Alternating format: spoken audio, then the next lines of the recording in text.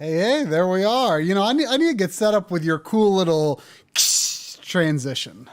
Oh yeah, yeah. I forgot about But that. Oh, I gotta mute. huh? Yeah. I thought I had to mute the stream that was coming through. Okay. Yeah, here we are. Been a little while since we did So just we a both regular in here. us stream. Yeah, seriously. I was just thinking about like these last several weeks have been a bit of a blur, I guess. Well, I mean, I was looking on when I was putting up the stream when I was scheduling the stream earlier. I was like, how the heck was the Asha video 33 days ago?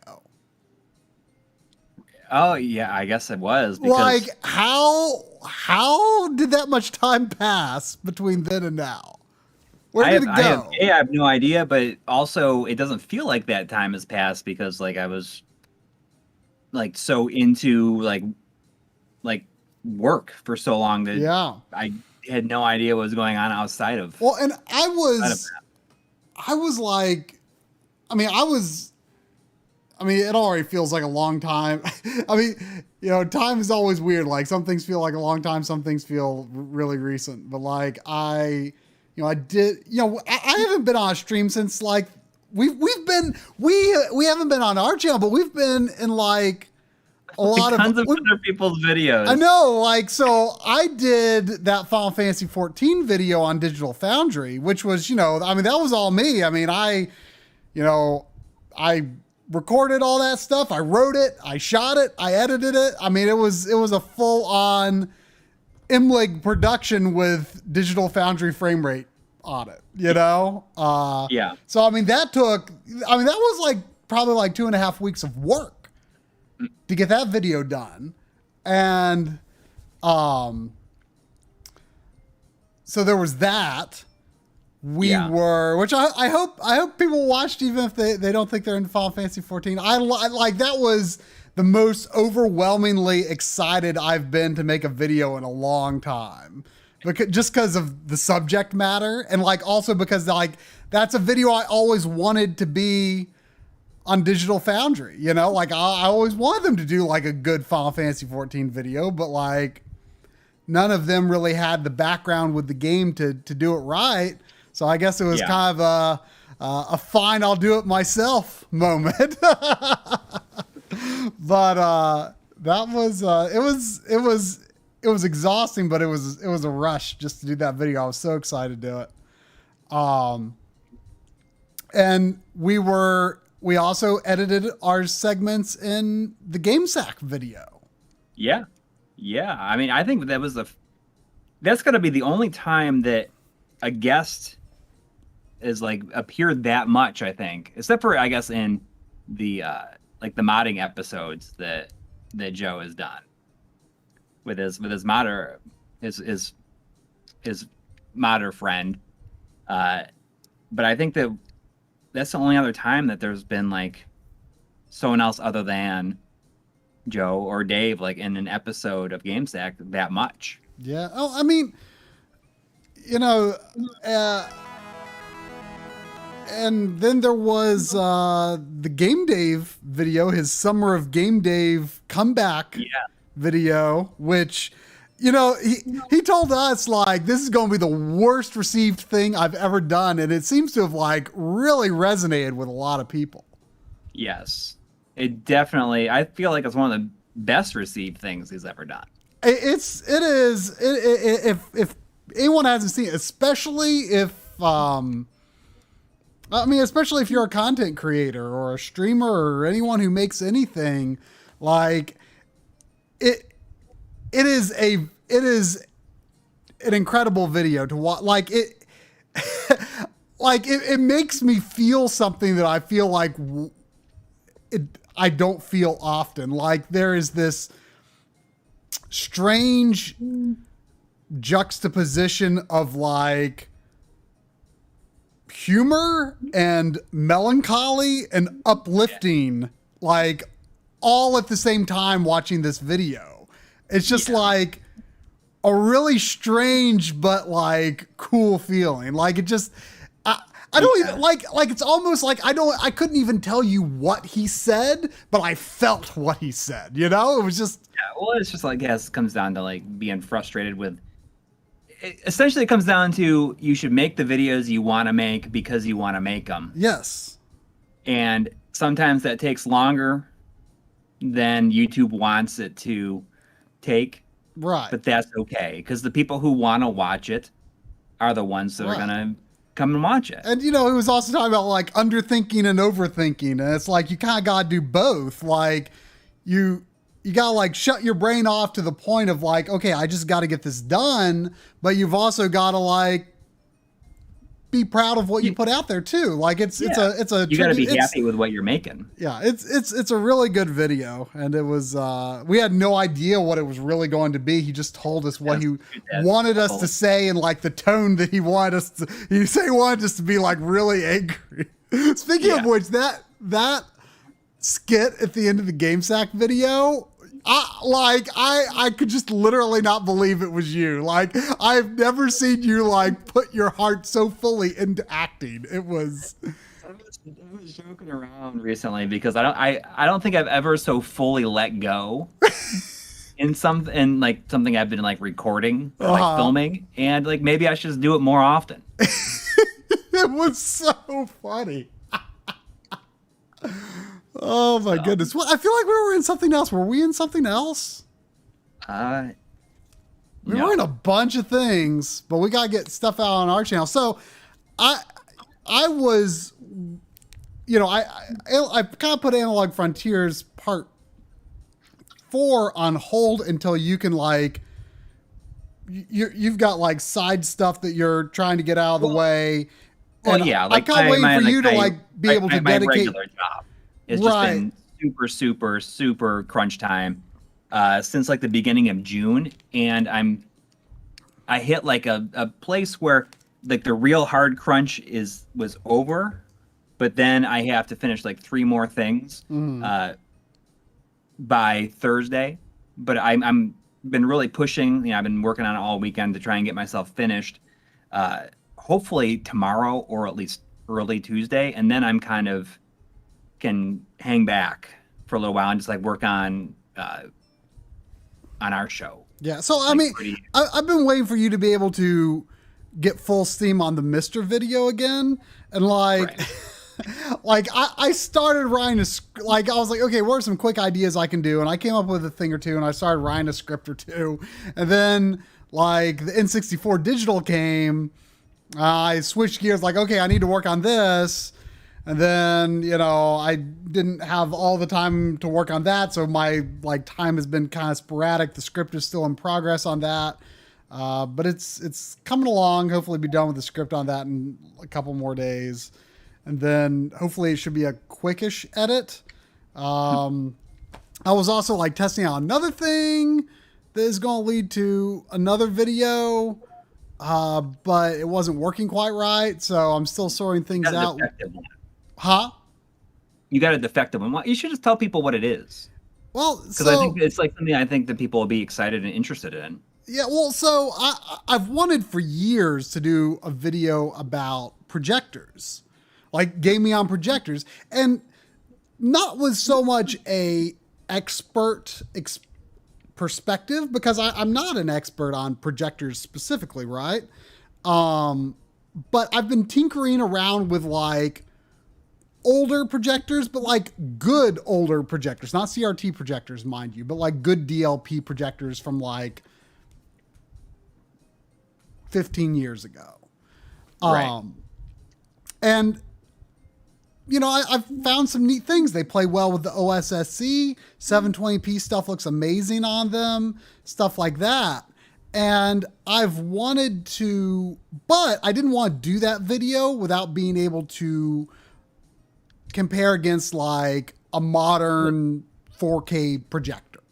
And like, so you know, basically I wanted to do a video with the idea of, can you like dip your, like, it feels like projectors, I think most people would think of it as like a big commitment, but like, I think there's actually a lot of opportunity to just like dip your toe into projectors or not necessarily spend all that much money just kind of experimenting with it, or even getting a setup that you really like for certain types of games with a projector.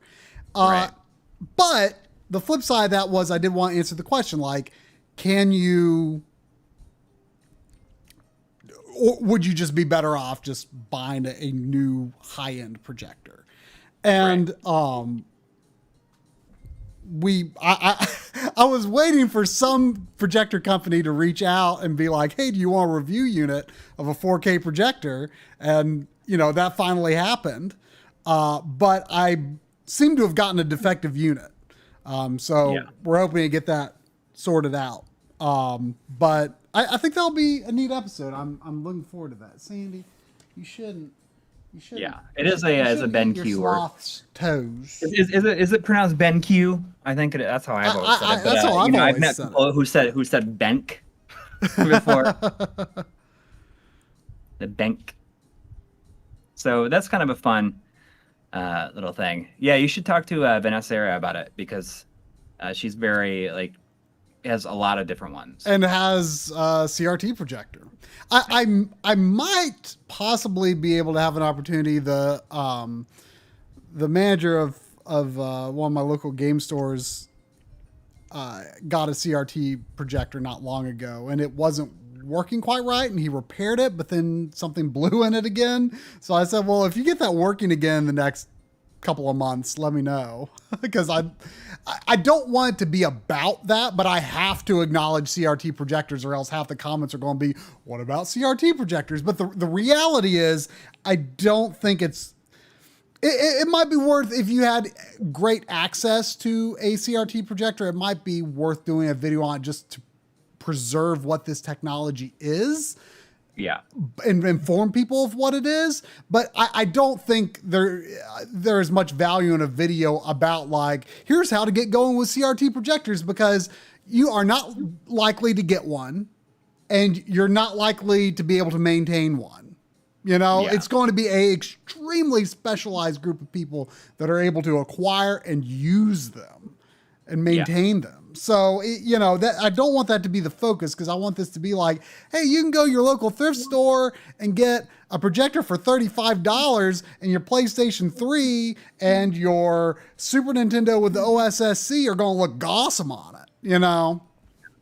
So, anyway, how about I play Alex Kidd? Yeah, sounds good.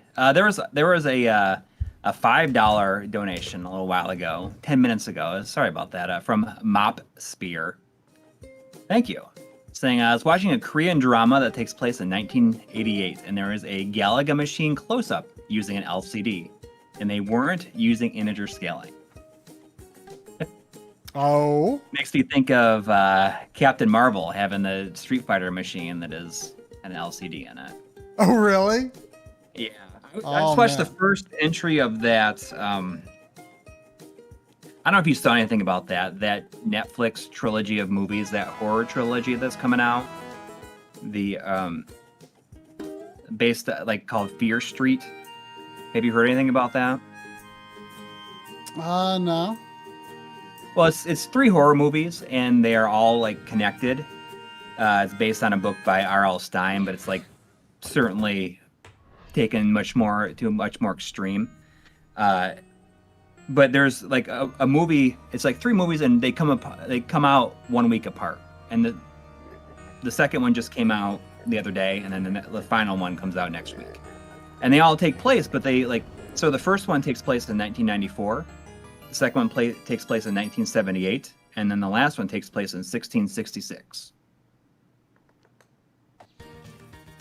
And I watched the first one last night, and you know, it was pretty decent. And I have a feeling that the idea is that they're trying to, at least with the 94 one, they're trying to emulate like, you know, a 90s kind of horror movie, like Scream-esque movie. And then this second one looks like it's going to be very similar to like maybe Texas Chainsaw Massacre or like First Friday the 13th. and I don't know what to expect from the last one. But I heard people say that I didn't really like that they didn't care for the first one that much, but I thought it was pretty good. It weirdly doesn't kill off like main characters for a long time, so that when you don't like when it finally does happen, you're kind of surprised by it.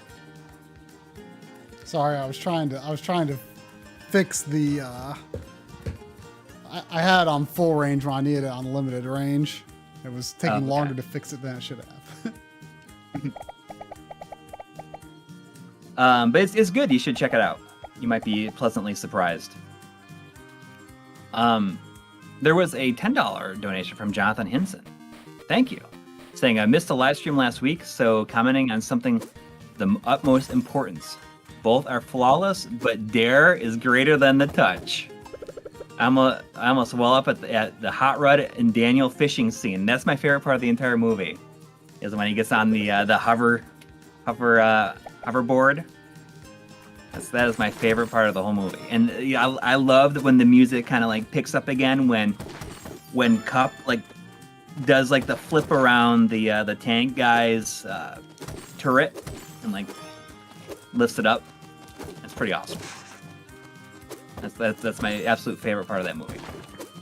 So is there anything different about the gameplay in like in the HD mode?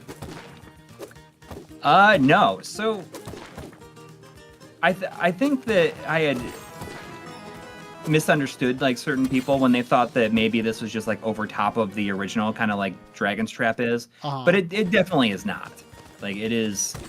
They built. Okay, you can't kill those guys. So why was it a 1-up that second time though? Because it's different every time. It's a game of chance essentially. So it's going to be interesting to see like what you think of this. The general reception of this has not been good. Right. Well, I mean, it seems to scroll at 50 hertz. Is that the issue? What's that? The main issue is that it seems to scroll at 50 hertz, I think, right? Yes. So I don't like, for me, the judder was not super bad. Like you see it on the vertically scrolling parts here a bit, but it's like the only time that I feel it's like really, really bad is when you get the motorcycles, or like the motorcycle, like when you buy the motorcycle, because then it kind of like messes with your brain a little bit. You die like super suddenly when you touch that's enemies. The thing. I think that's what a lot of people, another thing that people have an issue with is that, so his hitbox is very big and very, very strict. So if if any like enemy like so much as like touches a single pixel of Alex, like you're gonna die. And it can be very how do I run away immediate. from these the death ghosts? So I see it like some people are saying like it's based off the PAL version. I don't even think it's so much that it's based off the PAL version, because it only has to do with the scrolling. I think that they had just like programmed it to scroll at 50 hertz, or just like like it's programmed to be at 50 hertz. Like I don't think that it has anything to do so much with it being based on any version, because the original is unlockable as an extra, and you can hit ZR to switch between modes. And you'll notice that there's it's not as seamless as it was in Dragon's Trap, because it has to load. But like the jump is much different. Like he's a lot less floaty in this version.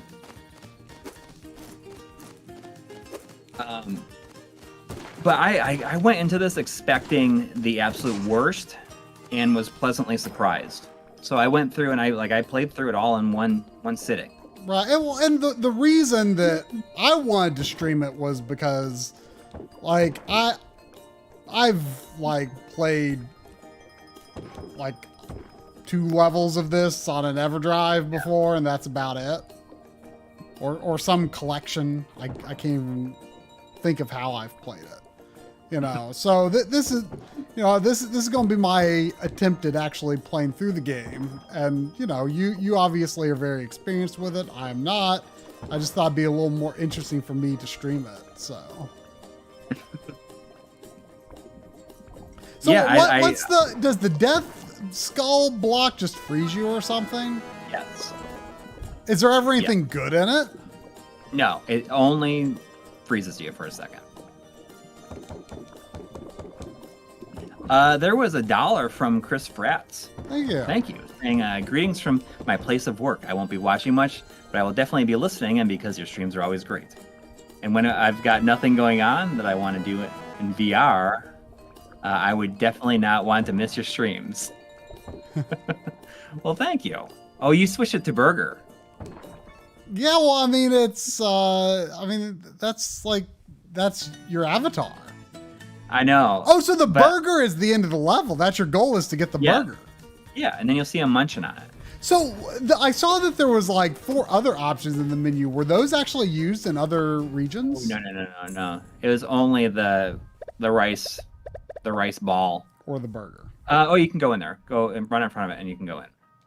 So I did not choose infinite lives in the menu. Like, does like the new version have any like niceties? No, it has unlimited continues, and you just start at the beginning of the level. You start at the beginning of the level, and you know, you just.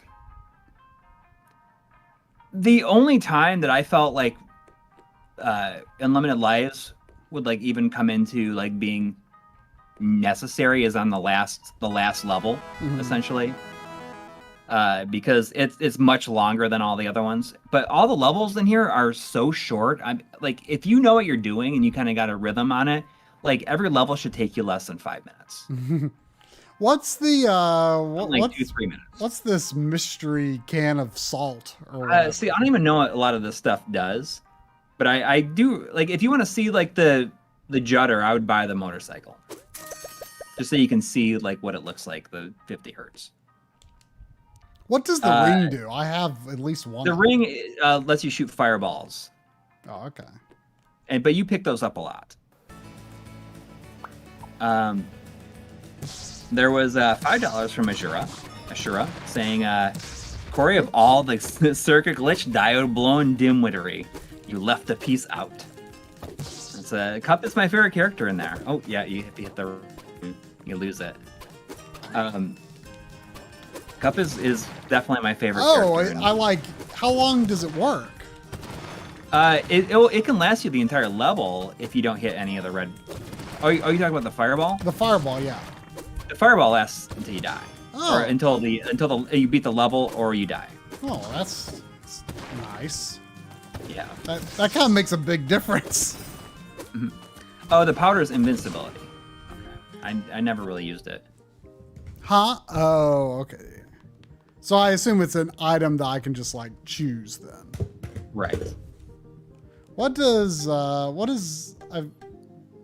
How can I view this inventory? Like I've got a Master System box there. You can't use it. They're just collectibles. Oh, okay.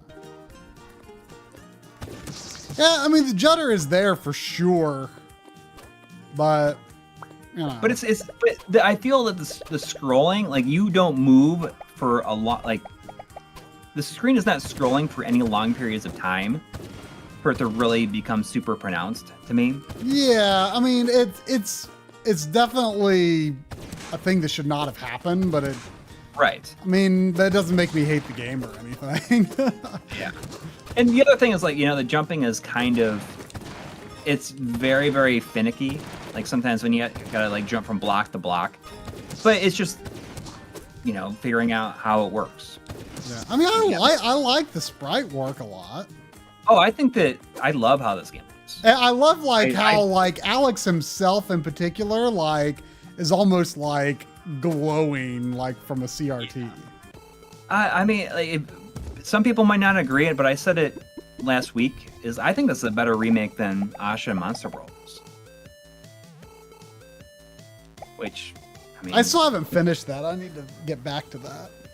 I need to do some cleanup on my Backloggery Now Playing list. I need to... Need to finish a few things I've started. Well, because I ended up both of us ended up like 100% completing and getting the platinum trophy in Ratchet and Clank Rift Apart. So I ended up just, not finishing my other games because of that. And then I've gone back to, I finished Shadowbringers and Final Fantasy 14, and now I'm working on finishing the story up to where it ends, until November.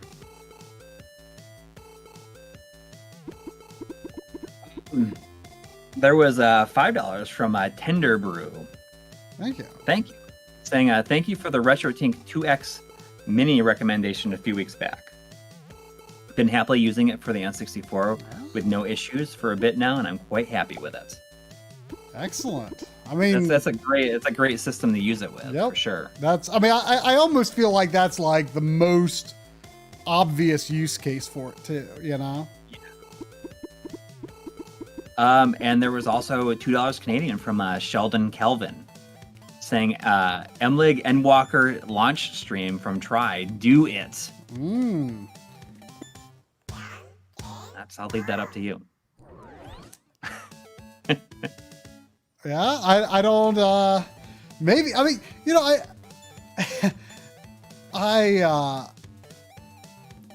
Wait, can I just tell you that really quick that's here? right. This guy has an order, doesn't he? Well, they all do. But the thing is that it's if you make it to him with like 1 or 2 lives, you are totally fine because he does the same pattern every time you die. So if you get the first one and you die and and then you miss the next 2, he will always do those same 3. So you first. So if you die, you'll just you already know what he's going to do. It's not random. It's always the same thing. So you always know what he's going to do. I see. But yeah, I've been telling people lately, regarding Endwalker. Oh, I only had to win twice? Yeah, it's 2 out of 3. I've done all of the Final Fantasy 14 expansions after they were new. And uh-oh.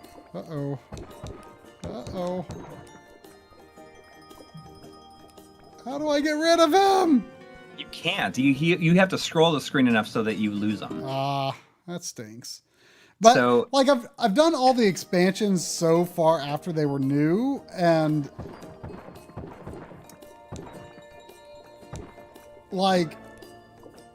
I've kind of liked that because the thing is the areas that you end up going to, you are there for a special reason, and usually it wouldn't make sense for there to just be a ton of people suddenly in this area because, first expansion, you're given permission to enter a, kind of country that has been isolationist for a long time, and you're given special permission to go in. So it wouldn't make sense for all these people to be running around.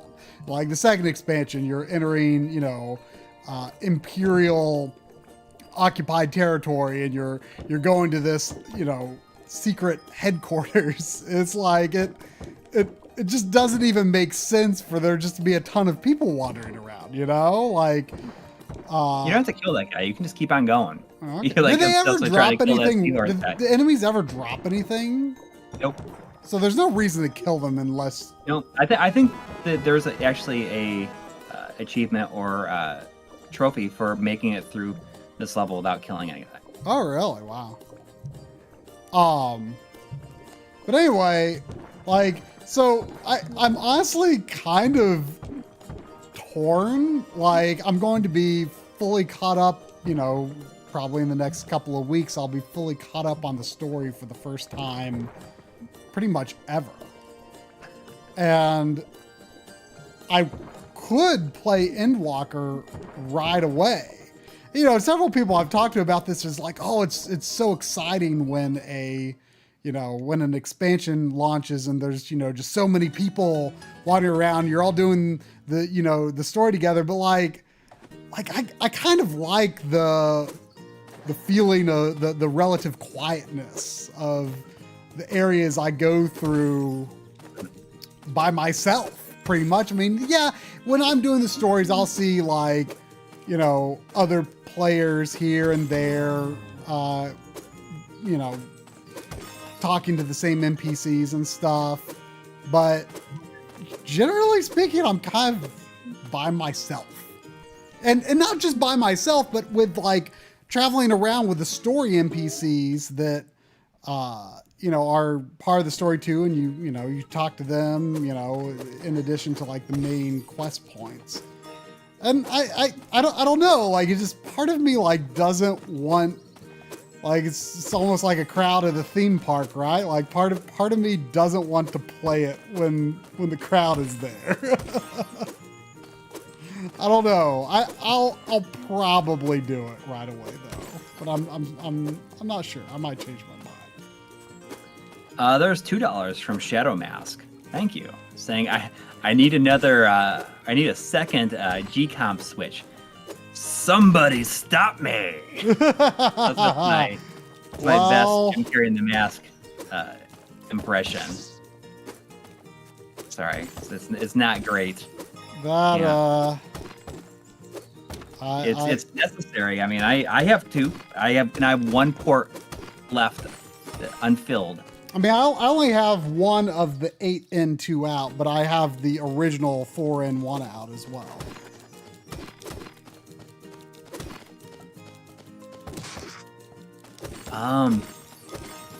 Hazy83 in the chat is saying, I was wondering if there's a noticeable difference between the Switch and PS4 versions of Asha. I'm not sure if you saw the video I did on it, but if you want to take a look at that shows a little bit of a comparison in that. Yeah, I mean, it's clear that even on PS4 Pro, the PS4 version struggles, but on PS5, it's like perfect.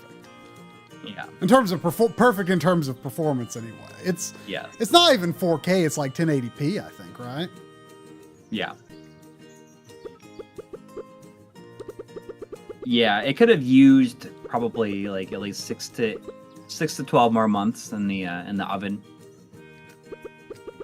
I'm guessing, and it's probably true for this too. Like they probably could have used a little bit more time. They probably would have fixed up the speed. And I wonder if they will, if this will get a patch that'll fix the judder 50 hertz problem. Yeah, well, I mean, there was a patch to download. Right, but I have no idea what that did. But it didn't fix it. I mean, I wonder if it made it better than it was somehow.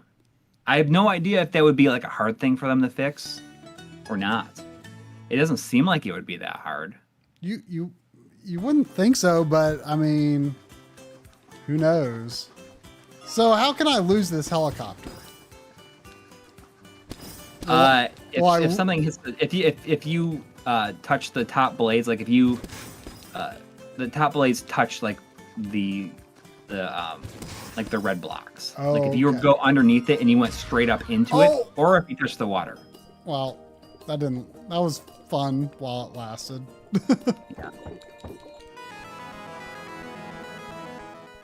In both the times I played through this game, I have not ever lost my helicopter. Oh, you've played through the remake twice? Yeah.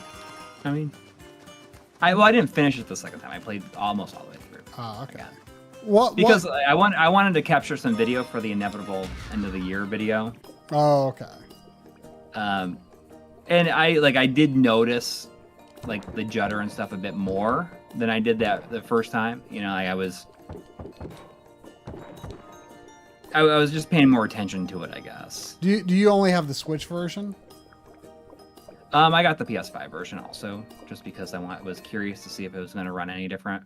Well, I'm curious. So if you put that PS5 version in a PS4, it will not install.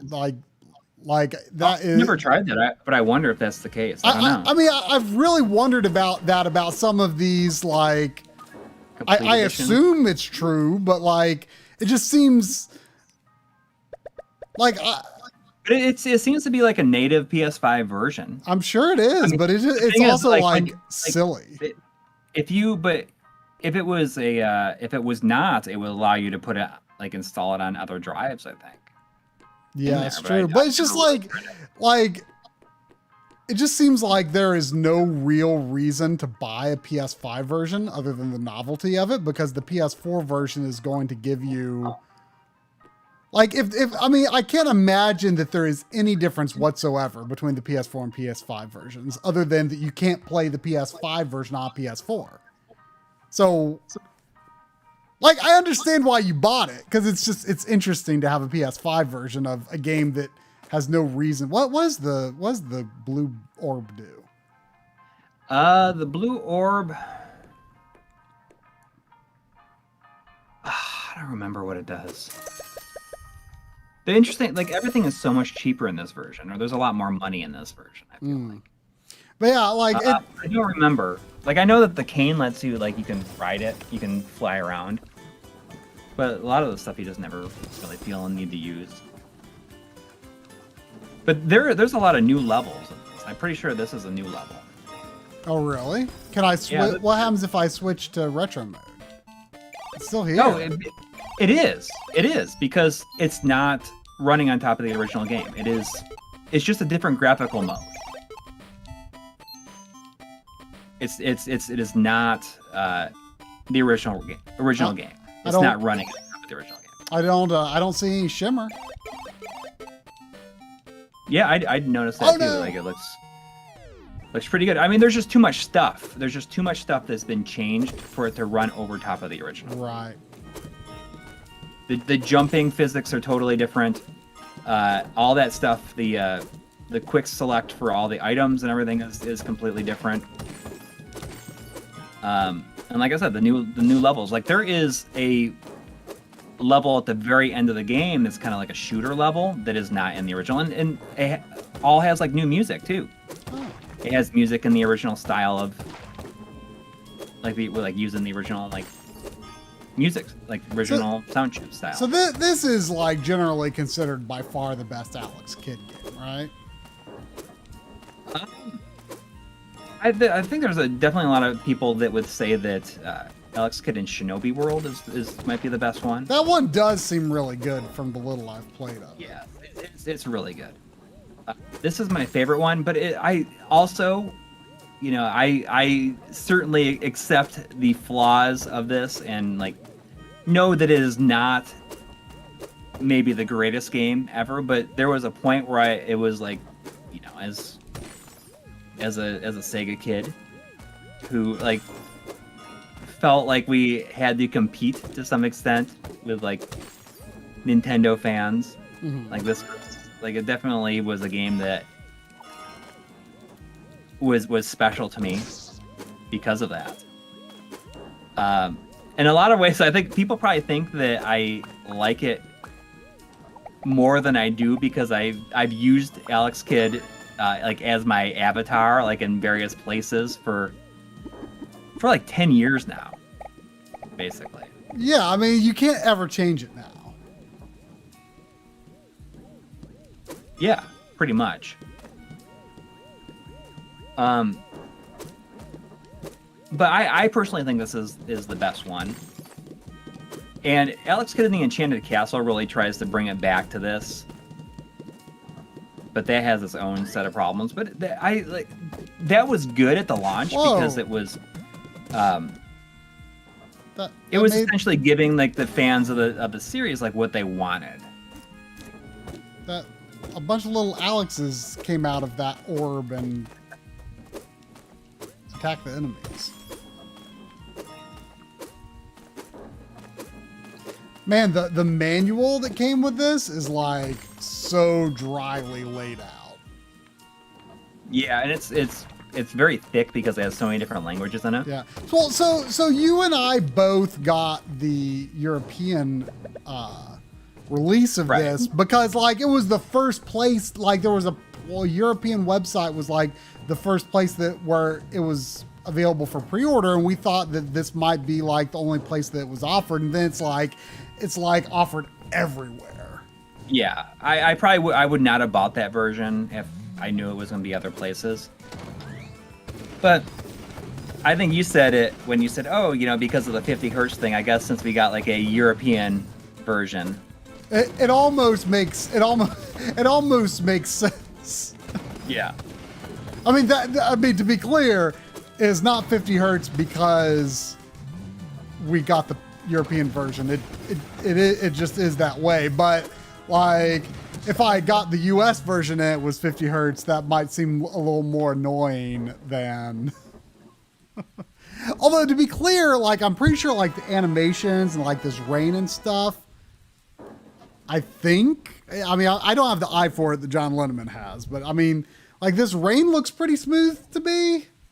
But like, it's just, I think the scrolling is 50 hertz. Yeah, exactly. But the animations are updated at 60. But I mean, I don't feel that it's as bad as I was fearing. Or maybe I just got used to it too quickly. Or maybe I have super low standards. I mean, I always like to say that, I was an N64 guy during like some of my most formative gaming years. And like, I think that is, I would love a smooth frame rate over a jumpy frame rate any day. But I can also tolerate a choppy frame rate really easily. Like it's just not that big of a deal to me.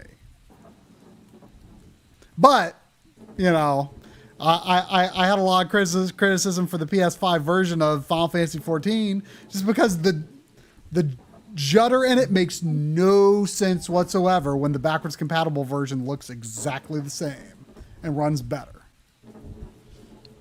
There was a $5 Australian from Jarrah White. Thank you. Saying, pro tip for getting rid of the death ghosts.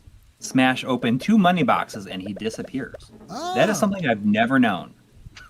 Because I'm always just like on the run really quick trying to get on the scroll off screen. So how about that? There's also $5 from EB Chill 2. Thank you.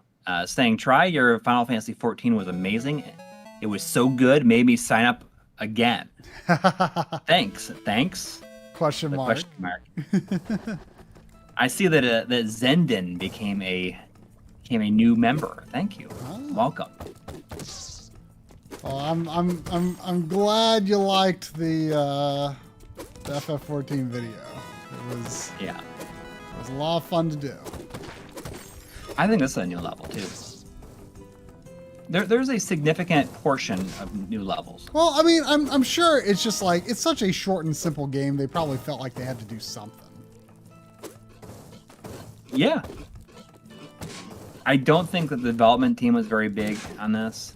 Well, yeah, like one guy did all the art, is my understanding. Yeah, I mean, I think that's what I heard too. And I mean, I think the pixel work looks really good. Oh, it does. It looks excellent. It appears to. I mean, they're. Uh-oh. When he punches, that he uses both hands instead of just like the one fist.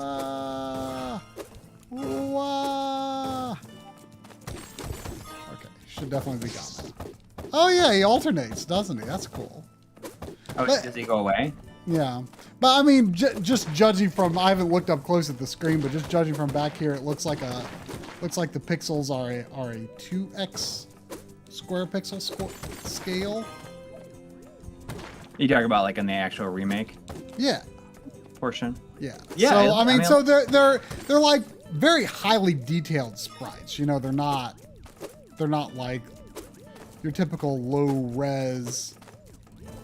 They're higher resolution than most retro style graphics, which, could be a plus or a minus.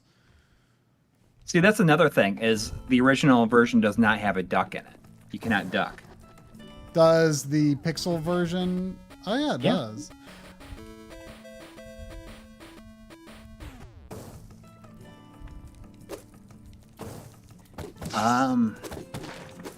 There was $1 from Chris Fraps. Thank you.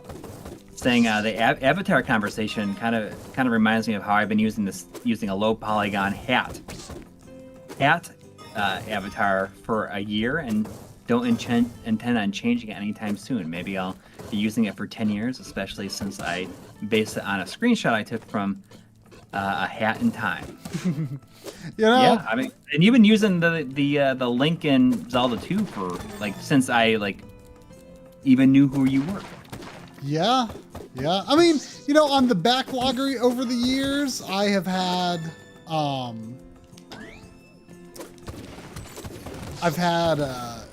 different avatars back in I would probably a year or two after we started the channel, I made the Zelda 2 theme that I've got on the backloggery right now, because I was just I feel like I don't really have time to make the fun new themes that I'm there was a time that I used to make all the time.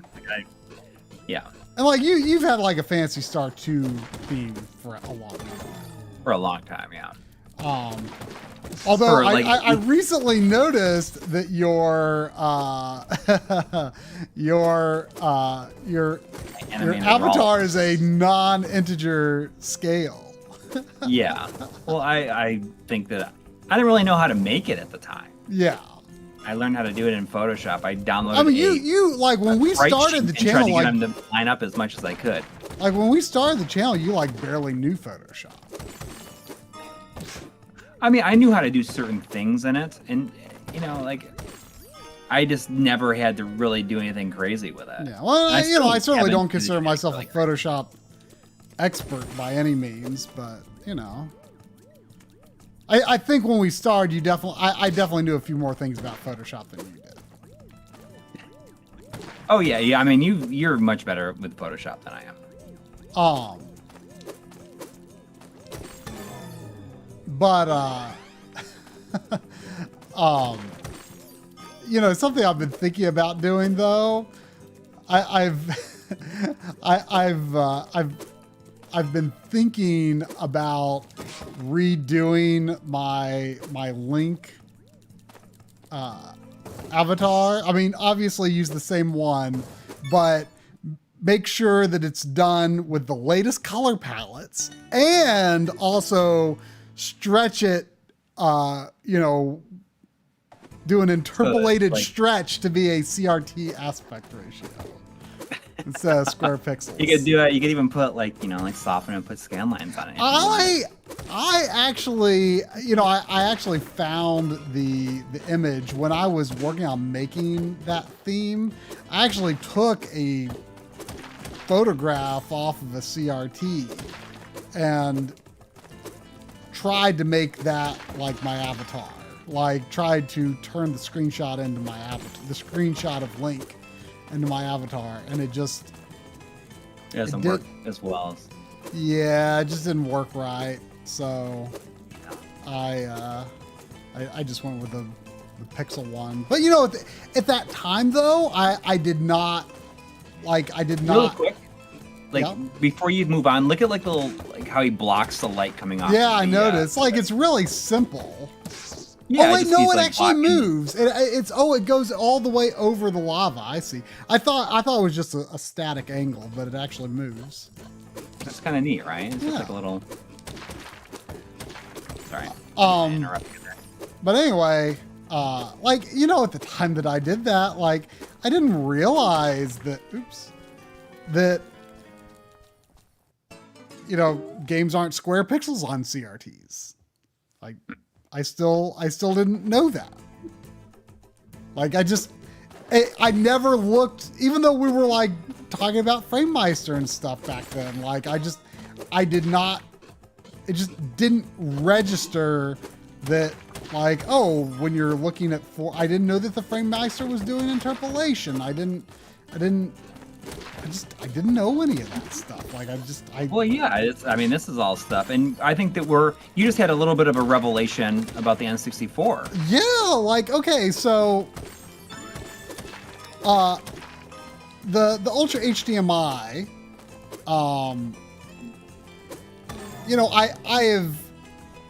accepted it for all this time, but assumed it was... Really quick, by the way, if you can get that little, if you drop down and get that thing, that lets you see what the Jenkin person is thinking, what they're gonna do. And if you just walk forward, it'll like open up the... Oh. It's hard to get back. I think you just like punch the air, like right where it... Oh, no, you're dead. Sorry. You're saying about the N64. Yeah, so the Ultra HDMI, when you're, well, I mean, I think it always is square pixels, and I always thought like, well, you know, it looks so amazing with, you know, the de-blur and everything, like, you know, I don't think the aspect ratio is 100% correct, but it, you know, it's by far the best we've got for N64, so I'm going to run with it. I don't care.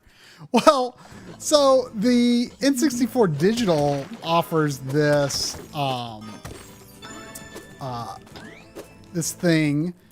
this aspect ratio called 5:4, which is slightly skinny. Like the 4:3 actually, the 4:3 actually has square pixels. And I thought, oh, okay, so it's 4:3, but it's not the same 4:3 as a CRT. Well, so I thought, you know, because I know that Sega Genesis, PlayStation, when you have square pixels, if you're using square pixels on a 320 pixel wide game on Genesis, or PlayStation, it's wider than a CRT. You know, even though oftentimes the artwork is drawn in such a way that the, you know, a square might be skinny on a CRT or skinny at 4:3, or a circle might not be perfectly circular. Like, it's just the way the artwork is drawn, but I've always preferred, like, okay, like, even though maybe it looks a little better, debatably, with square pixels versus interpolated 4:3, like, I still want to err on the side of a CRT, the way it would actually be shaped on a CRT. Right. So when I saw that it was also square pixels at 4:3 on N64 Digital, just like Ultra HDMI, I was like, oh, okay, well, you know, this 5:4 option is actually going to be the correct aspect ratio because the pixels are skinnier. Well, right. So I do all these shots off of a CRT, and I make this, you know, perfect circle in Photoshop, and I overlay it over the images to like get this idea of like how the shapes compare. And I was like, wait a second. The circles on the actual, let's hope that this works. Oh, it didn't make him go away. He didn't go away. He didn't go away from breaking the money block. So anyway, I'm rambling here. But I was really surprised that the 4:3 mode with the square pixels lined up. Oh, this feels like it's going to lead to the boss. Let me stop playing and think about this so I could explain it correctly. I thought that the skinny pixels was going to be how it looked on a CRT, right? And so, like, I looked at like the circle in Zelda, like the A and B buttons in Zelda, and I looked at like that bouncing ball and Pilot Wings, you know, just to look at both 2D art and 3D art and make a comparison. Well, I was like, well, it looks perfectly round on the CRT, and it looks perfectly round on 4:3 on the N64 Digital, and they are too skinny on the 5:4, which, if they were too skinny on the CRT, then I'd still say, well, it's still 5:4 is still correct, but it's not. So was really trying to wrap my head around, wait, how can 4.3 be skinnier with Genesis and PlayStation, but it's not skinnier with N64? And I talked to a few people, and the dot clock rate is different. So, and I still don't have a full understanding of how that works, but basically it means that the CRT spends more time drawing each pixel on N64 in 320 pixel mode versus so it takes longer to draw it. It takes longer to spray it across the screen. So the aspect of each individual pixel is wider. So N64, I think, is 119 to 120 pixel aspect ratio. Those dots all over. Huh? The spray is spraying it across the screen. I'm just laughing about it. Sorry. That's what it does. So the aspect ratio of each individual pixel is like 119 to 20 or 120 or something like that. So it's like almost exactly square. So N64 actually uses square pixels within the margin of error, because analog, not going to be exact. But it's essentially square pixels is correct on N64. And all this time, for years, I've been thinking, well, the square pixels on Ultra HDMI probably not correct, but whatever. And it actually is correct.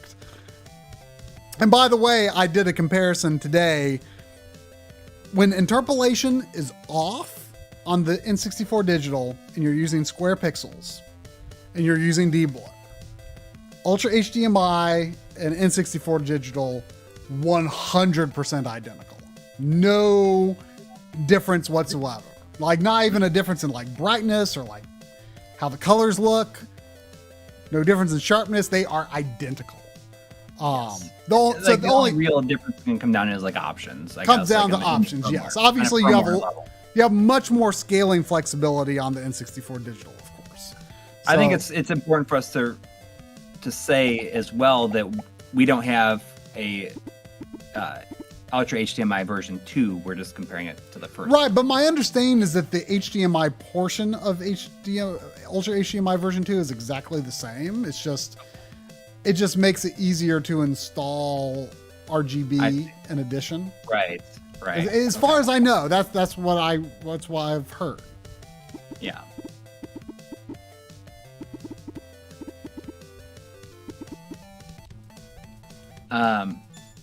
But yeah, it's cool. I mean, I haven't used mine a ton because I've been busy with work, but I messed with it a little bit last night, a bit more, and played some F-Zero X. And there's a lot of cool options. I mean, things that I think that you might not have been expecting, like the scaling modes, or not the scaling mode, but like the different, like the 4X, 4.5, etc. Like you can switch between all those on the fly, and it's like kind of amazing. And since it's interpolated, I mean, you can go for a 5X. Like I was using the 5X on F-Zero, and you can fill your screen completely then. Yeah, well, I mean, like I was playing like Goemon's Great Adventure and like 5.25x. Again, you would have to use interpolation, obviously. But the thing is that you can fill the screen much more easily. And if there's certain games that you have to like move it up or down, or if it's like not perfect, future firmware updates, much like the PS1 digital, it'll remember on a game-by-game basis. I think at least that feature is already implemented into the firmware, but I think Crix has to do it. Crix has to do an update. Yes, it has something to do with like the part number or something like that. Now they've told us that they believe they can get Game ID working for real cartridges as well. But I don't think they've implemented. To be honest, I haven't actually tried that feature. I've only been doing like universal settings so far. Okay. But I mean, for the same thing with the PS1 digital, it'll be handy to have, I guess. Yes. Like, because then you can just save it on a game by game basis. Yeah. So you always are running it the way that it looks best, and since it's not always exactly how you want, like there's certain games maybe like D-Blur isn't great for it. Oh, absolutely, and if you're using scan lines, you should definitely turn off. Okay, so Crix has released the firmware. Last I heard that he hadn't released it because he was on vacation or something. He has released it? Yeah, according to Hector Santana. Excellent. Well, I haven't updated my EverDrive firmware since I did the video on it. I actually don't really have very many games on it because I've got a 64 drive, and you gave me one of your old. I gave you the 3 after I got the X7. X7, yeah. So I they're really haven't. They're identical. The only thing I've really done with that was I played Dinosaur Planet on it. But I've been using my 64 drive because it's fully loaded up anyway. So. Yeah. But you can just duplicate that, essentially that. Yeah, I just have to find an SD card for it. I got SD cards coming out of every orifice. Like those are the 2 most common things in my house. I feel like are SD cards and HDMI. Well, you should have left one in it for me. I probably should have. I think I had you have on some of the EverDrives you've given me.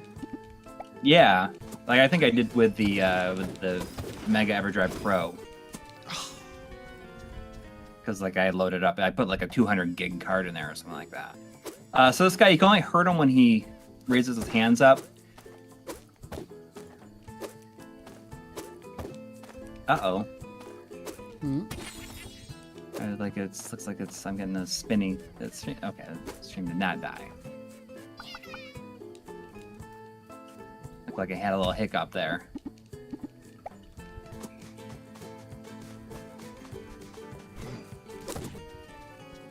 Do I have to hit him in his face or anywhere?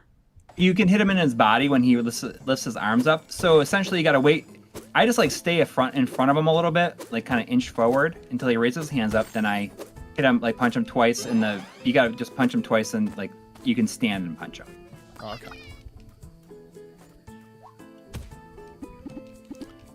This guy was kind of the first part I had a hard time with, but once I figured out how to do it, it was not that bad. Is he a new boss? No. But the scan lines on the N64 digital are by far the best I've seen since the Ultra HDMI.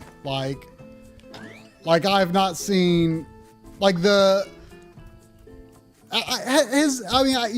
updated my Retrode 5X in a little bit. I don't know if he's added any gamma adjustment for the scan lines or anything like that. I don't think so. I think the most recent one was the one that works really well with the Game Boy interface. I know that he has the polyphase scan lines, so it's those.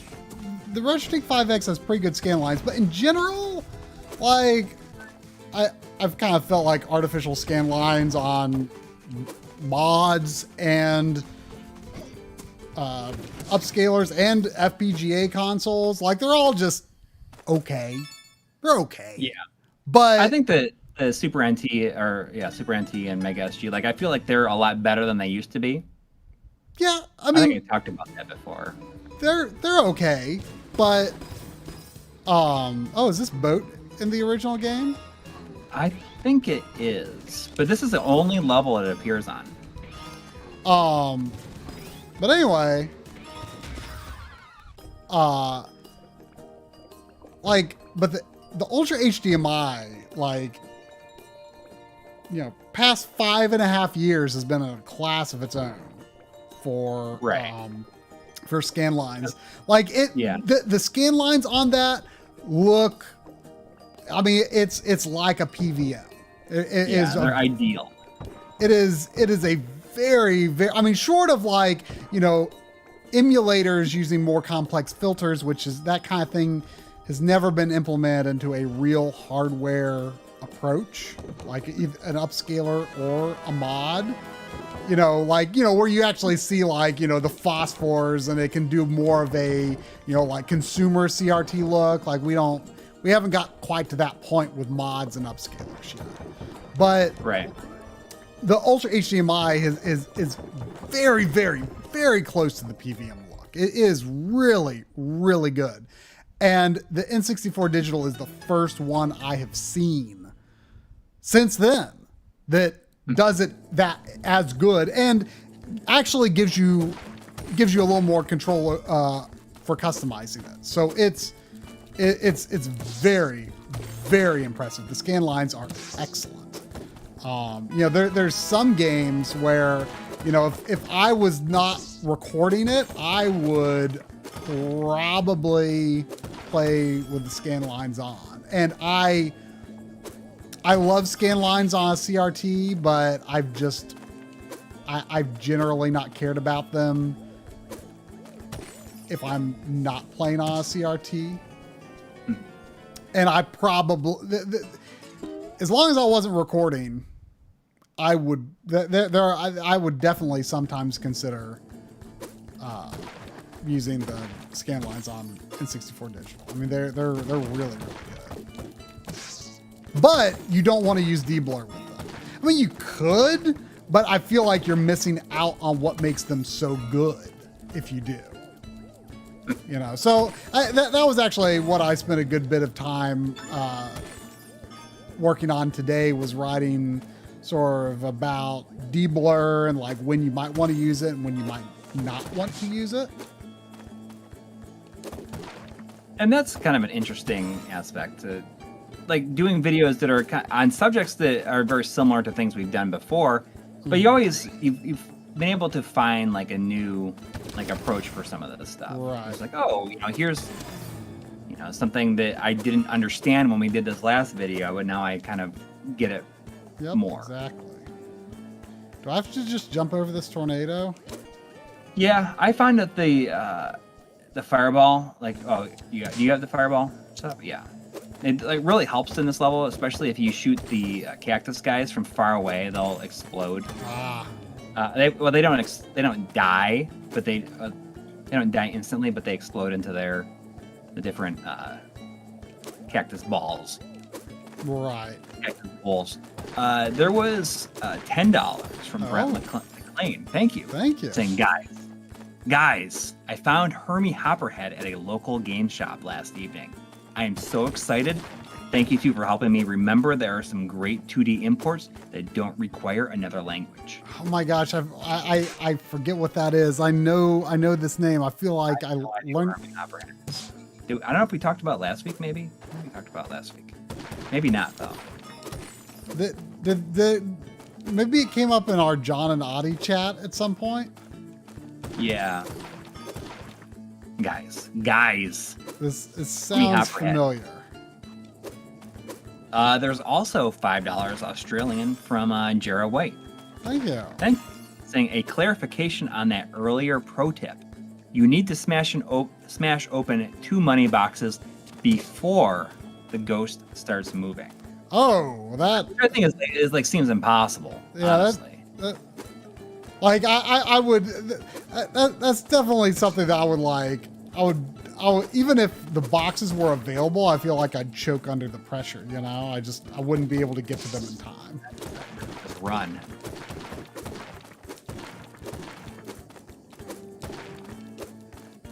This almost feels like a spot that you could get stuck if you didn't destroy the blocks in the right order, but probably not.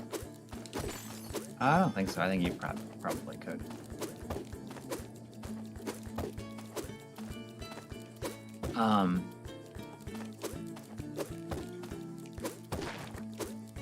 But yeah, I think someone asked earlier what the next video is going to be. It's going to be N64 digital. Like we were. What was like the you had like kind of a cool idea. We don't want to spoil that idea because the other idea is like something that when you said, "Oh, I'm going to do this," I thought it sounded like an awesome idea. Yeah, I'm not going to spoil it though because let's not spoil it yet though.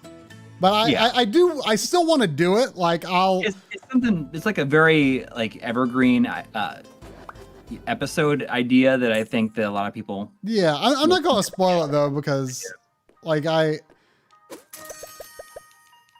think it's something that I'll do by the end of the year though. Yeah. And there's actually at least 2 games coming out between now and December that would fit the theme of the video too. So maybe I'll make it the last video I do before the games we played in 2021. There you go. But it's I think that it will make people think of like an episode like the games within games and stuff like that. Mm-hmm. Just a fun idea to do for. Oh, it's a Master System game. You've got to have evil clouds chasing you at the top of the screen. Yep. Do they have sunglasses on? They don't. They may as well.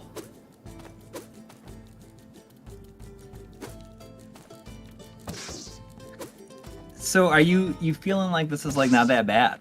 It seems like you're kind of liking it. It's fine. You know, I feel like the jumping is a little squirrely. Yeah. It's very touchy.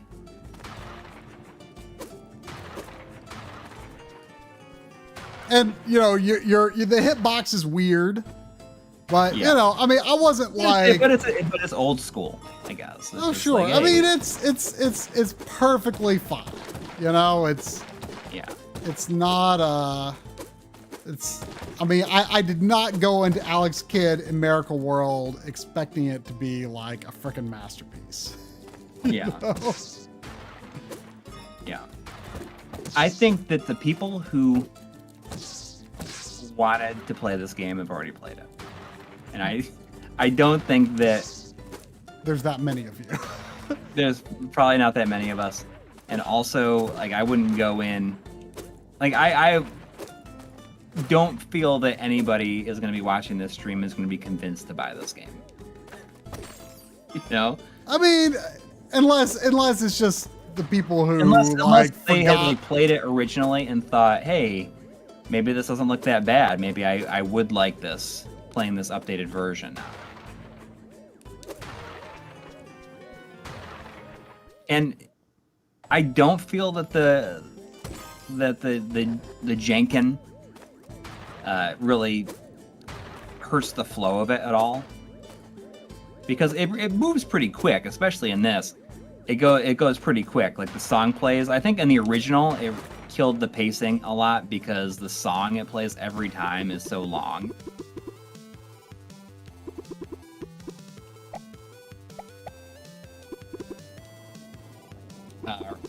Robert Spore is saying, what's the final verdict on Balan Wonderworld? Trash or collectible? Have you played it since you streamed it? I have not played it since, except for when I did on the CRT for the Retro Tank video. That was like the only time. Yeah. And I didn't think it was that bad, but it certainly does not have me saying like, oh, I really need to play this again. Does this level have a let's see, so he did scissors first, if I recall. Scissors first. Yeah. So he will always do this. Like if you die, I think it did. It looks like you're in your last life, so you'll have to play. I think it did scissors. Again. Was it scissors then paper? Was it paper just now? Hang on, I'll tell you.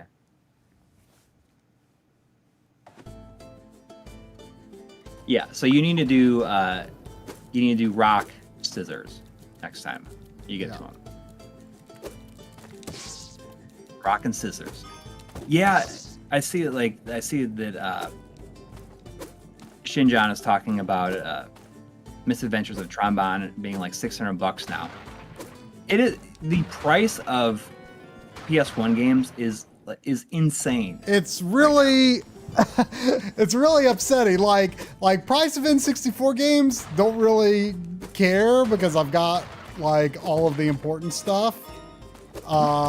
price of PS1 games, I mean, I've got a respectable enough PS1 collection, but there's a lot of stuff I'd still like to get. And yeah, I went to one of my local game stores for the first time in a long time a few weeks ago, and I would have loved to have bought something PS1, but I didn't get any PS1 games because I didn't see anything I didn't have that wasn't really expensive. Yeah. There's like a handful of games, like not very many, but they're all like, there's a handful of games that I wish that I had bought, and strangely enough, they're all games that I have owned at some point in my life. But I probably got rid of it in like my big game purge, like at the 15 years ago. Yeah, well, I mean, we were talking just before the stream, Good Vibe Collecting sent me a link to that thing about, what'd you say I need to do? Scissors, then rock? You need to do, I think it's scissors, rock. Yeah. Scissors, rock, man. So he linked me to that thing about the sealed Mario 64 that sold for $1.5 million. That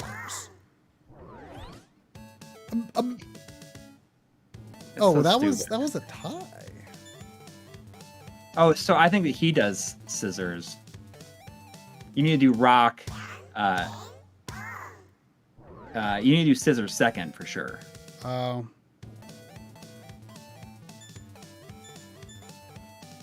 Yeah, Tactics Ogre is another game that I had.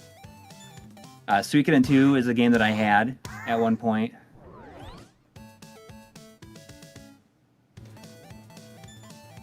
So anyway, I've never really cared or thought about it that much when, it's like, oh, this game sold for so much. But that was kind of different because it's like, I had a sealed Super Mario 64, for a few minutes in 1996. And then it was an open Mario 64. It's could you just, in retrospect, it feels like it shouldn't have been that hard to have had the foresight at the time to have thought, well, I don't know. This game maybe is monumentally important, and you could spend another $70. Maybe it'll take you a little longer to save up for your next game, but you could spend $70 now, and in 25 years you could have $1.5 million if you just bought a second copy of this. I mean, maybe it's weird because I think that although most people like our age, they had video games as kids, likely had parents that said, oh, my parents got rid of all my comic books, and I really wish that they didn't because they're all worth this money now. Yeah. And that same thing happened with games. I guarantee you that most of these people said, oh, I got rid of, or my parents sold all my video games at a garage sale. Mm-hmm. So it's very, I think if there's anything that's it's culturally significant and you put a long enough tail on it, it's going to be worth money if you just hang on to it. Yeah. But it is literally the same thing as, our parents saying that about comic books. So you need rock, scissors. Rock, scissors. Yeah, but I mean, see, Anime Game Kid is saying this is why you don't sell your childhood games. But it's the same thing. It's this is why you don't sell your childhood comic books. We for some reason, I think that people our age probably thought oh, it's going to happen with comic books. So that's the stuff I'm going to hang on to. Because it had happened with comic books already. You didn't expect it to happen with games.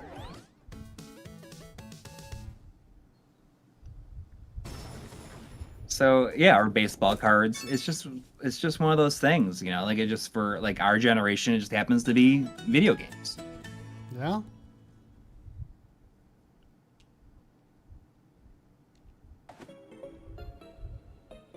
I love the Like, idea. you know, my dad in his retirement has been getting back into stamp collecting. You know, it used to be, oh, you can't stay on the top of it. So okay. You know, it was something that he used to do when he was younger, and I don't think I knew he had a stamp collection, but I never. You can go back out, by the way. If that goes all the way down, you can go back outside and it'll reset. Oh. You can go back outside if you need to. If you just go back to the previous screen, it will reset. But like I knew, you know, when I was younger, I knew my dad had a stamp collection. I never saw it, but and I never saw him do anything with it. But like in his retirement, he's gotten back into it, and he really loves it. And the thing, the difference is like it is so cheap. Like, I'm sure there are some extremely expensive stamps out there, but like in general, stamp collecting is like profoundly cheap. Yeah. It's like have you told him anything about like how much games cost now? Huh? Have you told him anything about how much games cost now? I mean, maybe a little bit, but I mean, and you know,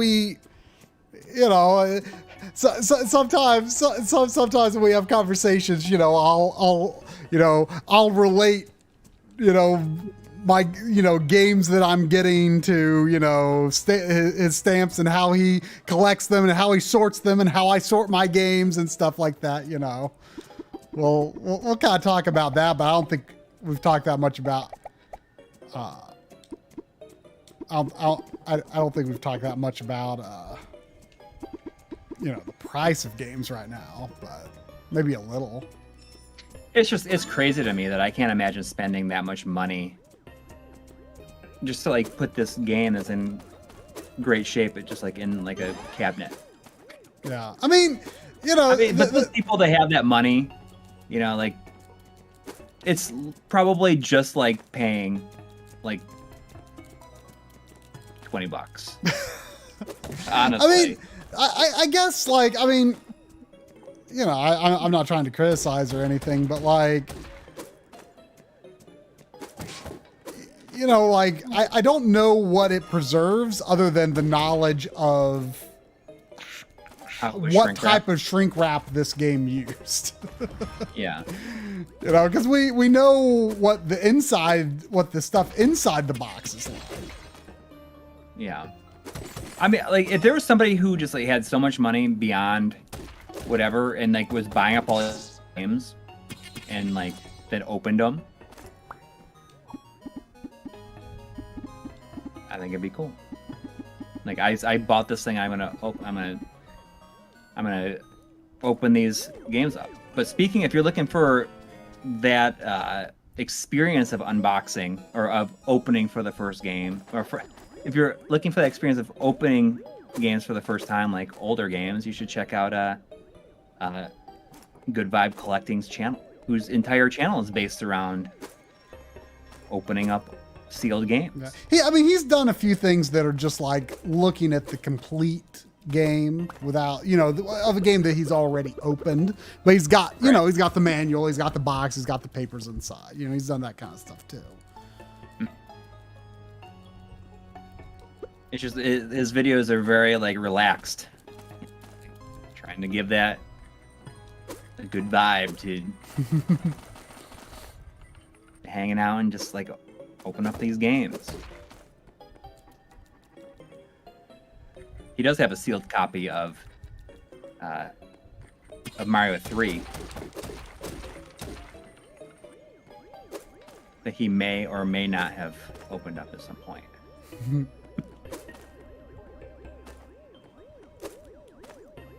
But like, you know, I was talking to you that made me think like, oh, like I grabbed a sealed copy of the Wii U version of Breath of the Wild a while back, you know, because it was cheap at Best Buy, and I've not opened it. And it's like, you know, that is a game that, you know, maybe in 15, 20 years could be worth something. So like, you know, I like to open my games. I believe games are meant to be used. But that's also like an example of like, well, you know, as much fun as it might be to someday do a video comparison of like Wii U versus Switch versions of Breath of the Wild, maybe I shouldn't. Maybe I should just see what happens with that. Yeah, if you don't have a reason to do it. Wait, what am I supposed to do before I go up there?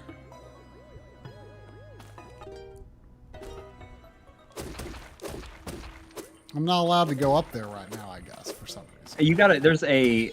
Uh-oh. I missed it. Like, you have to look for this piece of paper.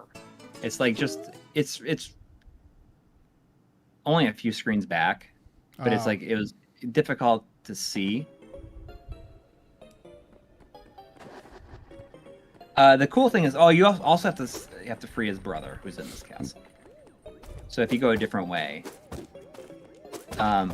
but just so you know, that if you free his brother and you lose all your lives, he stays free, so you don't have to redo it. Ah.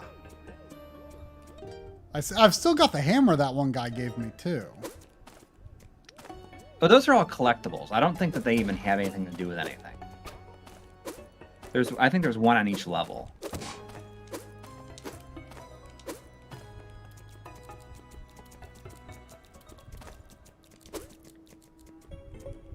So after I finished Ratchet and Clank, you know, I haven't had any, like, I've been trying to figure out what I was going to play next, but I,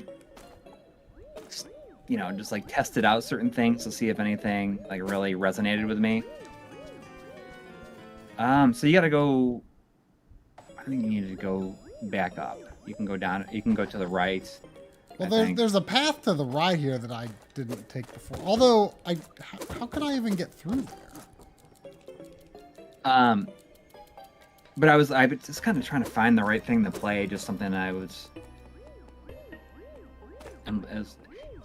So if you run, if you go all the way down and you get a little bit of a running start and you press down like Mario style, you'll kind of slide underneath it and then you can slide across. I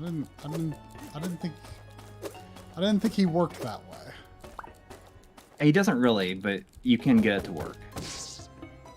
But I was just looking for something to play, and I decided I'm gonna give like an honest to goodness attempt at Kingdom Hearts. Oh, okay.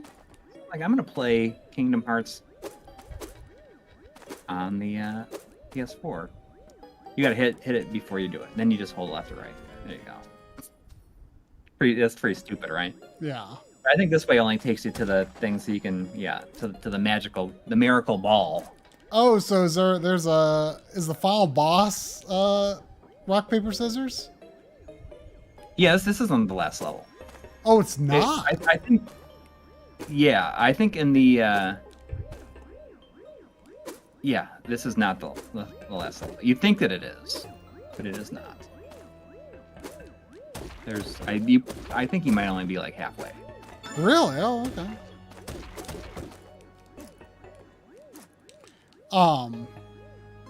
But yeah, I mean, I'm gonna try to play through Kingdom Hearts. Years ago when it came out, I played.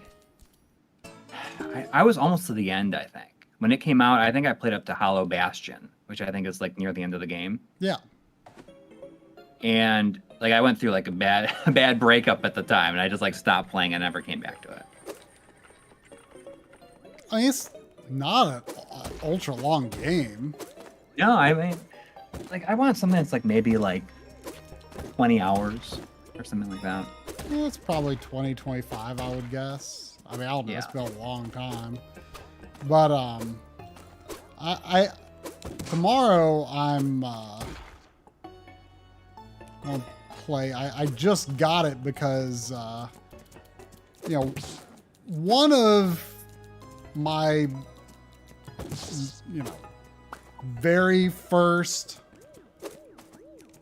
internet friends ever who, you know, I don't chat with as much these days. And, like, you can go through there or to the right of him. Huh? Yeah, through here. Oh, you're way behind. Okay, sorry, I'm just You're like super far behind. Oh, am I? Yeah. Oh yeah, I am. Okay. But your first internet friend? Yeah, like my first ever internet friend, like... Oh, no. You see how you can go to the right up there? Where you were at? You are like so far behind. I shouldn't be. Like, you're talking about going right next to the guy, right? No. In the room above him, like where the guy is, like there's also a passageway below him to the right. Yeah, but I'm nowhere near there anymore. So I know. But okay, what were you saying? But anyway, so like all my oldest internet friends, like we don't chat very often anymore. But you know, we've connected a few times over the years. You know, he's on the Backloggery, and you know, we played Resident Evil 5 once, and anyway, so he I guess back in November, I didn't realize it, because he sent me a message on PSN and I just never saw it, that he sent a directorship for a Backloggery stream. And so we were talking about what he'd like it to be. I guess he's really into the Souls games. So I finally bought, and I'm going to stream tomorrow, Sekiro. Oh, okay. So cool. I guess that's what's next for me. Man. So is this where I couldn't?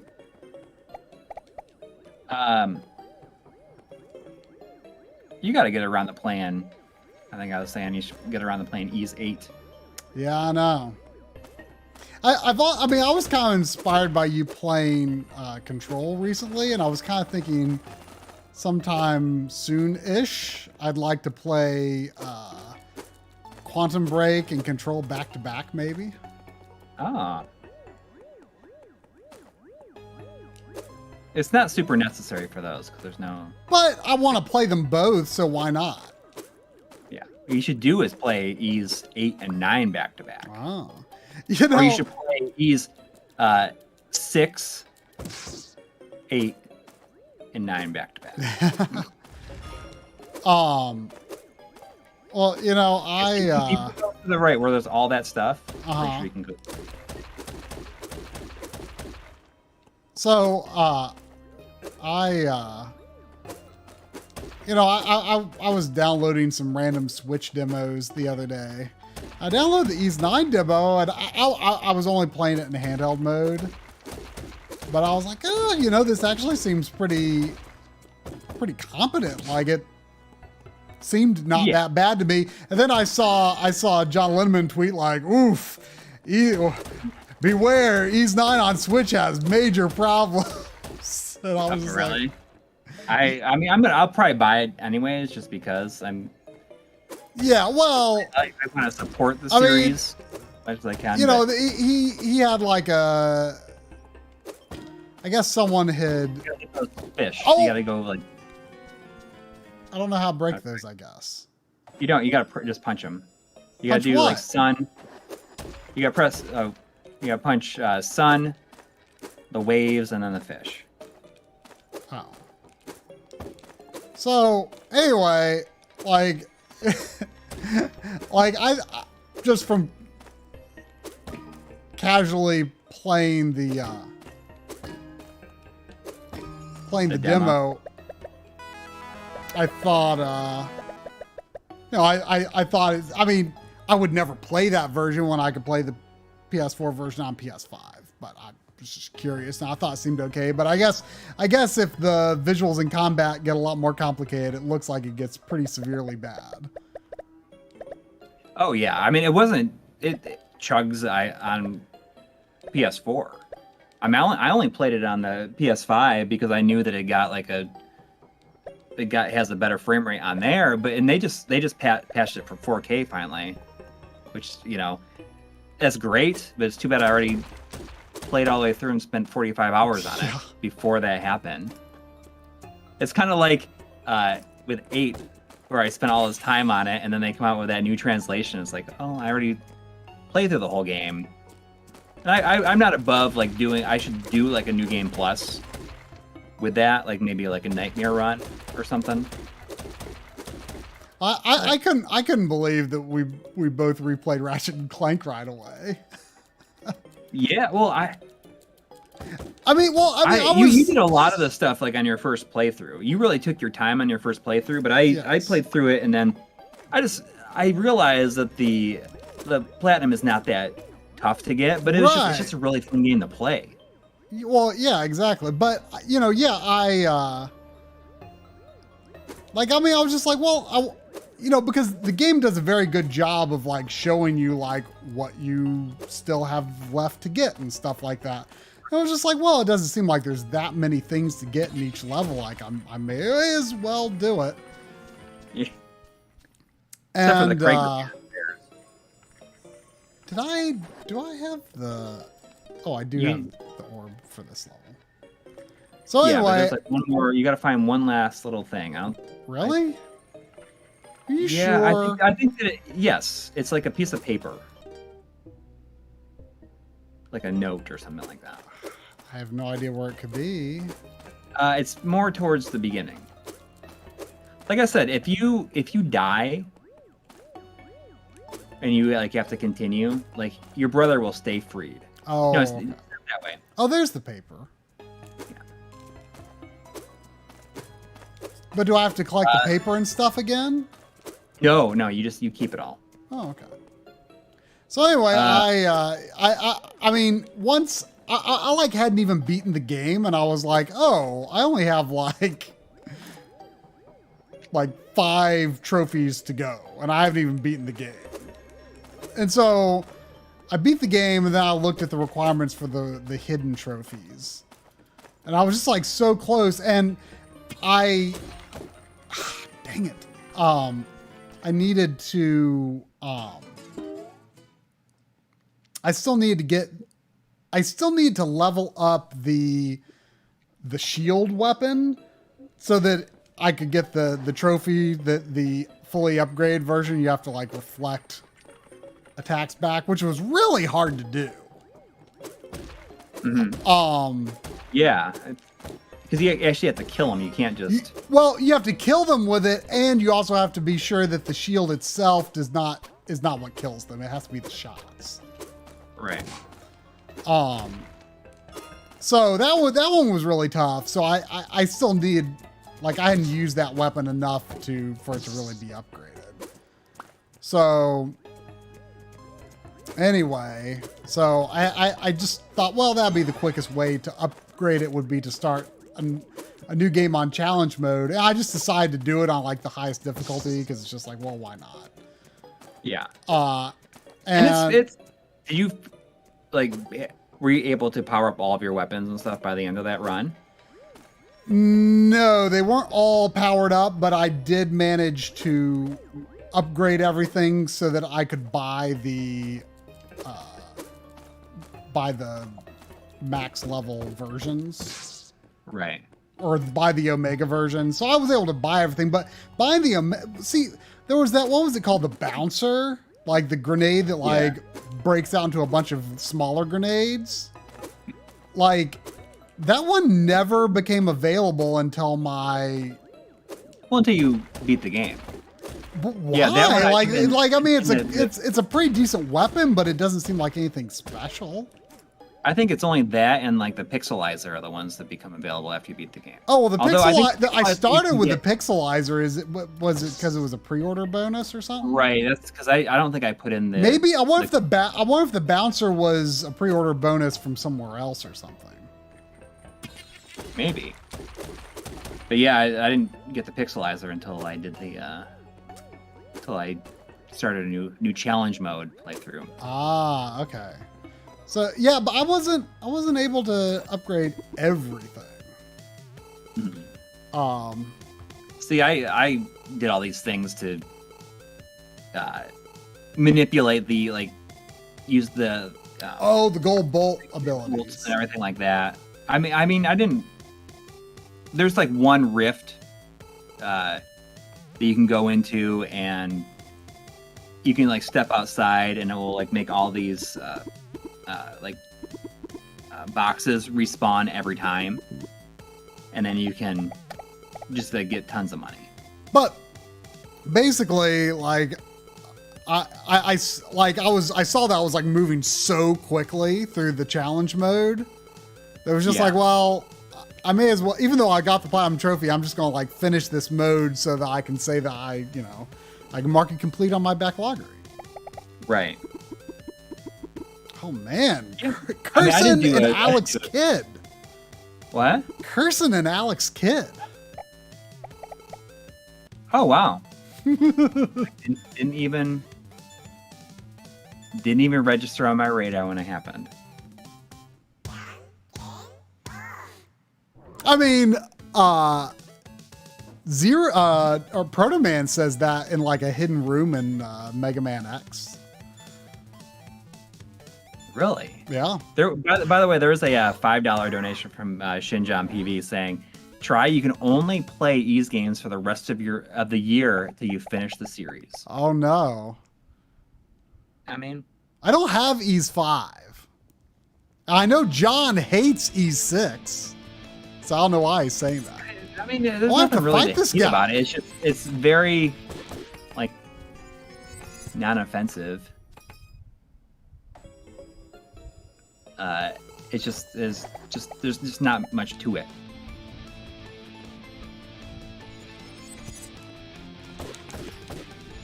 So next time when you have to fight the scissors guy, and he like you have to beat him and he attacks you, you can literally just like run right up to him and just start punching him really fast. Really? And you'll be long before like he even gets an attack off that like hurts you.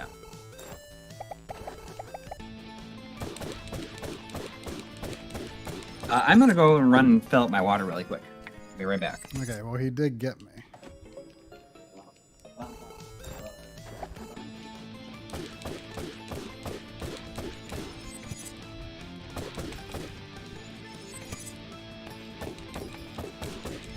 Oh, dang it.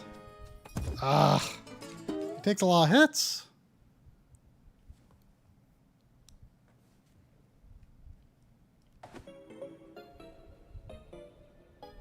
Did I say Proto Man in X? I meant to say 7. There's a hidden room in, I think it's Shade Man's level. Proto Man says the D word. Gasp. I think that was like the first time I ever saw cursing in a video game. Like my friends thought it was a pretty big deal. They read Mega Man 7 a lot, so that was the first time I ever saw it. Like, oh, this hidden room with Proto Man.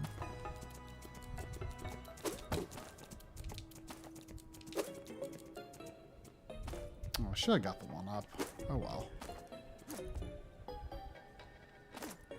Yeah, Sandy must have gone taking a nap.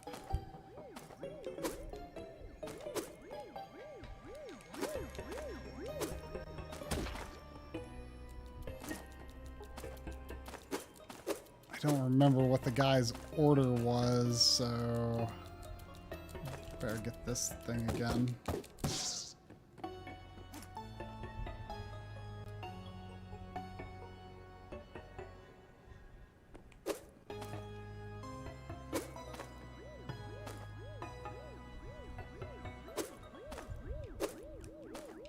I don't know. I think I'm gonna like Arc of Nepishtim just fine.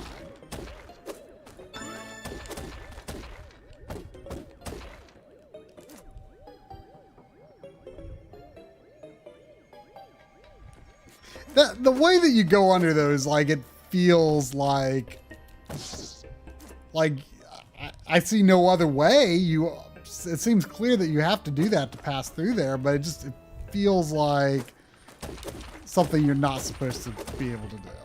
Like, You know, it kind of feels like how in Mario, like if you stand up while you're stuck underneath a thing, like he just slides through. It just feels like it's not supposed to be. Was there a remake this or Monster World? That came up before. I mean, this is certainly a nicer looking remake. I mean, I think Monster World is a better game than this, but this game is fine.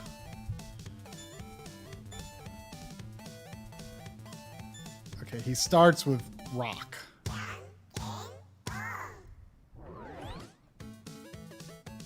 Not that I'm going to need to do this again, because I'm going to beat him. Okay, so he's rock.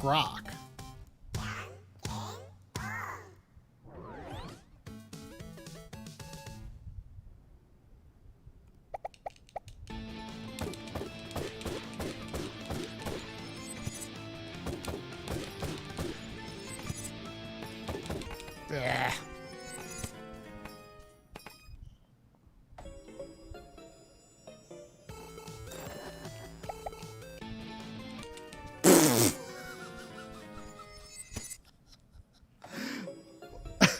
Hitboxes in this game, man.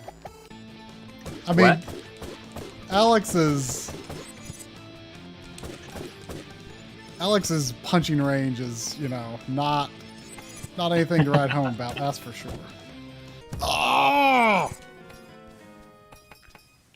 You made it sound like you could kill the guy before he even throws anything, but he clearly takes a lot more hits than that. No, not this guy. I'm talking about the scissors guy. The first one? Or No, the scissors, the scissor person. I haven't met them yet. Well, you've already fought the scissor person one time. Oh, I haven't been paying attention to the characters here. Well, that guy's like, he's like a rock character. He's like his head is a fist. Well, I thought they were. I mean, like this. I never thought of them as being like one or the other because they can all do rock paper scissors. I see, but they're heads. Like their default pose. Well, look when you get to it again. Look at the guy's head. His head is a fist like this.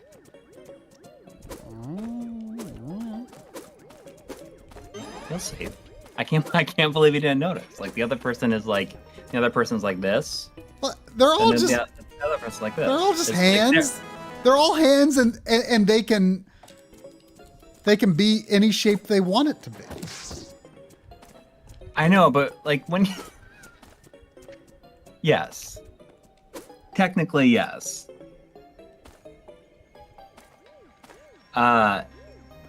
There was $10 from John Polish Impossible to Say. Oh, thank you. Saying beat Ease 9 on PlayStation and can't believe the Switch will run the ladder-based defense area of the game due to the amount of enemies and effects. Just no way. Fell in love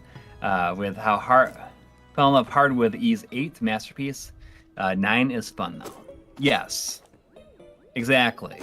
I mean, I don't know. Like Ease 8 to 9. I wonder if that's really a good back-to-back or not. Yeah, I mean, I wouldn't do it. It's like they're like 40 hours each, 35 hours, 40 hours. Well, didn't you put like 100 hours into Ease 8 or something? No. I'm pretty sure that it was like 40. I thought for some reason I thought you put like a lot of time into Ease 8. I don't know why. Mm-hmm. I'm pretty sure that 9, I may have put more time in the 9. But no, probably not actually. I did a lot of stuff in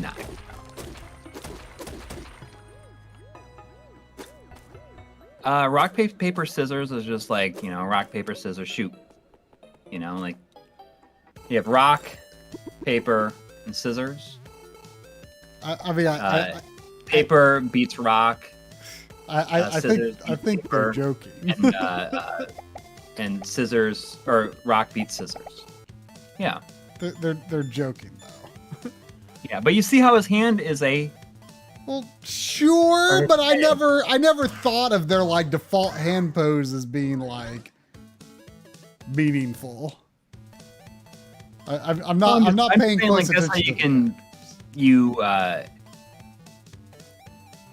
know, just when I said, oh, it's like the person with the rock head, and then the other person is like this, and like their eyes are on each of the fingers. Well, sure. I've always said rock, paper, scissors. Paper, scissors, rock. I haven't heard that.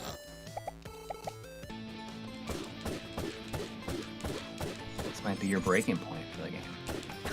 This is this guy.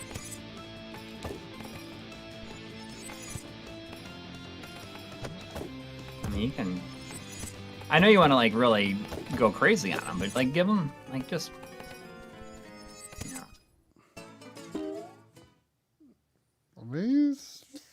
You know, it's scary getting close enough to punch him, you know?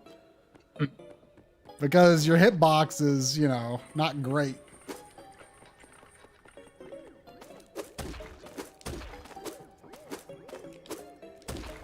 There is $1.99 from Brooks saying, I'm pretty sure it's pronounced wise.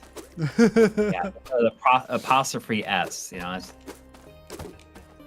the Y possesses the wise.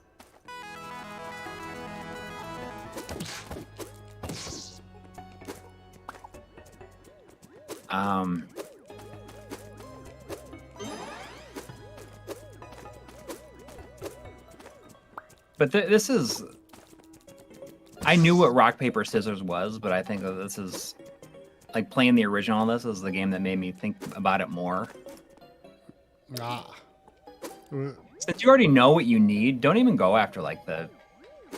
yeah, I'm not going. Ball anymore. The Miracle Ball. I always say Miracle Ball because I don't think that that's actually what it's called. But in Alex Kidd the Lost Stars, it has something that looks very similar to that. And the digitized voice says, I'm the Miracle Ball. And on Master System? Yeah. Oh, I didn't know Master System had any digitized voices. Yeah.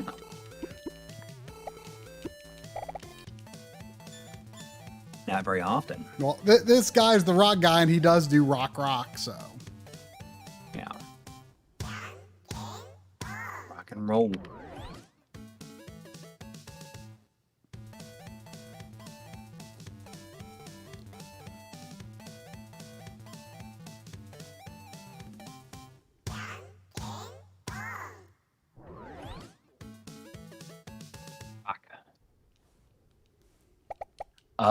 There's $2 from John Polish. Oh, Polish, awful to say.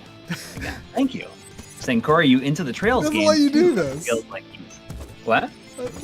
I just think it's funny. He doesn't let you do this. Oh, get behind him? Yeah. Huh. Yes. I managed to break the ball before it. I almost considered playing Trails of Cold Steel 2 before I, recently. Because I played through the first one. And then I just couldn't get into it. I just couldn't get into the mindset of it. I was trying to see if I could stop him from throwing more.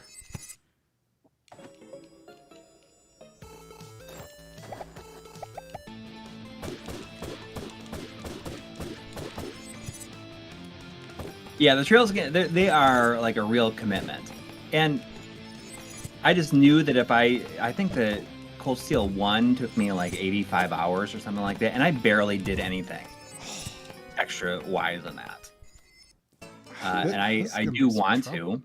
And I was like, I almost feel like, oh, maybe I should just play through Cold Steel 1 again. Right, and I played through Trails in the Sky, the first one. But I didn't have the other two because the other two weren't out, I think, when Cold Steel 1 came out. So they've never done physical English copies of them either. Right, but I have them on on GOG, and I have Japanese physical copies. I didn't like the battle system in Trails in the Sky very much. So like, you know, even though I was kind of curious about what happens next, like I'm so far removed from it at this point, you know, like I don't remember anything other than the twist ending, the cliffhanger. You know, it's that seems to be the case because, you know, the Trails of Cold Steel has kind of a twist ending too. See, I have the Japanese, like the physical ones. They have these cool like art books and stuff with them. But I have been thinking, like, since I do have all of the Cold Steel games, like those have been on my mind. Like, oh, I should play those soonish. But I have kind of thought about playing them back to back. Like I know that they're going to be long, but you know. Yeah, I thought about it too, but then I have to resign myself that it's likely going to take me probably more than a year to do that. At least me, anyway.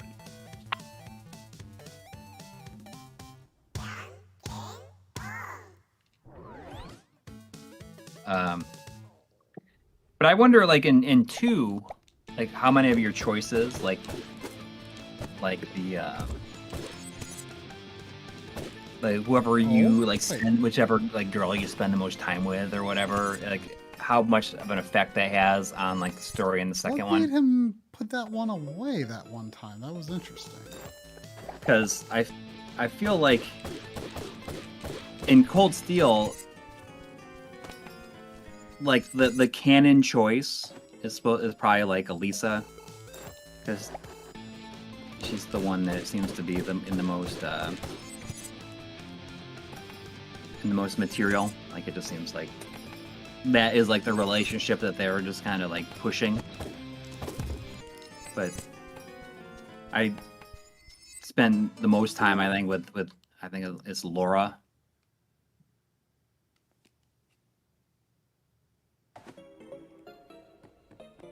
I'm bad at this thing. Yeah, I think you just need to be more patient with it. Just like destroy the blue ones, like keep your distance, and you know, punch them like 3 or 4 times and then back away.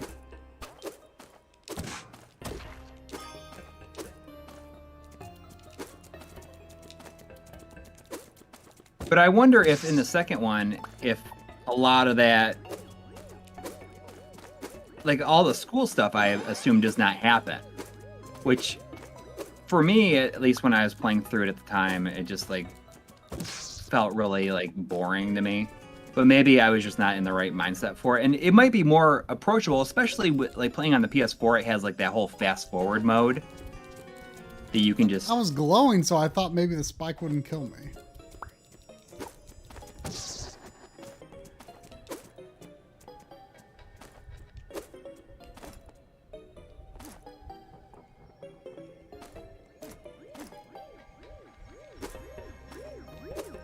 If you feel like after you beat this level, if you want to, like, you said you were thinking about messing around with the... Well, yeah, but I want to beat the game. N64 digital. I want to beat the game. I've already got too many games I've started and haven't finished on my backlog right now. I need to finish this one. Well, I don't feel like you're gonna finish it. I can do it. I gotta do it. The last level is like... was like... For me, the last level probably took me almost as long as doing the rest of the game because it's so much longer. You have a better sense of Master System games than I do in general. I know, but I mean, you how still they feel and how they play. Right, but I'm saying like I don't think you're gonna finish it in an hour. Well, we'll see. Okay. I wanna try to finish it.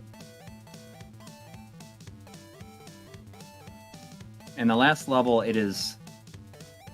there's one specific part that makes no sense, where you gotta swim in between these spikes that are on the ceiling and that are like right below you, and it's literally the width of your character.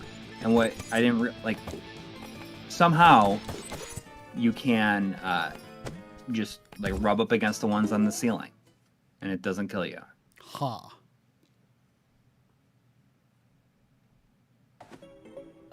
This boss's head does not come off and fly around.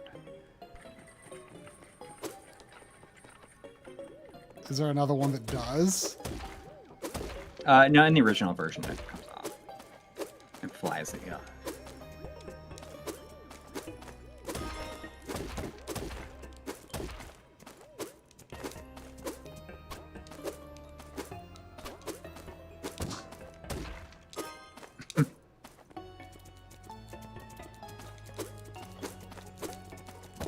I don't know, see this guy, like this boss, I didn't really have much of a problem with.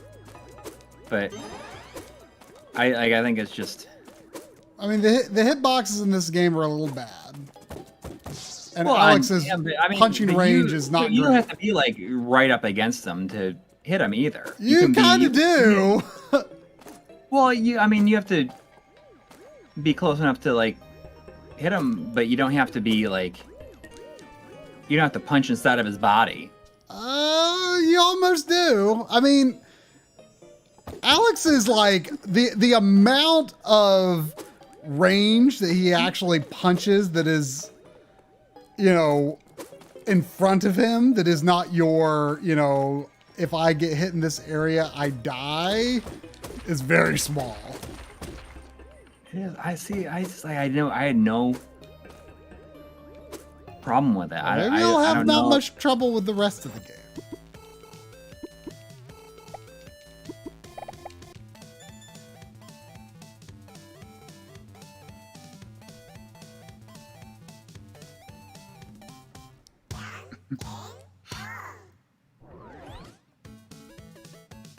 I mean, if there was a shop in this level, this would be no problem. Because of the ring? Yeah, I could buy the ring.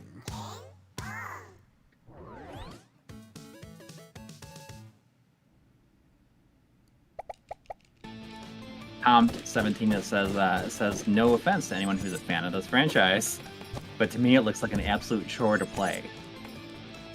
I mean, there is I don't think a lot of people I would consider are probably fans of this franchise. But you can destroy those. But it's really dangerous to do that. I think it's almost more dangerous to just try to destroy them, because he's always going to be throwing another one anyway. Yeah. And sometimes I've punched it before he even threw it, but most of the time that doesn't work.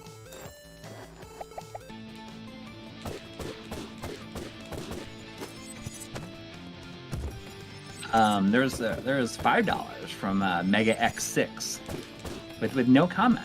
Thank you. So you got to back up. You don't have to be that close. You don't have to be inside of them. You gotta be pretty close. You do, but you don't have to be that close. It's like that. There you go. It's not easy.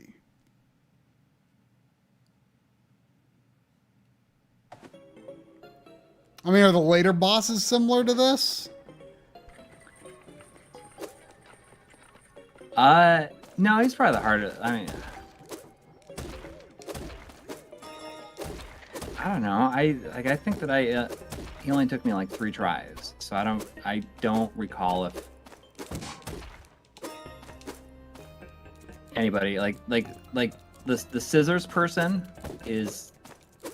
You can kill them just by punching them like crazy, just get in their face right away, and they'll die before they can hit you with anything. Well, this guy takes a lot of hits for some reason.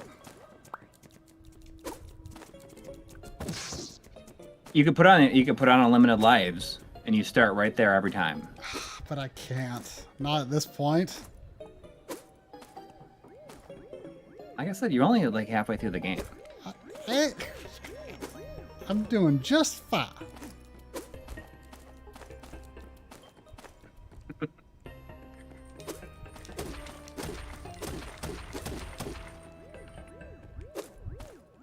Yeah. This game does have different physics than the original.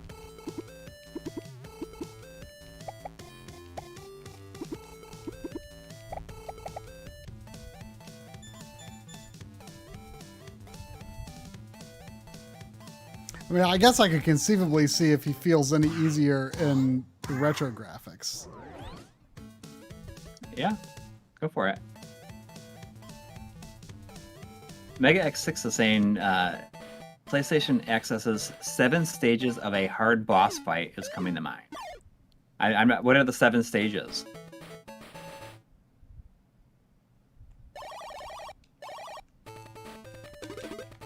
Oh, that's cool. So even those screens. That's not like that in the original either. See, that's just another thing that's different. Alex is armed, or wait, no, I'm thinking of Psycho Fox. Is Alex's punch the same as normal, or is it a little different here? I didn't play enough in this mode to know if it's the same. I think that was a lot. It's a little bit different. I think I was able to hit him faster in retro mode. Yeah, maybe. I mean, maybe it is easier that way. It's very possible.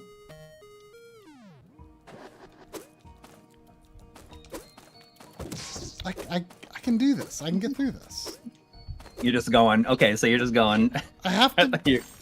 I have to do it. I can do it. Okay. I'm afraid that this is the kind of game that I am not going to continue playing again anytime soon if I don't finish it tonight. I have to finish it tonight.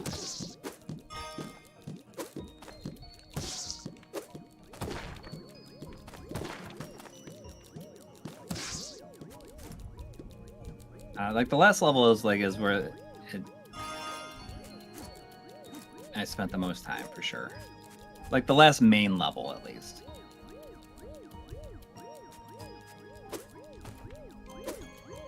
Is there a separate there's a level or something at the end?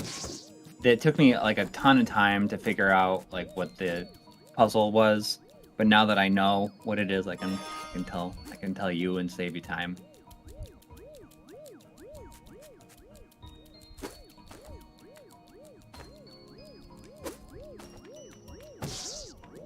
Whoa, I didn't see that hole.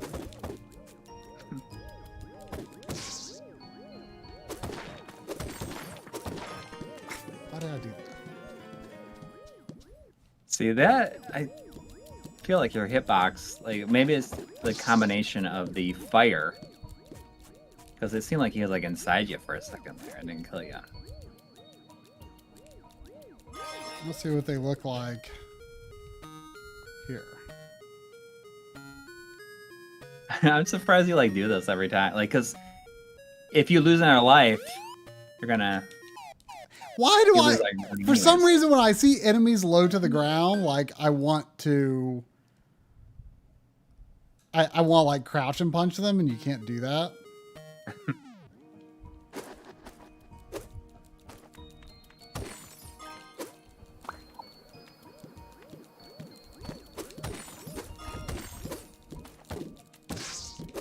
But I'm pretty sure this is a new level too.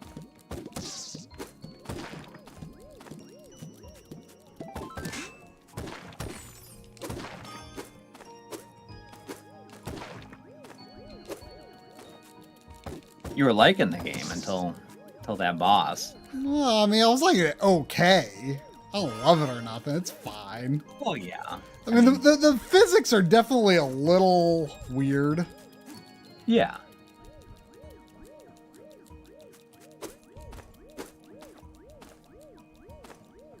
He is not playing with unlimited lives. You get unlimited continues, which just takes it back to the beginning of the level.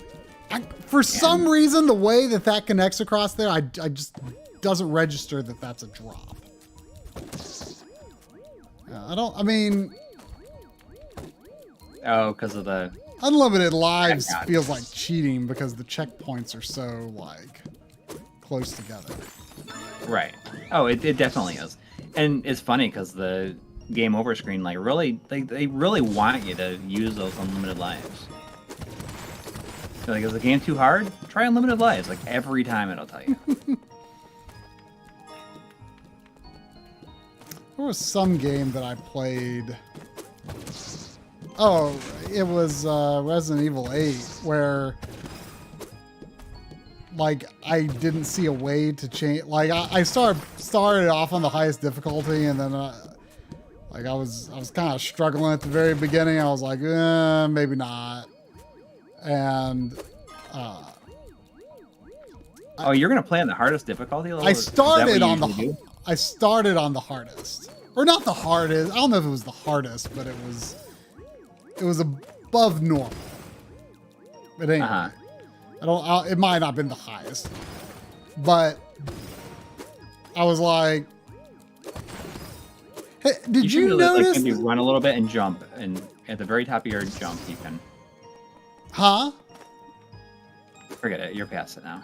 But I was thinking about starting on the. Oh, here's scissors. Okay. So, but anyway, I was thinking about it, but then I died a couple of times. And I was like, maybe I should. So I chickened out of it and restarted. But then after I died on normal, I noticed it say on the game over screen, like, oh, it'll let you switch to another difficulty level from there. But I didn't see the option to just do it through the menu. Like, I think you can only do it from the game over screen.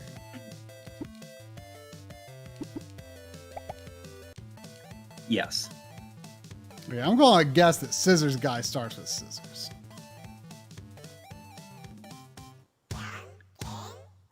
Maybe. I think it is. I think that's true. I did.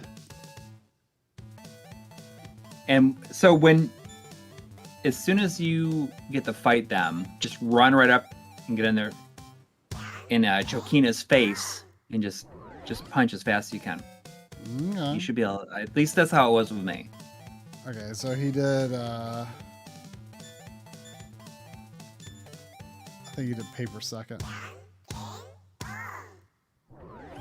Ah, it does paper twice.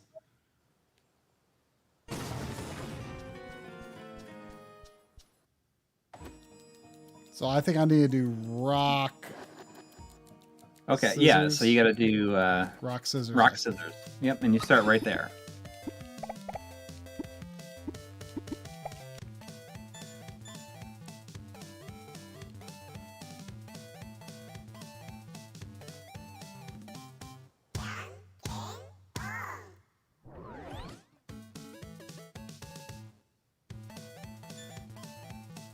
I just think that character design is kind of funny.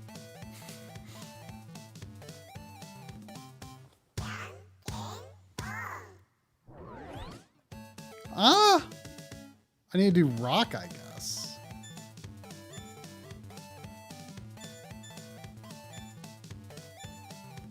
So they're gonna do scissors twice. Yeah, you gotta do.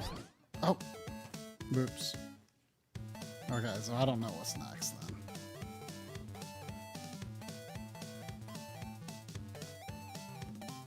Oh. I didn't think you did it twice. Ah.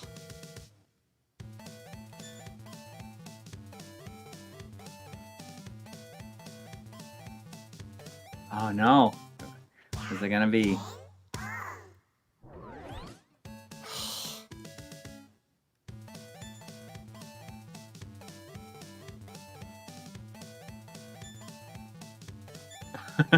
Like the suspense of it. I'm just waiting to hear your reaction to it.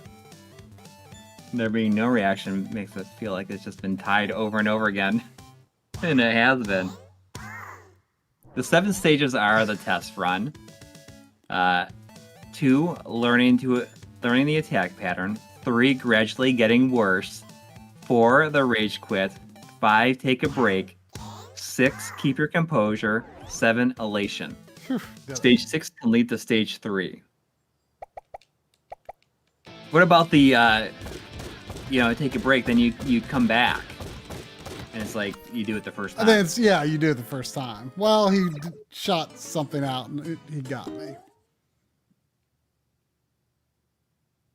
Oh, maybe I was. Yeah, it's too quick.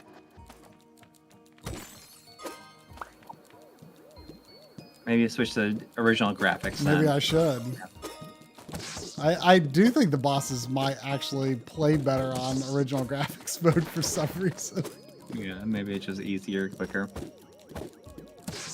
Well, Audie was saying that he thought that the punch box didn't match between the two, which, based on that last boss, seems to be the case. Yeah, I mean, something just worked better for that boss in retro mode.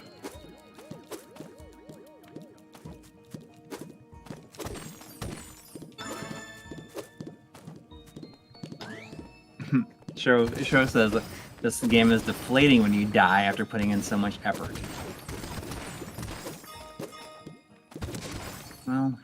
Well, sometimes you like walk on ladders or land on ladders, and sometimes you don't.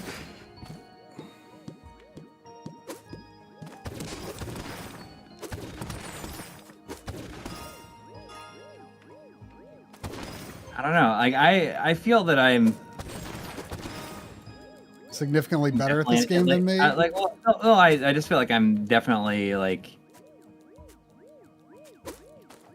in the minority of people who liked it a lot.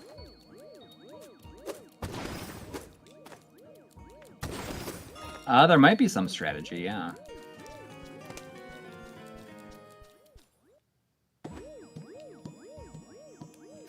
Bosses die quicker. I will say that I barely used the retro graphics at all in my playthrough, my first one.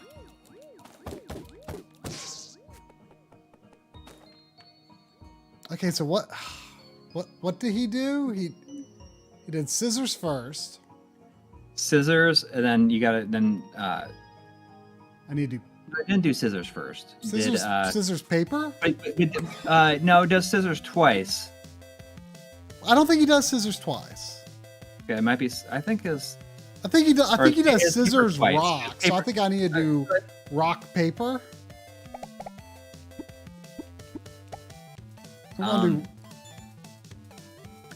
But whatever it is, the second thing they do it twice. The scissors twice. Right. Maybe you do rock. I don't think he does scissors twice. Okay, yeah, I'm pretty sure it was scissors twice. Second, so well, we'll see. Everyone's saying he does scissors twice. Okay, he does scissors twice. Okay. But was it scissors twice second then? I don't think so. Or was it? No, I guess so. That'd be exactly the same as the last one. Yes, dude. It's just opposite of the last one. Yeah, but I don't know what it is at this point. So I guess I just gotta do rock. Yeah, just like you have to do paper before. You know, switch to the Oh, that one of those balls.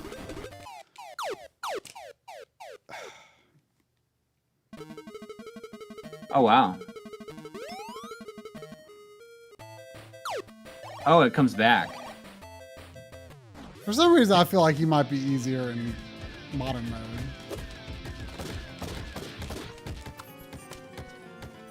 This has gone too far.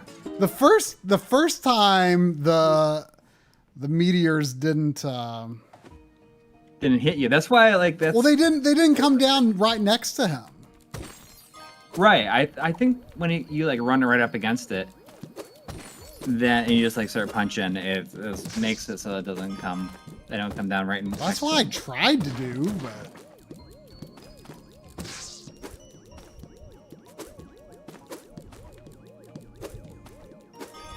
I don't really even care about money at this point because I feel like I'm not going to No, definitely not. I'm not even going to have enough money to buy anything ever because I keep game over.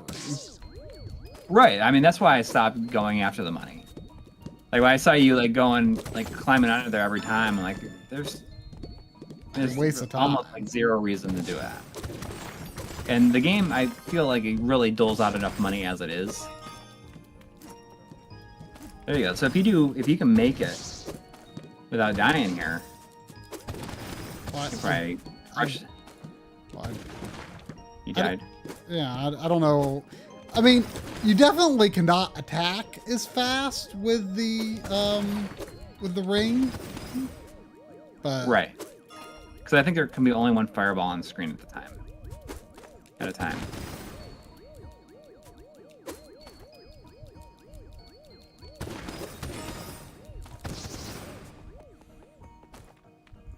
Okay. So rock.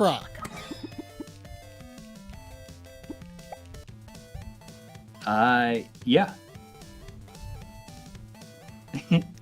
Everyone's saying you're about to throw some 8-7 rage at this game.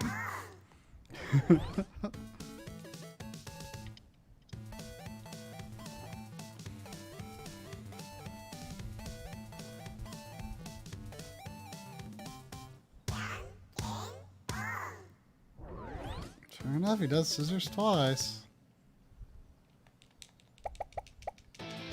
He does? Yep.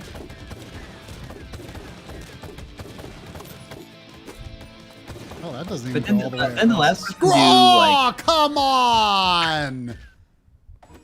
What? He just Dracula'd on top of me. Whoa!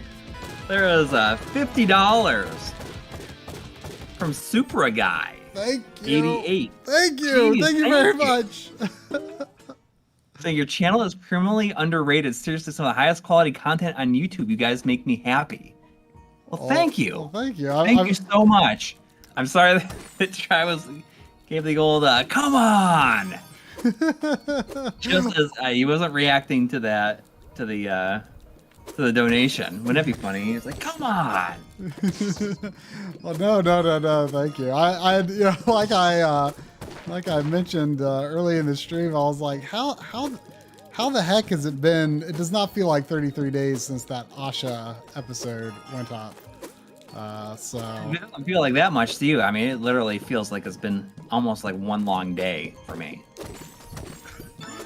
In a way. Because there was a while there, like for like 2 weeks, I was like sleeping and getting up and working until I went to sleep, like literally every day.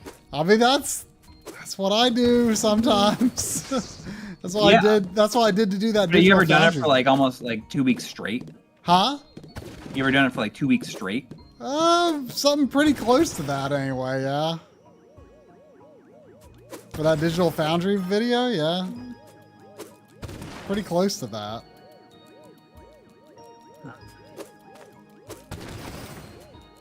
But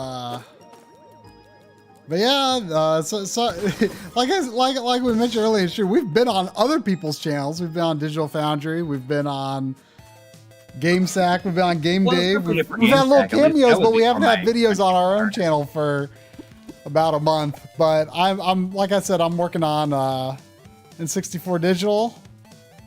And then after that, probably, hopefully, a video about projectors. And somewhere amongst all this, the Mr. video will happen. And so we'll Analog Frontiers Part 4 after the Mr. video. So stuff is happening. Just hasn't released lately. Well, I mean, so when this thing at work, it's like after the 15th is when things like will loosen up considerably for me. So, you got Dracula on top of you. But thank you, Super Guy. That's super generous. Hamburger. Yes, thank you. Do our thank best. you so much.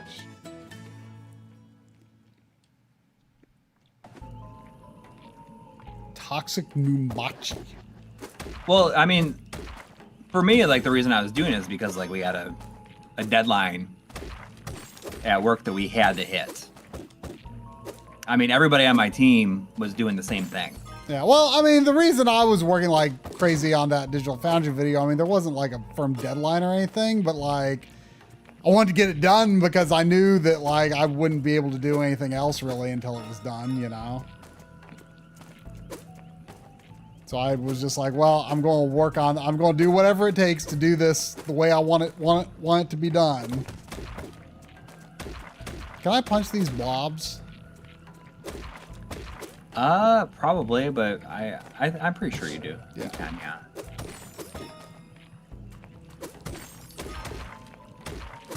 I don't know how many levels there are total in this, so I can't say.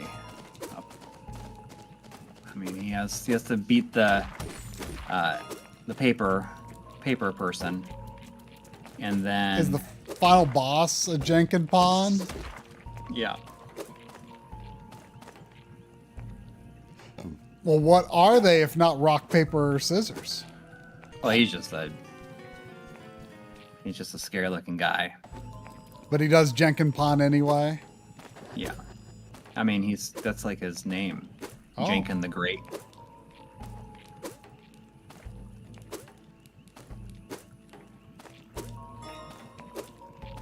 This is one of the harder levels right here, I thought. But a lot of these, if you just take your time a little bit. Yeah.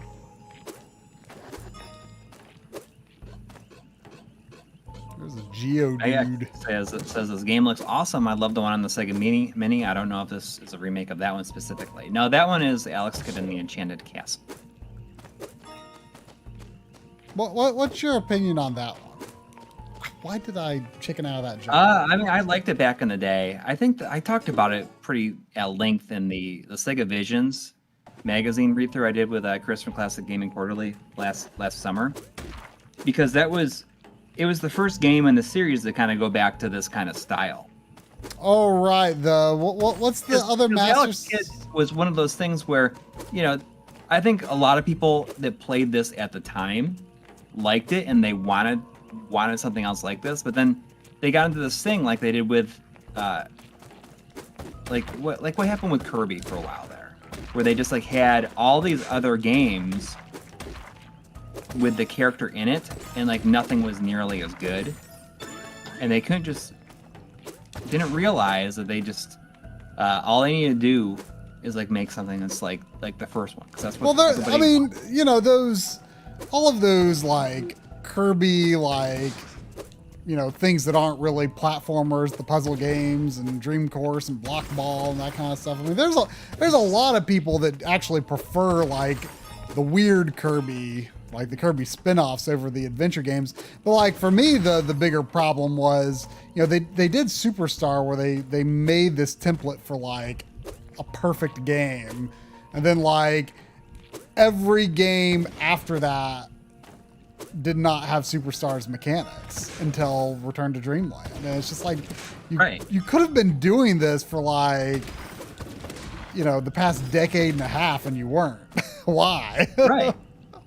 Well, I mean, that's how it was with Alex Kidd. After that first one, they had puzzle games and like very like bad platformers and like parodies of like other games, BMX racers, stuff like that, but they just didn't make another that wasn't that game bad. that was kind of like this until the Genesis, and that was the last one until this. That is.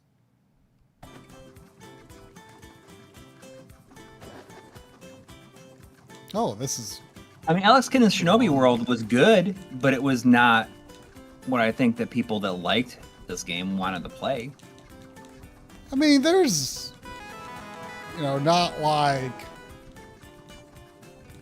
a lot of like mechanically unique things about this game, particularly.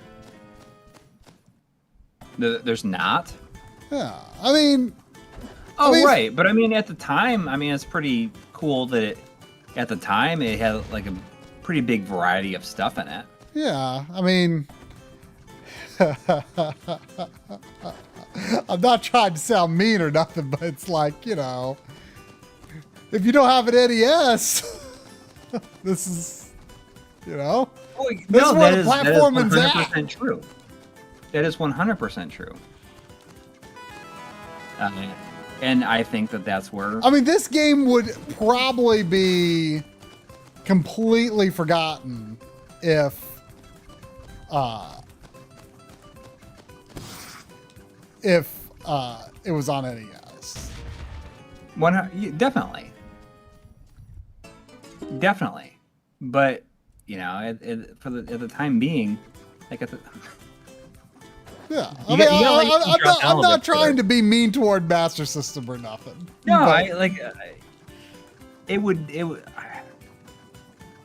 would not be as. I mean, like it's debatable, like to say like this game is even like well loved by even people who played Master System. I know that like Joe doesn't like think it's a very good game.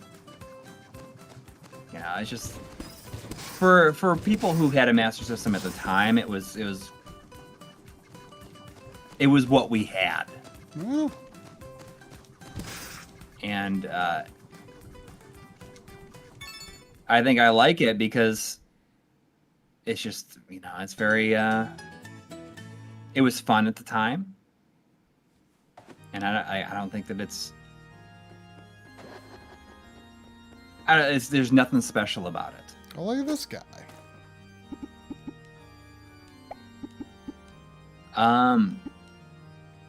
All right, so there was a couple of donations here. There was $10 from Adam Jenkins. Thank you. Thank you. Saying, haven't caught a live stream in a while. Any chance you guys will make an audio-only podcast version of your console marathon videos? That is not something I really thought about. I could do it. It wouldn't be hard to do. No? I don't know if anybody... I haven't uploaded the podcast stuff in a while. Like I was kind of going back and forth about like not even renewing the podcast service because I think like the podcast that I post gets like 30 downloads. Like a new one goes up every week and it's like 30 downloads.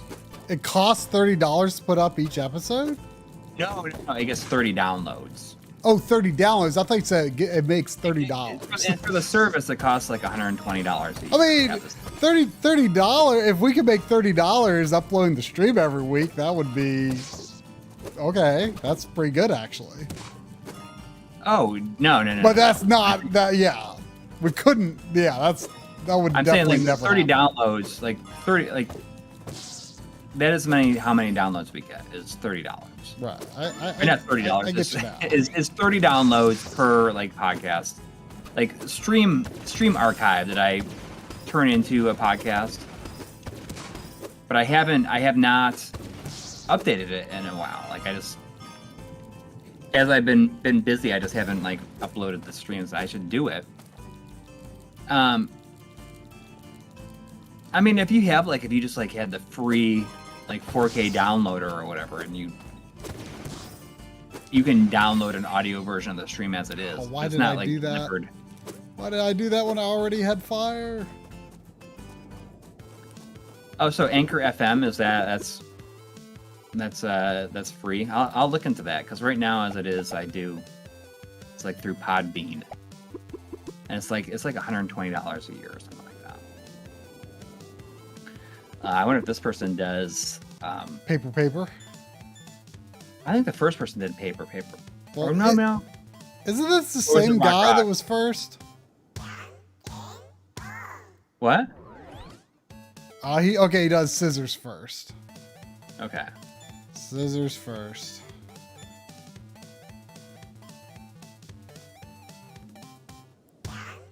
This person is like it's kind of hard too, but if you like understand how it works, just like it's lightning clouds, you gotta deal with a lot of lightning clouds. Okay, so I'll check out the Anchor FM then. You might have to remind me. I'll look into it. Like when I have some downtime here, I will do it.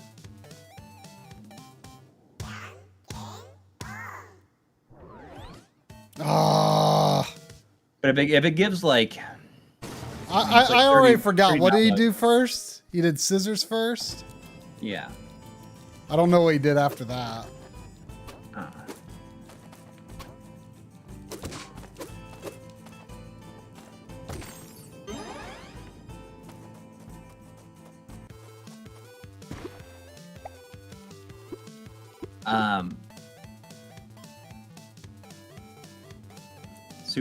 Super Flash Driver is saying $120 for paying that service is like paying the same amount in New Jersey to open a business, whether LLC partnership or sole proprietorship. I mean, I don't know if it's like it's probably worth it if you're getting like a ton of downloads for it. But you know, it's just like if it's like 30 people downloading it, it's like it doesn't feel as pay per second. But yeah.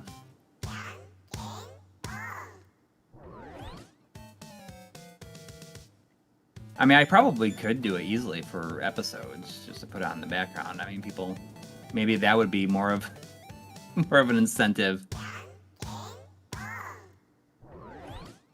For people.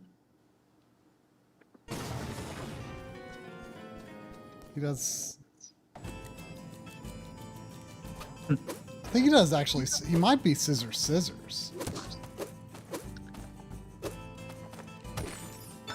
If it's scissors, then that's very similar. And I think the first person was paper, and you had to use scissors twice.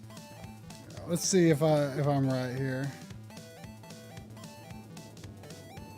PokePress says, if it makes you feel any better, the episode of my podcast where I interview Try is still my most popular episode.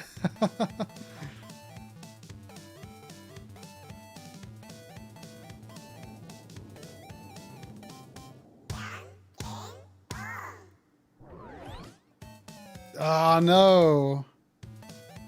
He scissors paper. Scissors paper. The thing is, he paper?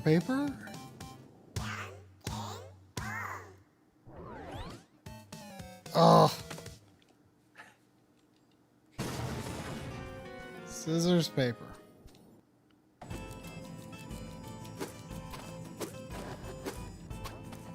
Oh, Retro Couple is one of the 30 people that downloaded it. I mean, I just haven't updated it in like probably like 3 weeks or something like that. So it's like 3 episodes behind. So I mean, I should just get back and do it. You know, it's I paid for another year last month.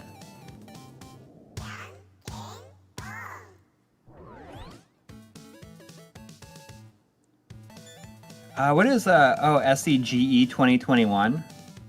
Like something isn't like the Southeast Game Exchange or something like that? Is that what it was this weekend? I really wanted to go to that, but you know, last year and all that. Right. I think it was this weekend, wasn't it? Oh, was it? Yeah, I'm pretty sure it was. Yeah,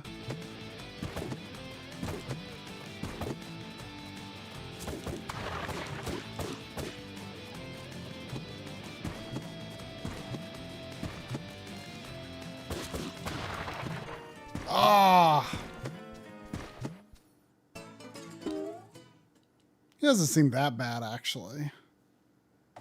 No. But you just gotta move out of the way of those clouds really fast. You know that he's gonna hit you with the jumping. There's a lot of opportunities to get a ring, though. Yeah. TRGE 2022. We haven't. The only one we are invited to that we will be going to, and we haven't like been officially announced yet, is Retro World Expo, which is going to be in November. We are going to be going to that.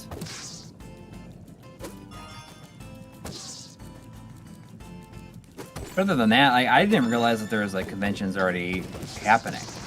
Yeah, I didn't either. I mean, that's why I didn't even think to look at that Southeast Game Exchange. I learned about that from Carlson, that sells all the import games at all the cons. He was talking about how good of a show that the Southeast Game Exchange was. I was like, Because I asked him, I said, what's the furthest south show that you go to? And that was it. Right. Do you remember what he does now? Yeah, I need to do rock, scissors. Okay. And you still have your bracelet equipped, so you should be able to. I mean, hopefully, as long as I can stay out of the way of the clouds, it doesn't seem like it should be that hard. I should probably stay more in the middle, I'm thinking.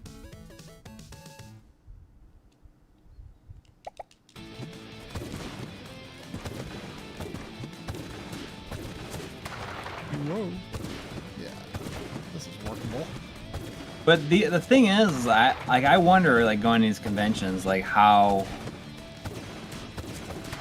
exciting it's going to be if these game prices are the way that they are. That's true. It's not going to be very exciting when everything is, like, super, super expensive. Like, 3 times the price of the last one we went to. I mean, I managed to get a pretty decent haul at my shop. I mean, there's still enough good stuff out there that is not, like, horrible.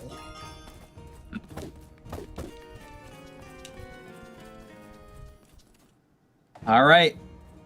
Is this the long level? Outside. Well, no, this you gotta like you can only get those guys when they're walking away from you. Well then. Now the next level is like the last like main level. Okay. Well then, what was after it? Did you say? Then there is just a simple level that has a block puzzle based on that stone tablet that you got. Oh. You can just do that. But when you it took me forever to figure out the order of it, and I didn't quite understand it, but I think that I do now. What? Was I anywhere near that?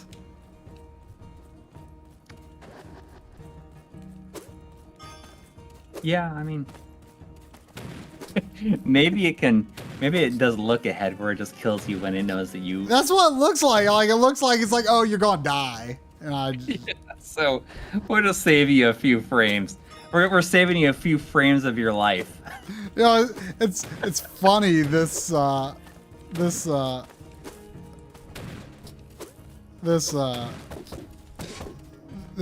in the background like almost feels like HDR.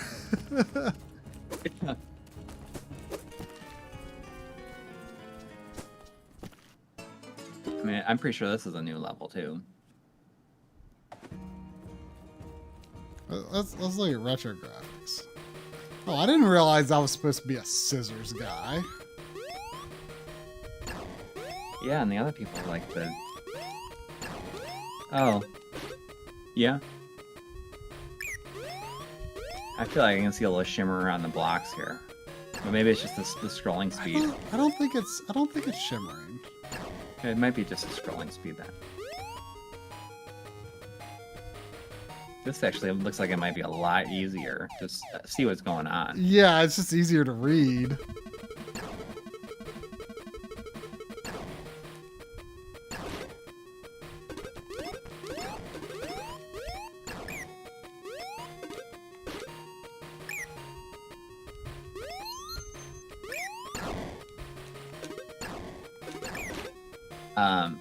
But yeah, I think that it would be fun to go to just about any convention. But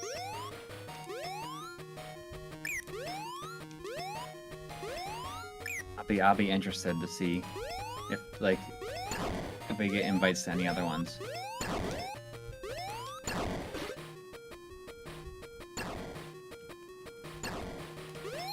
Oh no!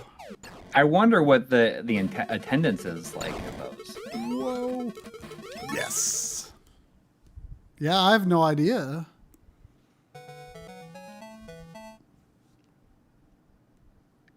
We've done some panels. If you look at the bonus playlist on the front page of our channel, there's like some panels that we've done it. Yeah, older conventions. Whoa. All right, this is it's the long one. Is there like...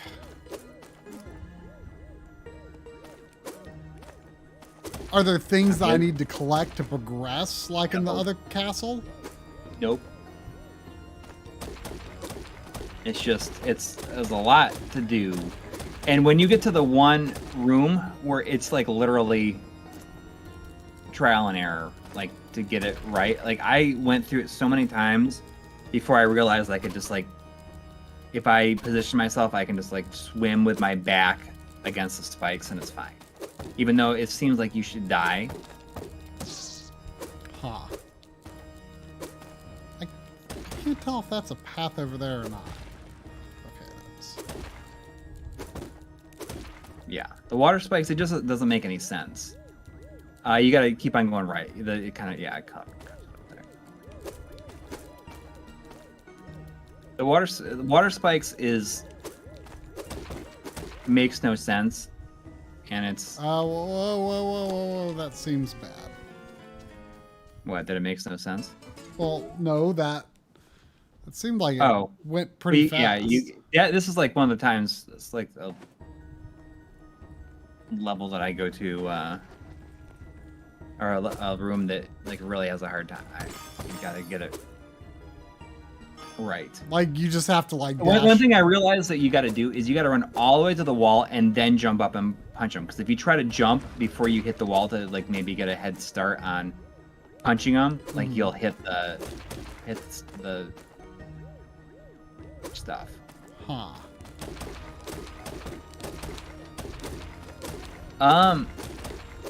Yeah, I mean, I plan on doing conventions if like certain ones come up. I know, like, I think that Chris he said he's done going to them.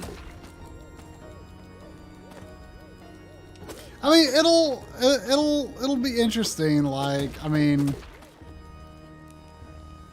you know, if the passion that I have had for them up to this point will hold in a post 2020 world.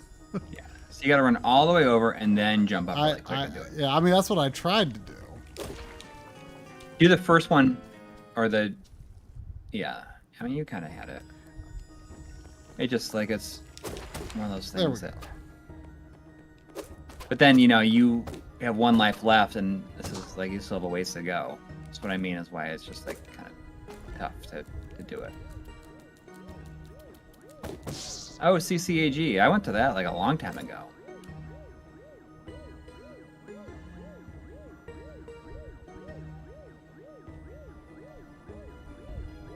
I never got in there. So what's in these blocks here? I mean, I thought it was always random. Yeah. Although there was one block several levels ago that seemed to always give me a ring, so I'm gonna make my escape route first. Oh wait. Oh no.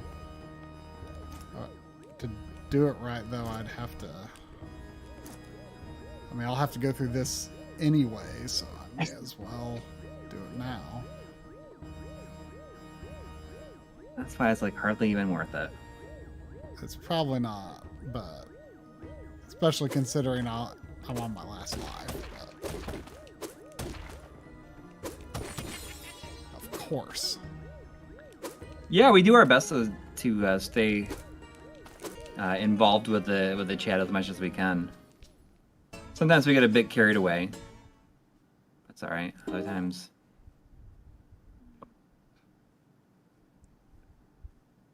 I mean, one of us is always watching it. Sometimes it's tough to keep up when we're behind on super chats. Yeah. Keep up with the regular chat.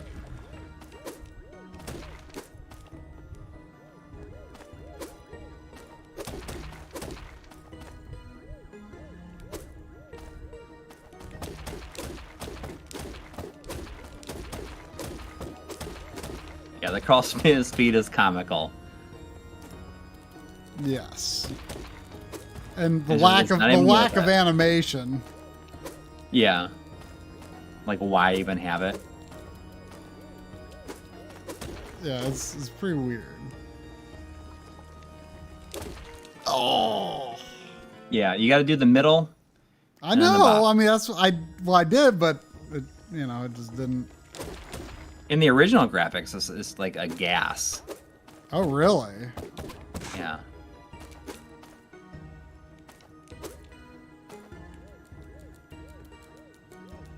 Well, hi. I'm about to get eat by a scorpion, Sandy. Let me unpause and punch him. Hi. Do you want to say hello? Scorpion. Do you want to say hello? There's been some discussion about maybe getting a dog in this house. Oh, I saw. I saw that you were taking care of your neighbor's dog. It wasn't Pootie, was it? No, it wasn't Pootie. It was Sebastian. And Sebastian like loved me. Yeah. Oops. Loved to like snuggle up with me. I was clearly Sebastian's favorite.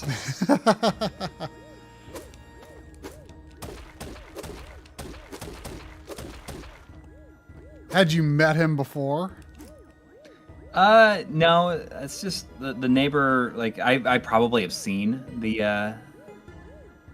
I've probably seen Sebastian before, but So I just never really registered me. what made you the people to pick to take care of him while they were out of town if you'd barely known him? Well, I mean, we know the guy who lives there. Oh, okay.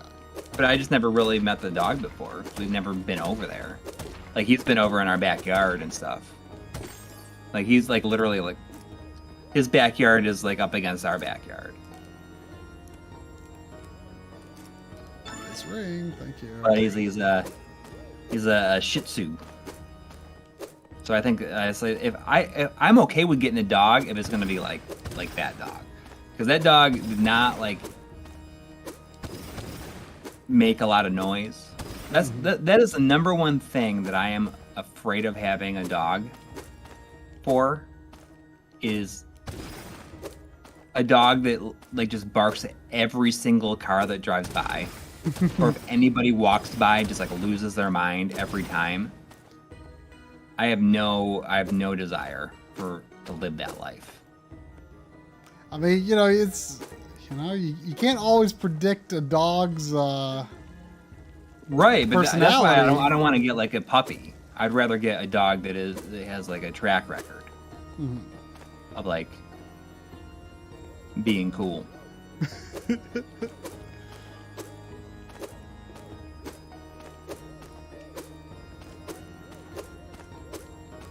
So, I mean, that's just the way it is. So that's the only way I'll consider it. Am I going the right way? Yeah, yeah. I was about to ask before I accidentally fell in. Like, this water looks rather warm. Yeah, you don't need to go all the way up over there. That's just. Am I still going the right way? Do I want to go up and left? Yeah. Okay. There's only really, I think, only one way to do it. Of course. I don't want a big dog either. Oh no! The thing is, like, we want a dog with hair and not fur, I guess, too. Interesting. That stays. Oh, there's a thing in the wall. Yeah, it stays open. I know. I don't think it was like that in the original version.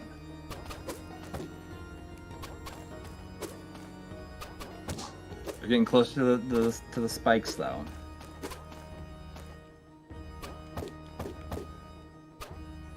See, I don't want a big dog. Look at like how short his punch is there. I mean, come on. Okay, what is this? It? Is this what you were talking about? The spikes? Hang on, what am I supposed to do here? No, that's not it. So this is dumb, but what you got to do, I believe, is number on the right. It's the second block up. So I think you gotta. Do I wanna fall under that gate? What happens if you punch the fish? Is that what makes it come down? No, I think it opened up something, but I've already done it, so.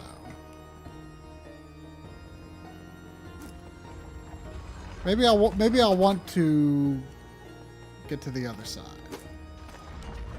Apparently not. I'm pretty sure like I did this, and this is where I used the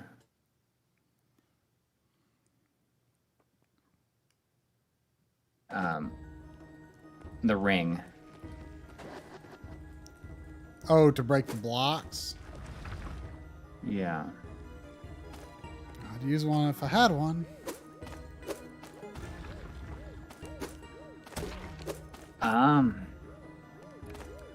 It's Alvin Hilton's 38th birthday. Happy birthday. Ah, 38. I'll be there in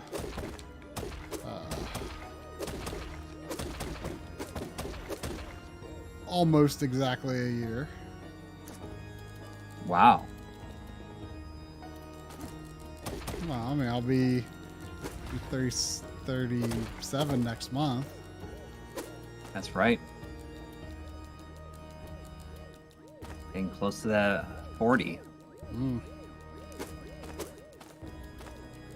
The next video is going to be the N64 digital. And then either Mr. Projectors. And then the other one of those that is not one of those. And then hopefully Analog Frontiers Part 4. So one thing I noticed is when you go back to the other room, it seems to not have as much of a delay on it on starting to fall. If you just like do like a quick back and forth. So you kind of got to go back and wait for like a half a second before you go back. Yeah, I can see that.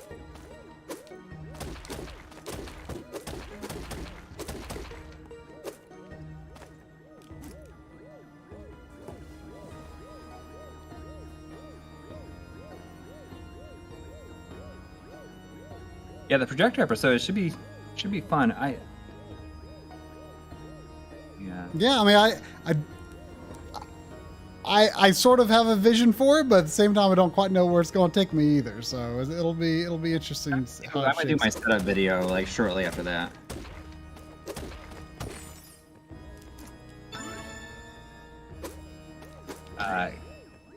I'm very excited to do that. I've been thinking. That's the thing is like with the work that I've been doing, it's like made me very excited to just get back and do the show. Have you had a chance to even like ride or test anything? I've been I mean, like I had a couple of days where I was like working on the Mr. episode. Yeah, I've been like kind of out of the loop on Mr. lately. Like I don't really know what's new. Like was it Wonder Swan that released recently? Yeah, Wonder Swan. And CPS 2 is like out as like a public beta now. Nice. And I didn't realize that Yotego is doing Sega System 16 as well, which has me very excited. Is that's like the scalar ones, right? No, that's like Shinobi's out on it.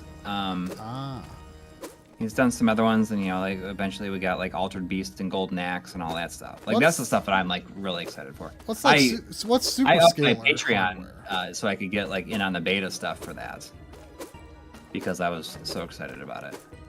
What's the super scalar hardware? Is it just called super scalar? Or? Yeah, super scalar. I thought it was like. It would be cool if that's in the cards, but I wonder when that would happen.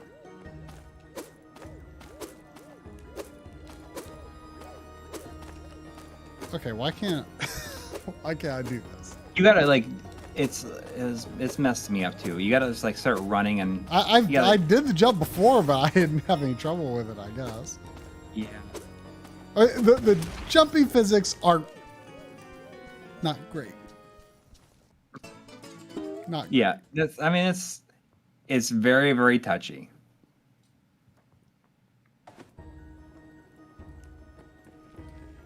Yeah, the CPS2 stuff is cool. I haven't had a chance to like really get too crazy. Oh, there's also the Game Boy Advance 2-player. That I haven't really. Game Boy Advance 2-player. What? Yeah, you can. I think you can use both video outputs. 2-player. To play like as if you had 2 GBAs. That's like, so you can actually run 2 GBAs on the same system? Yeah, I think that's what they're doing. I haven't looked too much into it, but I assume pretty bonkers. That is what they're doing. Like they're like it's both like 2 Game Boy Advance. And it does split screen also, so you could do like just one screen if you want to. That's pretty bonkers. So you could do like like Mario Kart. I think that's what I saw the photos of. It's just Mario Kart. Yeah, it's impressive though, right? It's pretty neat. I mean, I honestly can't think of that many GBA games I would especially want to play 2-player. Oh, that's right. I need to wait. That would be really cool. Is if they do the System 16, like when that's done, if they make it so that you can use play M2's Fantasy Zone 2 in it. Yeah. It's like I guarantee you that like you can just pull the ROM out of the PS2 version or something. Of course. I know the longer I wait on it, the more content gets added. But the thing is I have a big disclaimer in the video, or at least in the script, where I say, like this stuff, like there's so much here that like I'm can't cover everything, and I'm basically not going to even try. No. Like talk about everything. And the whole thing is like I try to really tell people to the best approach is for them just to like get involved in as much as they can. The guy that does my my annual termite inspection is counting on you to do that Mr. video. Really? He was one day, he was here on Friday, and I remember last time he was here, we were just talking about all the game stuff. I got a YouTube channel. He said when he got here yesterday, he said, I was watching your My Life in Gaming just before I got here. And he was talking about how he got like some junky NES emulator box from a flea market, and it's really bad and really touchy. And I was like, this Mr. thing is... He checked it out because he had heard from the channel because of you. I think I had when he was here in previous years, like, he was commenting on all my game stuff. And I mentioned at some point, like, well, I do a YouTube channel. But anyway, like, I guess he remembered, and he said he was watching it just before he came the other day. So he has something to talk to you about. Huh? So he has something to talk to you about. Yeah, well, he said he bought this really junky NES emulator box. And I was like showing him, I didn't show him the Mister, but like I was explaining. Okay. I said, well, this is... really quick, you got to jump up and shoot that second block. Huh? Pretty sure that. Oh, the second block. Okay. I don't know how you do that without the ring, though. Well, oh no, there's no... I figured that gate would open. So, like, can you even get past without the ring? There is probably a way to do it, like I just don't know how to do it. Like maybe you have to shoot that.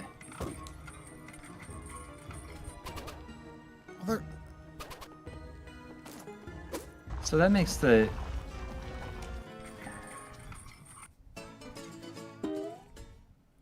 I should have looked at it in retro mode to see if anything rang a bell. But anyway, you punch the wooden left panel. Huh? No, you just have to punch the left wooden panel. Oh, so it closes. Okay, so that's the left wooden panel. You'll have to explain when I get back there. I don't really understand. You just have to punch the left wooden panel. So maybe it's just the wall that comes down.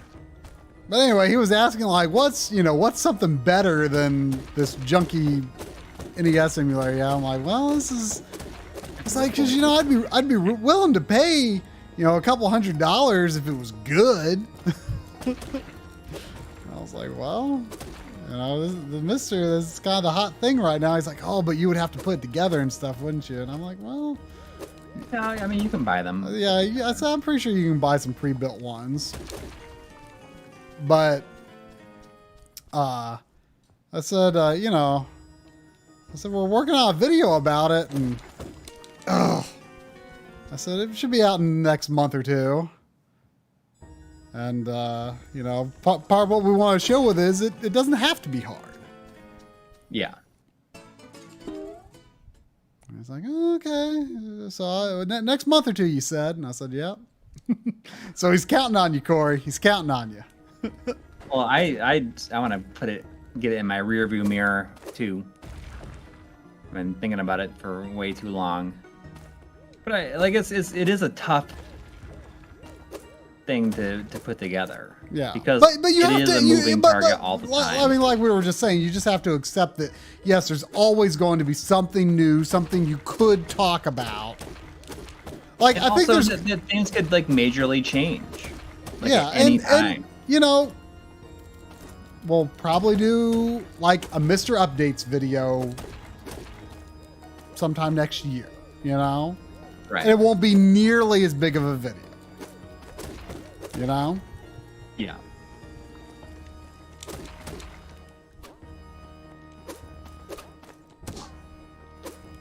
Is there a boss at the end of this level? Yeah, Jacob the Great. Oh yeah, that's right. Jankin! How hard is he? Maybe I don't remember.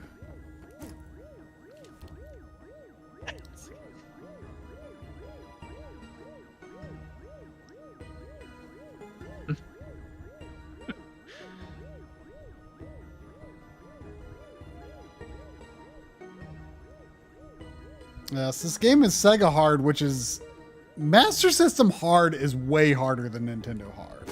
Let's be honest. It really is. Yeah. Like, Master System games scare me.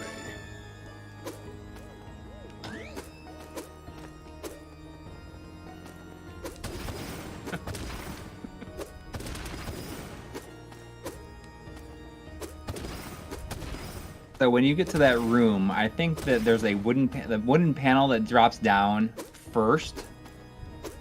You know how the sides come down first? Yeah. So you gotta get in there and you gotta punch it. But you can probably wait till it comes down and then punch the wooden panel. And then go back and then take the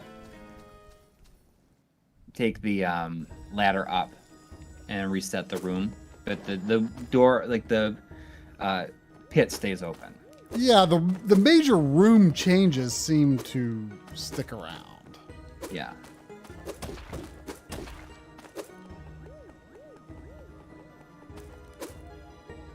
Do we need a remake of Moonwalker on the Switch? Yes.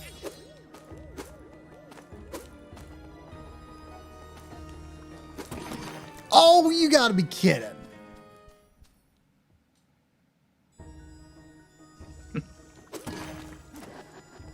What?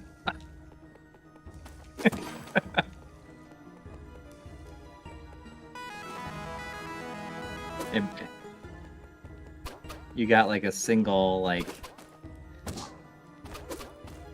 little particle of that toxic waste on you. It comes down. I like to think of it as toxic waste.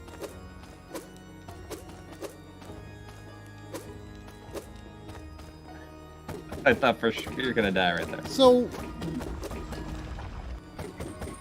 oh, you punch this and that, and so I guess you punch it after you're inside it, and then that opens up.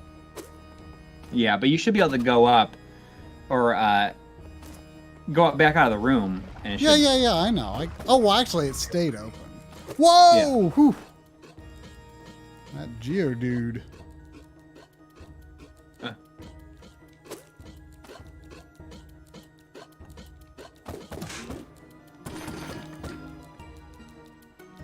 Dude, I mean, no, this level's pretty long. Yeah, I mean, it's longish, but it's not. I mean, how much more do I have to go? You're pretty close.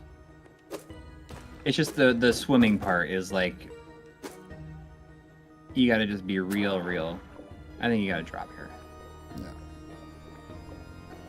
So there's a part where the spikes on the ceiling don't hurt you or something? Yeah, it's like literally coming up as like on a screen or two. But you can't, you gotta go down underneath it and then go up. It makes no sense. And the way that it works almost feels like they're like, it's just that way to like for them to mess with you.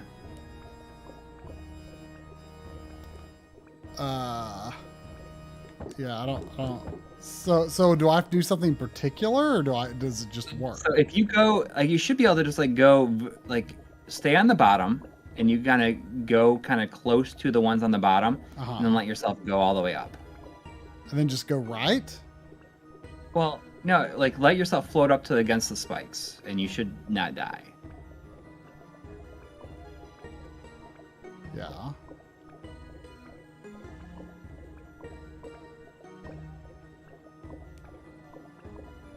Same with the ones on the ceiling over here?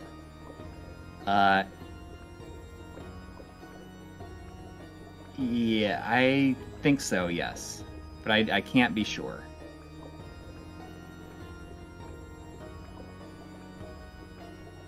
There's $2 from Hector Santana saying the new EverDive 64 has the new per game settings. Yeah. See what I mean? That like literally makes no sense. That makes no sense, yeah. I'm nervous about this jump.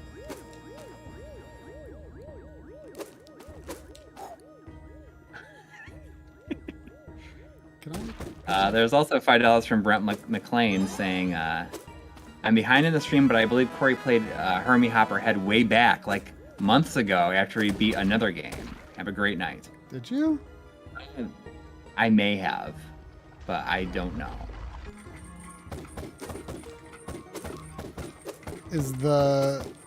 Do I survive by punching the other wall or something? No, I think you can make that run. I think you should be able to run all the way across. Oh, okay. Well, I'll go for it.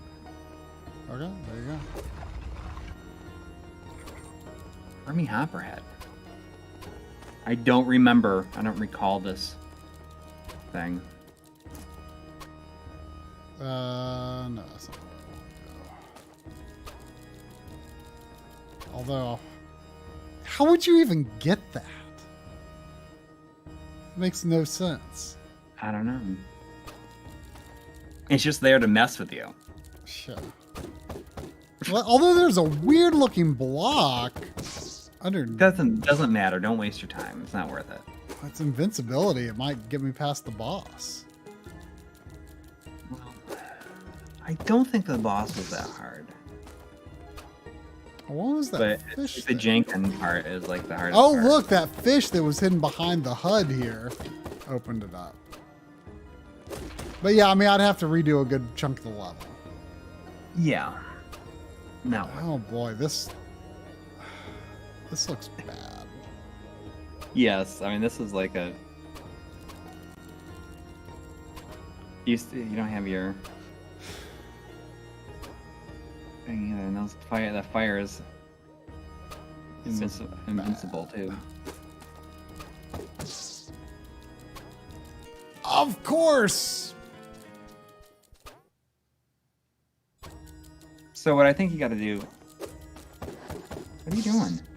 Well, I fell and he just landed that way because the air control in this game is bad. All the way back that far. Why are you going all the way back? Because I think it's going to be easier to get past this fire from down here. Okay. I wonder if you can. See? Oh, let's see. Well, maybe. Oh, that's right. You can. That's this is like that's the. Actually, maybe it would have been better to break the block, let them get, and then jump back up and let them get through. That's what I should do. Yeah. All right. I'm gonna run to the bathroom. I'll be right back. Okay.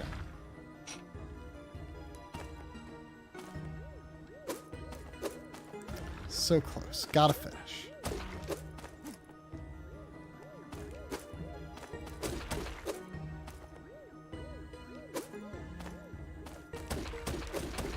I mean, like I said, I'm scared of Master System games. With this being a remake, I kind of thought it would be easier, maybe. Didn't think it would be as nerve-wracking to get to the end as it has been. Yep. No, I think I probably screwed up. Oh!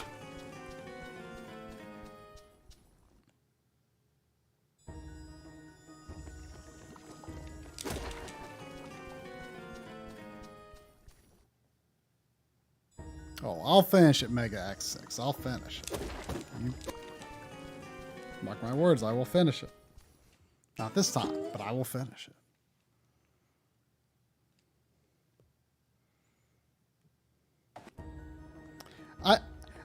I'm just worried that if I don't finish this tonight, like, I'm not going to be finishing it anytime soon. Because it's like, I don't like this as much as other games that I already have on my backlog that I'm currently playing. And it's like, well, I'm just going to play the ones I would rather play than this. But I want to finish it. I want to finish it. I'm afraid if I don't do it now, it's going to be bad.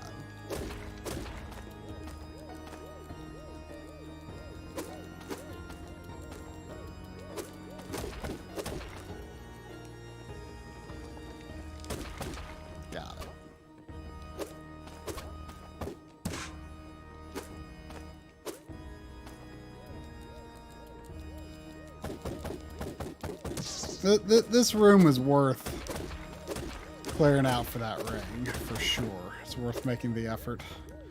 Worth making the weird, awkward, non-animated crawl.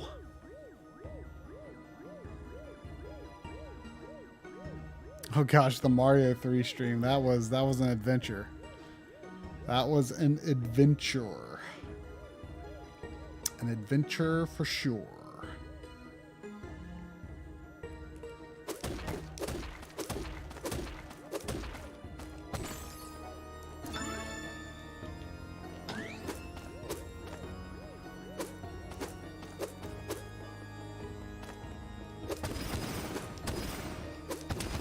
Seriously, there's something about, like, the bright highlights in this game that, like, almost tricks my eye into thinking the game is running in HDR.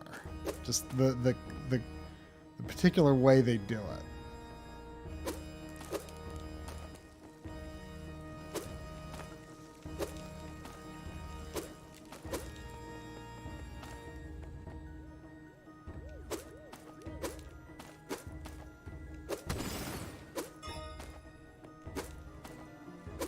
It'd be nice if there was like a mid-level shop here.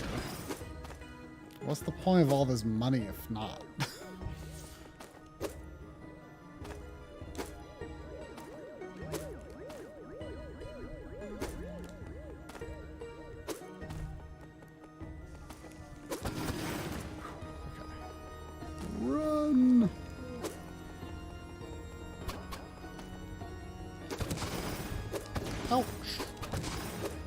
Bam.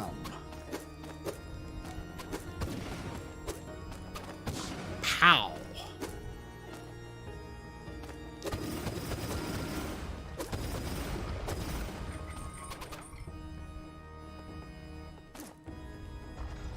Warg! It's fine. Wow, how did I... It totally looked like I landed on those spikes. But as we have established, spike behavior kind of inconsistent, maybe.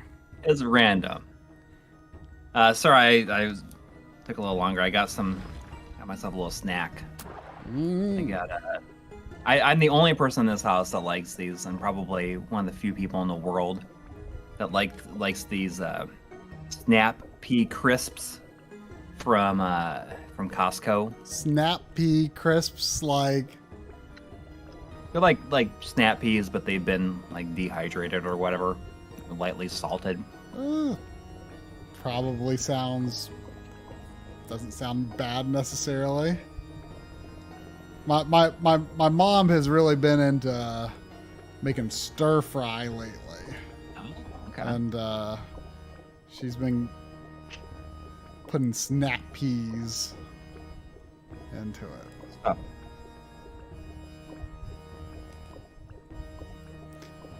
But I'm definitely the only one in the house that likes them. Everyone else just thinks Dang it's it! gross. Ah! It's at least like lightly salted. I just hope I had held on to my magic ring for so long.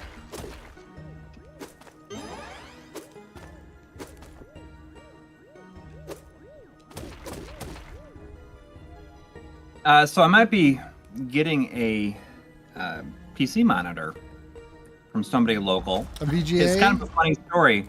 Like you mean a VGA CRT? Yeah. It's a Sony. It is a. I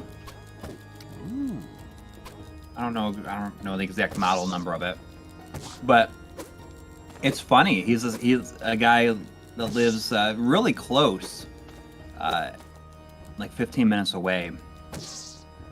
And I met him in the Smoke Monster Discord because he's like in the for sale section. He's like, anybody in Cincinnati looking for a PC CRT? It's like a Sony like DE 4202 or something like that. And just let them all go. Oh, you couldn't jump all the way back up, could you? I don't think I could. That was my plan, but. Anyways,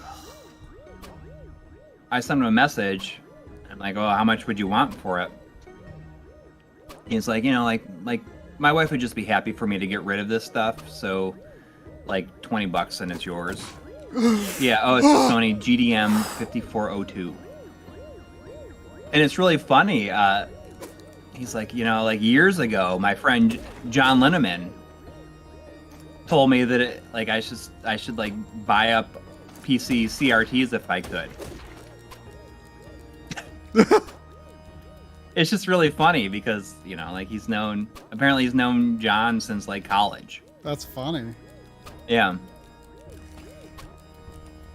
But that's what he said. Oh man, look at this guy. And John Linneman said I should stockpile PC CRTs if I can. There he is. So what should I know about Jankin? I don't remember. He does rock, paper, scissors?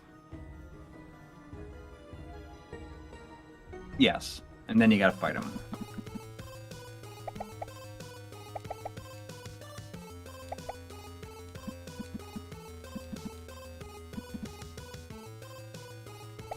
But yeah, I mean, he's like 15 minutes away, so I'm gonna, he's in Fort Mitchell, which is pretty close. Yeah, it's Leroy Jenkins. Leroy Jenkins the Great.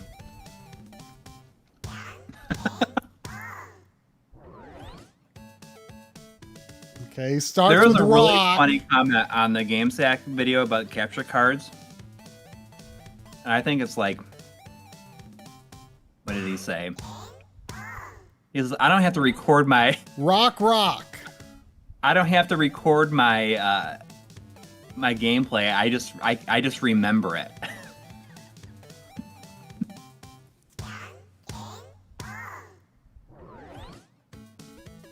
Okay, he starts off rock.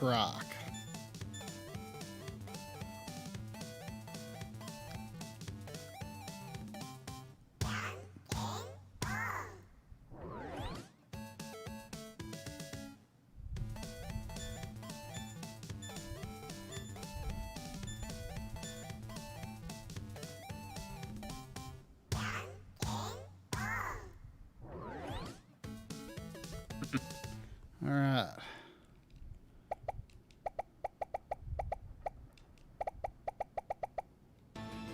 Oh yes. Okay. So please, I hope you beat him.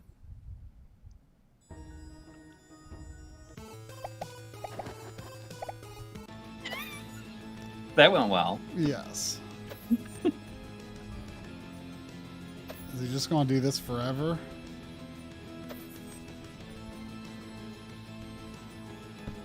Okay, apparently not.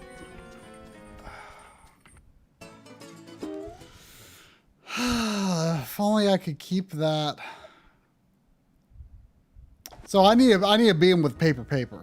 Just paper, Right. and I got. Now you can get to him, so you feel feeling a bit more confident. I'm feeling confident. I mean, he doesn't necessarily look that bad, but man, I would love to get to him with the ring. Although I feel like I could probably do it without if I had to, but I mean, you totally could. You don't even need the ring. Like you don't need the ring at all. Well, I'm sure you did it without the ring. But the ring would make things a lot easier. Oh no, I'm talking about like you don't need, like you can get that ring. So apparently the question marks appear, like the contents are like in a specific order. Like the first one you get will always be the ring. And there's a one where you don't have to do like the crawl through the passage every time. There's one that is not inside of the passage. Like is later on. Oh, I know. So you're saying that the first one I open will always be a ring in the level. Apparently. I mean, that's what somebody else was saying. Well, I'll try it. There's one that's later. Right. You wouldn't have to do it's that. Not that much later though. I think it might actually be the room after this. Right. It's just worth saving your mental health.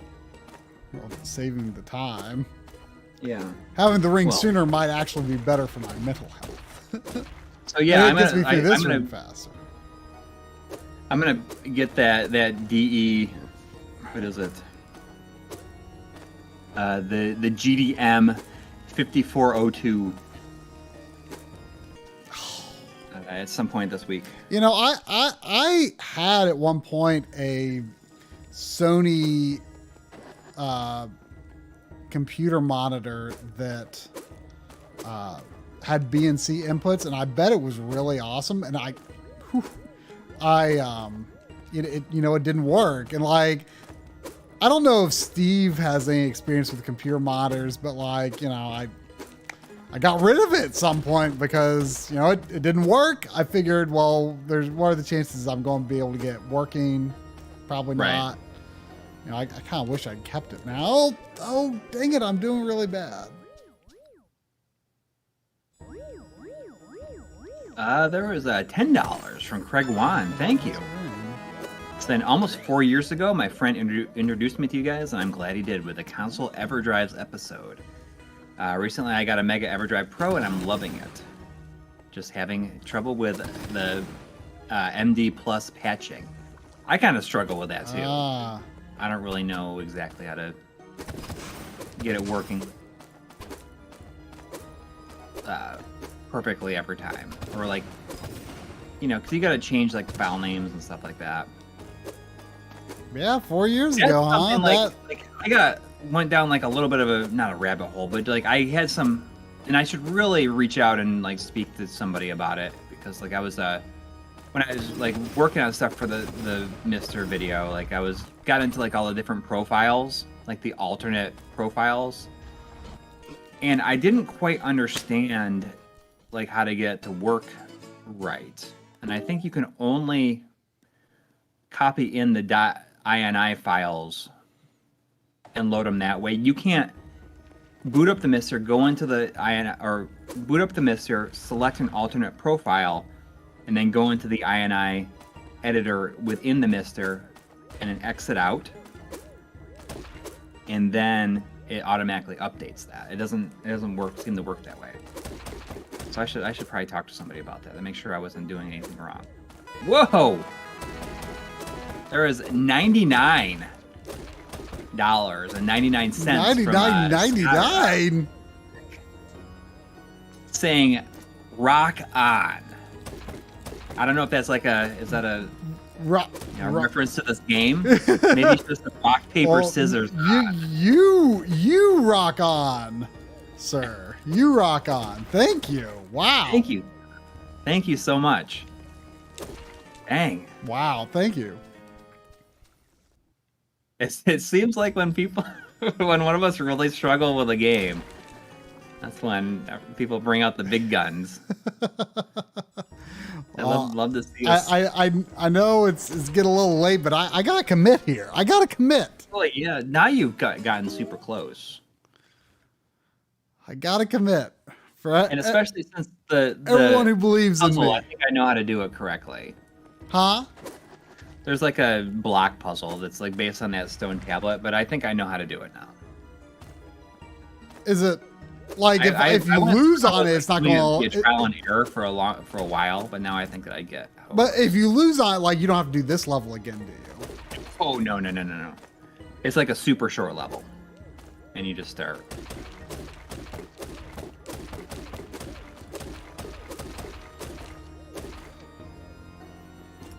No, Sandy. What is the funniest video game you've ever played? The funniest? Yeah. Try Driver.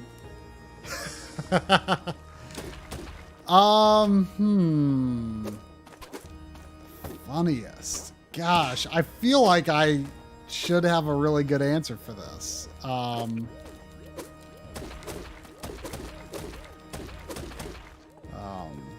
The Paper Mario games are usually pretty funny.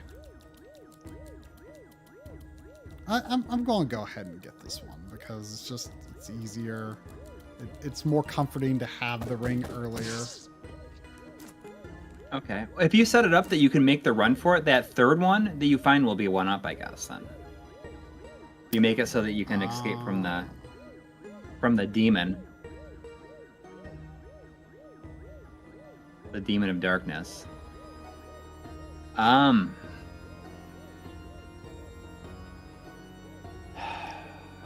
Paper Mario usually pretty funny. Dynamite Cop. Ooh, Dynamite Cop. That's a pretty good answer. It's a pretty good answer.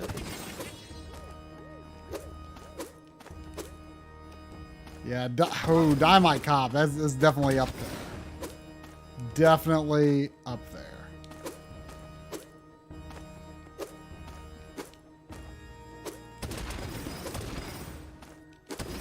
I mean, even though I'm surprised you used the fireball like here. Well, would I not lose it if I die anyway? No, you only lose it if you're equipped with it and you die. You're sure that I keep it if you keep it until you continue. Okay, well, I'll keep that in mind for next time, but it's still useful for the level. But yeah, I mean, it's obviously a risk. I got really close one time though, without losing it. It would definitely be nice for the boss though, yeah, for sure. Yeah.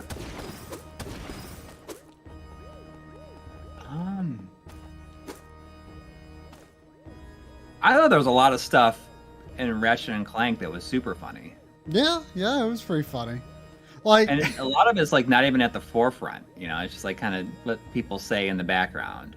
right? Well, I mean, like, oh, I should have waited until I got close. I don't remember when it happens, but I love that little thing when like Emperor Nefarious like starts dancing for a second. I don't remember what he says. That was when I think that was when like starts dancing to that song. he like He's like, stop. I can't. I mean, I watched all the cutscenes on my second playthrough. Like, Oh, really? I thought the funniest thing, like, it did not register just how funny it was that the alternate dimension Mr. Zircon was a pacifist until like I replayed it. Like at first I didn't even realize that was son who. is like the crazy one. Huh? But then his son is the crazy one. I mean, his son is super annoying, I think. But Oh yeah. but like in like I mean, you know, in all the earlier games, you know, Mr. Zircon is all about like death and and explosions and everything. And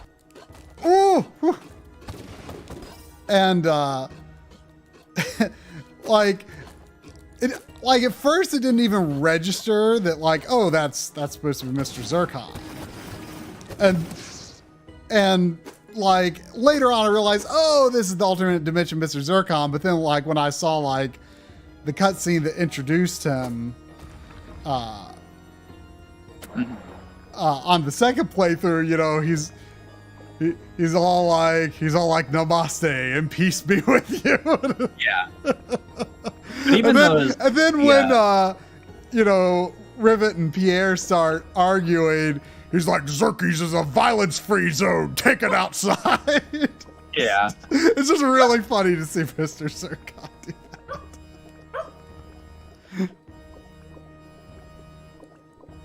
But like the stoner, like the monks. I mean, the monks and like the goons being the same species was really funny. Yeah. And then, you know, they've all got they have these like very like chill, you know, California stoner voices, but like, you know, the goons are like really stupid and the monks are like just like so peaceful. There's a lot of funny stuff in it. It was really well done. And I mean, when did I lose my fireball? I don't remember dying. Oh, you did? Maybe you only have a certain amount of time. Yeah. Huh. I should hold on to it then. You know, something that I've always loved in Ratchet and Clank is Clank's laugh. And like, yeah. I don't even know, like, it's just such a distinctive laugh and I don't even know like how to imitate it. You know, yeah. that. Yeah. Like that's a horrible imitation of it. Like his laugh is just like so pleasant. Yeah. Do you feel that it was probably, you think it's the best one? I mean, I probably need to replay Crack in Time, but I'm pretty Yeah, convinced. I would need to replay Crack in Time for sure to really say with certainty, but it was very, very, very good. I mean, and I definitely appreciate it all the more just because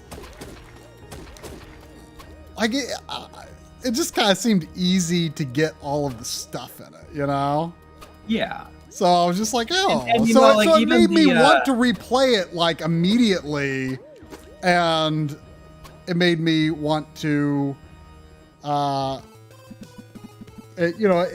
felt like I got to know it better than any other game in the series because I don't think I've ever. Do you remember what you need to do on him? Yeah, I need to do paper to win. Okay.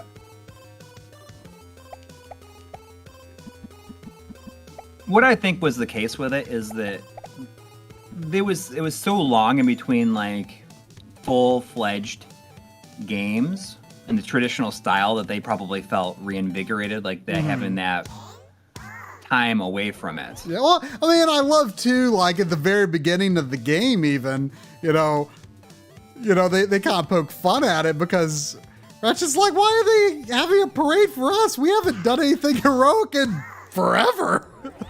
Yeah. I even though it's like one of the 30 frames per second games, I kind of want to replay Into the Nexus. For one, it's really short, but like you remember the line in that video that I hate. I don't want to ever watch that video again. $30 line. Well, the $30 line, yeah, but I also like it has a jetpack. It has a free flying jetpack. That's pretty cool. Like, and I would have forgotten about the jetpack if it wasn't for me remembering and being so embarrassed by my delivery on that video. But you made that video in a day. It was like the day that the PS4 came out. It was like the day before, and I was like rushing to get it done. Well, it was the day because you were supposed to receive it that day, and remember your PS4 didn't show up on launch day. I think it was coming out the next day. It was coming out the next day because I was going to be all ready for the PS4, and yeah, it didn't show. FedEx failed me. It didn't show up until day after launch, so I was mad. But anyway, like I need to replay the game, but like, I mean, Ratchet and Clank with like a jetpack that you can freely fly. I don't think you could use it freely on every level, but I mean, pretty cool, right? One thing I didn't like in Rift Apart, I didn't like the flying controls, like when you were flying like that dragon. I mean, I wanted like the movement to be on the other stick. Right. They treated it the same way as if you were looking with the dragon. Yeah. But like I didn't think it worked very well, but it was fine. Yeah, I mean it comes up so infrequently that it didn't really matter, but yeah. Yeah, take this guy down. Yeah. I'm ready for it. There was a $10 from Joshan Z. I think it's Joshan. Thank you. $10. Saying started saying, dude, these guys sure love pixels, and then ended up buying a Retro Tank 2X and later 5X thanks to you guys. Hope you keep doing great videos. Well, thank you. And lives. Love them pixels. I love them pixels. You know, what can I say? And now I'm glad that you love them too. Yeah. It's fun. It's just like, it's one thing to be like, oh, I just want to play however I want to play. But I think it's also just fascinating to see everything that is coming out. You know what I mean? I wonder if I can like crouch in front of him and then the fireball will like fly over my head. Well, you got a lot of... Yeah. Does it work? Oh, yeah, it works, but you still gotta move out of the way of the spikes. I wonder what triggers him going right across the screen. I don't know. Actually, I don't even... Oh, dang it.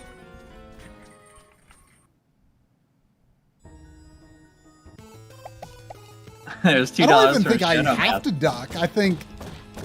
Yeah, I don't have to duck. But the spikes... They make me nervous. And the spikes make me just not even know what to do. I mean, I know what to do, but they're psyching me out. There's $2 from Shadow Mask. Thank you. Thank you.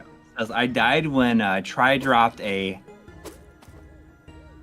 2RL to VRL, so a 2 real to be real. The Final Fantasy 14 video? Final Fantasy 14 video. Yeah. Did I? I'm pretty sure that you may have. All I know is that I remember thinking about writing one in, but I don't think I wrote it in, or maybe I wrote in something similar. I remember I was definitely thinking about throwing a too real to be real in there, but I didn't. I think I did. Like you were able to. Whoa! I've never fallen down here. Me either. When you say you managed to fit bespoke into consecutive sentences. I think I said bespoke twice in the same sentence. It might be in the same sentence. I think it was in the same sense because I said Square Enix did soon enough release bespoke enhancements for PS4 Pro, although not too bespoke. Yeah. I mean, that's all that was clearly intentional. Oh, of course that was intentional. I might try janking in retro. That's right. Are clips available on this channel yet? Is anybody who's watching, can they clip stuff on here yet? Wait, what? I'm not sure if it works. It's just like clips. You can, like, some channels have it available where you can have like essentially like highlights, like stream highlights. Oh.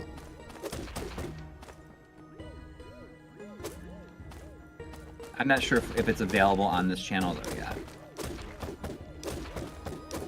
I'm really curious now what in the Final Fantasy 14 video felt like too real to be real, because I don't remember saying it, but I remember thinking about Ryan in it. Yeah. Oh, well,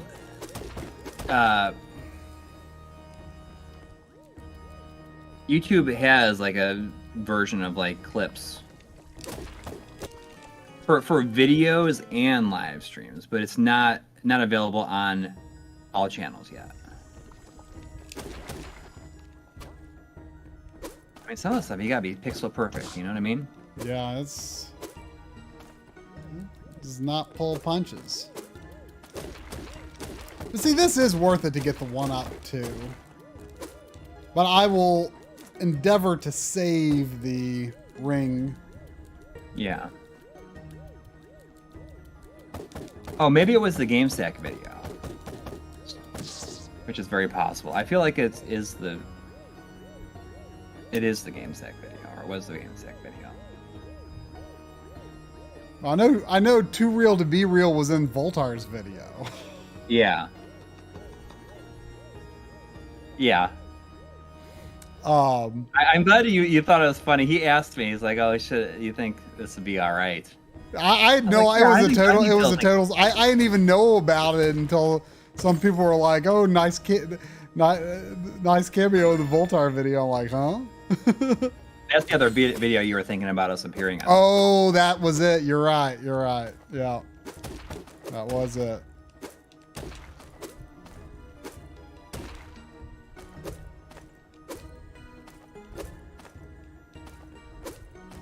Yeah, I was proud of feigning that bespoke. I did not throw in a full fat experience though.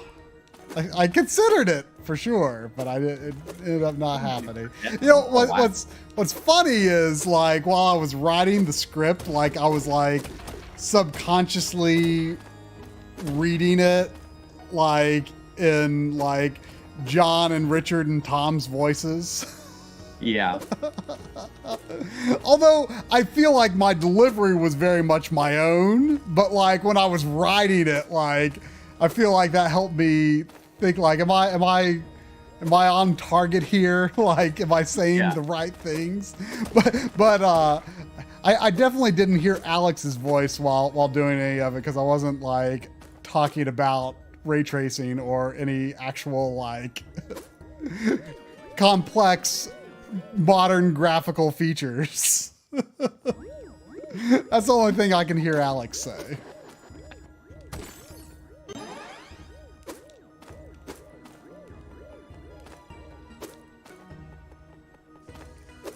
Sneak in a real to be real video.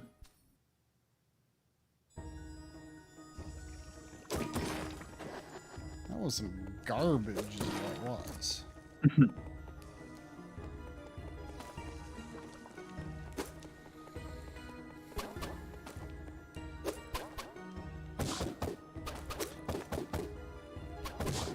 mean, honestly, part of me almost feels like the boss might be easier with just punching than the ring, you know? Because you can attack faster. Yeah, I mean, I guess you technically still punch when you have the ring. Or at least you punch while there's a fireball going. But it doesn't stop on them. It keeps on going. It goes basically until it hits a solid wall or something. Right.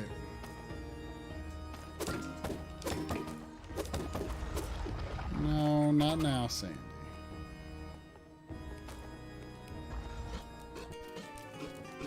I swear I've sometimes landed on those spikes and it was fine somehow. Not that it should have been, but... No, Sandy. Not gonna hear no fussy butts.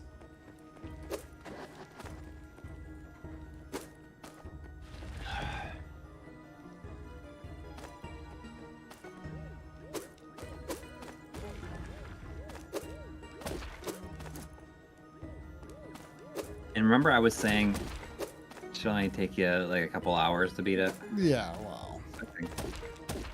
You know, definitely have more of just like the mindset for these old Sega games than I do. Not only that, but I mean, I don't know if it's just that, but maybe I just got lucky, and I wasn't having to pay attention to like other things, like carry a conversation at the same time. No, it's not an easy game. It's not like the hardest ever or nothing, but it ain't easy. Yeah. So I mean, I know you think that he would go for that the infinite lives would make it a lot more manageable, and it would, but there's like no way that Try would ever do that. I mean, especially not at this point. Yeah. Playing with your octopus? You can play with the octopus. I didn't mean to disturb you. Yeah, go play with the octopus. Because I ain't playing with you. So you may as well play with the octopus. No, play with the octopus.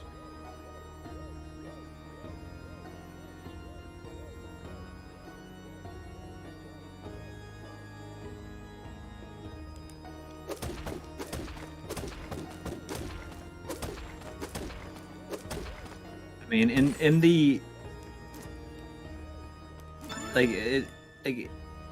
if I don't want to spend forever on a game, like I will like lower the difficulty level but for the most part I will try to keep it on the normal most of the time, except for, I mean, it just depends on how I'm feeling with the game. You'll do it on streams sometimes if you just like want to see more of the game on the stream. Well, yeah, and you know, like if I just kind of want to play through a game, like I would like to have the patience to do normal every single time, and I do like probably 90%, but there's occasional times where I don't. Just depends on how much something clicks with me, I guess. Oh, that jump is trickier than you'd think. Yeah, you gotta just like stop going forward, I think. Yeah, but it's like air control. Controls are not great in this game. Yeah. Just your general physics could be a lot better.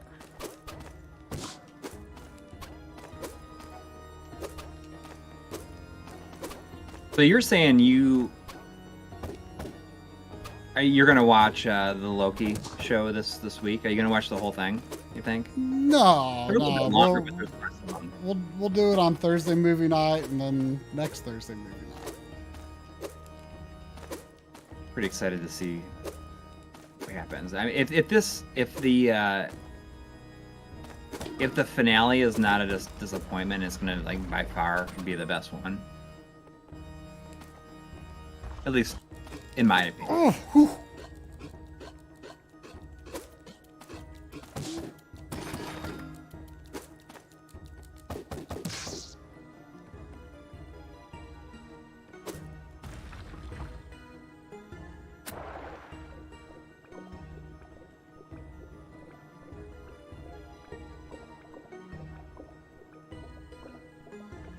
Totally landed on the spikes.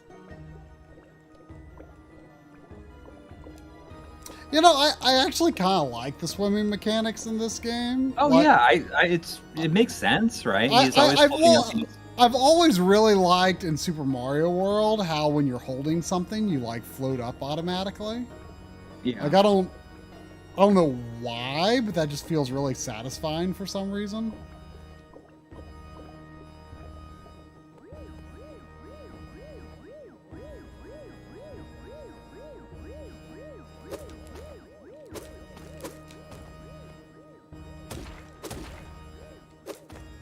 Swimming feels better than running and jumping in this game. What does? And punching. Oh, swimming does? Yes. Almost there. Lucas has been in the chat like in recent weeks. Who? I think Gaming Blows was talking about Lucas Peruzovic, who has yeah. the Cecil. Dark Knight Cecil, yeah. Yeah. Yeah, I think it was here not that long ago. Of course, it's been a couple weeks since I was around anyway. Yeah. Oh! The the poster pack rat is saying playing in front of an audience can't be easy. No. It's really more like, just... Used to it, it's not that bad. I think my attention being divided by conversation is worse. I usually don't even think about how many people are there. I don't think about it at all, honestly. A lot of times, like when I'm playing, I'll just like get quiet while I'm like focusing on something. But yeah, I'm normally not like thinking about or intimidated by how many people are there or nothing. All right, I'm going to use the ring. Yeah. We'll see what happens. Yeah. Paper. But yeah, I mean, I don't. In some ways, when you're like playing in front of a bunch of people, like the highs are like much higher, I think. And you can share in that elation with other people. This guy does not look like a guy that could have taken over anything. Yeah. Well, look at him in the retro graphics. He really does. Okay, he looks a little more plausible there, maybe. Actually, maybe I'll try retro graphics. Got that horn. A little simpler to read. Oh no! Oh! You die? No, but I'm not. Oh, I got him. Something about the magic of retro mode, man. There it is. Wait, so my name is Eggle? Oh, Eggle's my brother? Eggle is his brother.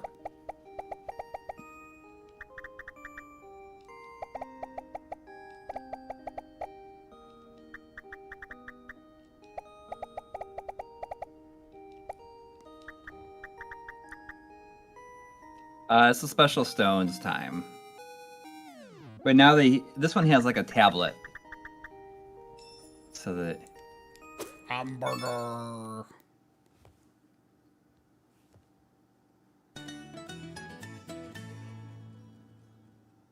There it is. I like it's got a little bit of... So what do I do here? Okay, so you gotta get down, and then when you get down to the room... Oh, hello, Sandy. Is it Sandy time now? Is that what time it is? Don't worry about collecting all this stuff. Is it Sandy time? Sandy. It is not Sandy time. Did you know that? It is not Sandy time. Yeah. Hey. That's pretty unfortunate. We've been... It's after midnight. So I fall down and swim? Okay. Sandy, I can't see around you. Yeah, you swim, and then when you get down into the room, don't jump on anything. You gotta bring out the tablet. Sandy.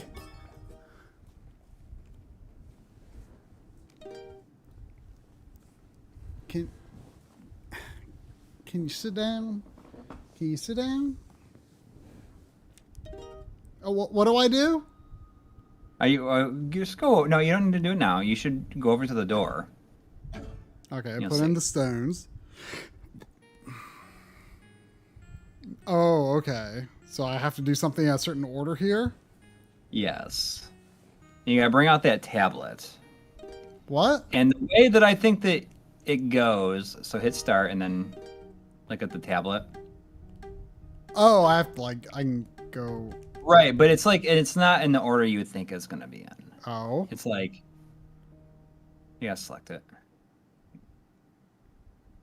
I mean, I would think it would be. It starts in the upper left, and it goes downwards. So it's like moon, fish, sun. I think it's moon, fish, sun, moon, fish. Well, no, hang on. I'm going to take a photo of this so I can look at it. What do you got to jump on? There's one you got to jump on like 3 times in a row. In a row? Hang on, let me look at it. Let me look at the actual screen. Let you take the picture. Oh, I don't know if I remember it. I think it's like moon. What's the penalty for screwing up? Moon, star. No, it's not. Does anybody else remember? So it's like, no, it's not moonfish. It's it is the middle one. I think it's like, oh my gosh, like now I forgot what it is. I think it's like sun. Sun's only on the tablet one time. I think it might be moonfish. If you try moon, it'll make a noise when you get it right. And if not, okay, it may have fine noise. And then try the fish after that, and then sun in the middle, which is in the middle. Moon.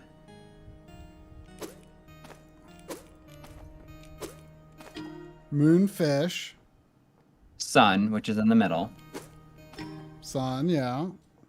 And then if you look at, I mean, if you were to finish that row on the tablet, it'd be moon again. Wait. So it goes from the top down. So it's right hand side top down. So that's what it was. And then middle, so and then left. Then you start top to bottom. Wait, top to bottom, left. Top to bottom, right to left. Yeah, I mean, that sounds pretty straightforward. Yeah, so sun. So next would be fish, moon, star. Yeah. Yeah, I don't think it's that complicated. Yeah, but I mean, but going right to left would have been confusing. Yeah. Because there's one you gotta jump on like multiple times. And I think it's like the waves, you gotta jump on it like 3 times. Well, the waves I think you gotta do twice in a row, it looks like. I think all I have to do is wave, star now. There's a $10 from John Perry G, who we haven't seen in a while, saying, "Been busy, as I know you guys have been the last month or so. Just showing I still support and I'm still around. Having a restaurant business is hard these days and stressful. Been playing some Chivalry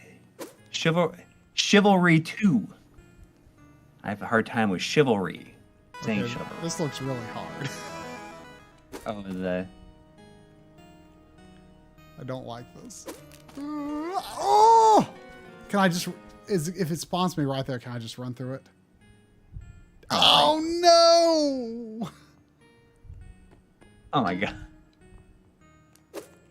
Well, it's good to see you, JPG. Oh, you got to do the puzzle again. Yeah. Oh, well. Yeah. But this took me a while to, like, figure out. I don't know why. Like, I didn't understand the order of stuff, so I just kind of did a trial and error, and it took me forever. It probably took me longer than it took you to beat Gusika,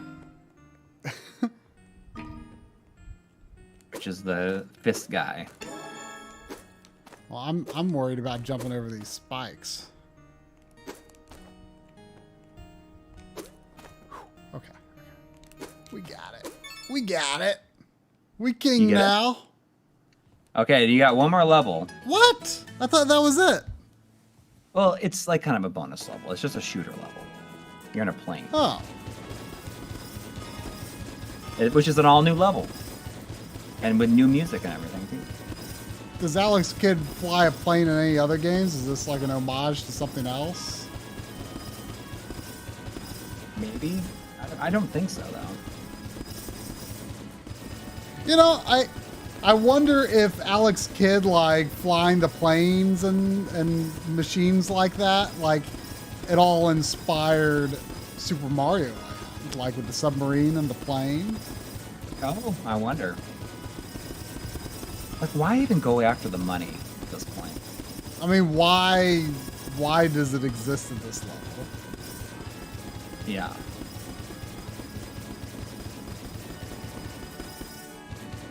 You're gonna do it. You're gonna finish it. I know. Can't believe it. You just got one more, like, the sound effects left. are like so. Oh no! So like hugely overpowering. Oh gosh! It starts you like right there. Oh no! I'm getting nervous again now. Oh, but you get to start here. The sound effects are like so loud compared to the music in this level for some reason.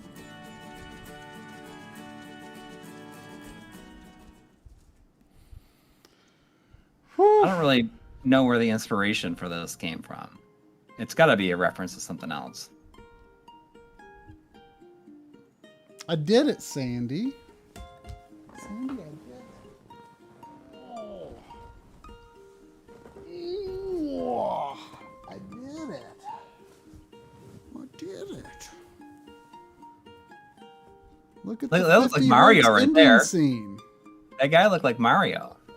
Yeah, kinda. He looked more like Terran from Link's Awakening.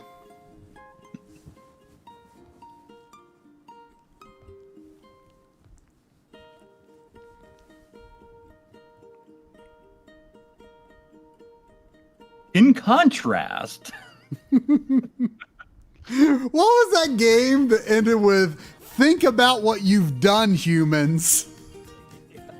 You remember that one? Was it Truxton? It might have been Truxton.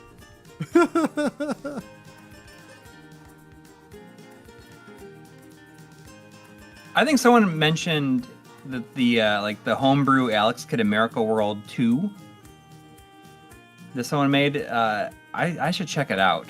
I've heard a lot of good things about it. Oh, Rieko Kodama. Yeah, I mean, she was one of the main people in the on the original. Oh yeah, I think that she might have. I think she was like the lead on it. Huh? She may have even created the character.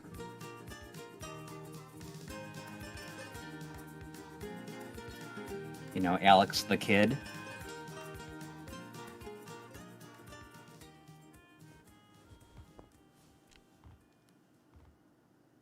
Thanks to you for playing until the end.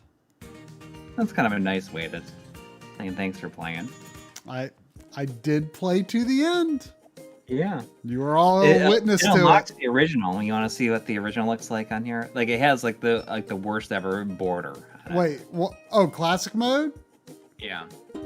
So is it like the actual original game? Yeah.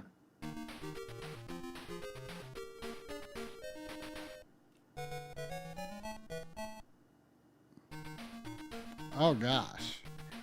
It's Oh no, it should have a non-stretched version. well, it's not stretched. There you go. Okay. Are there any settings? No.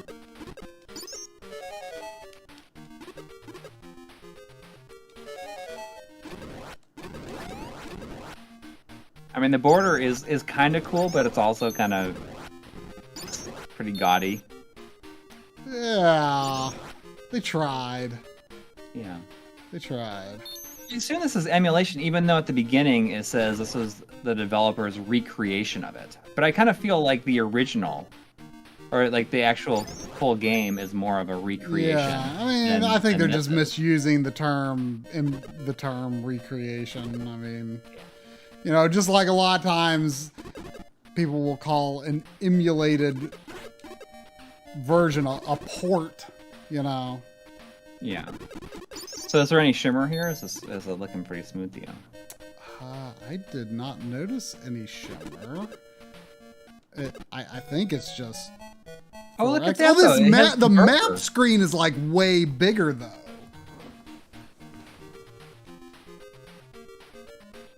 Huh. Oh, it's got.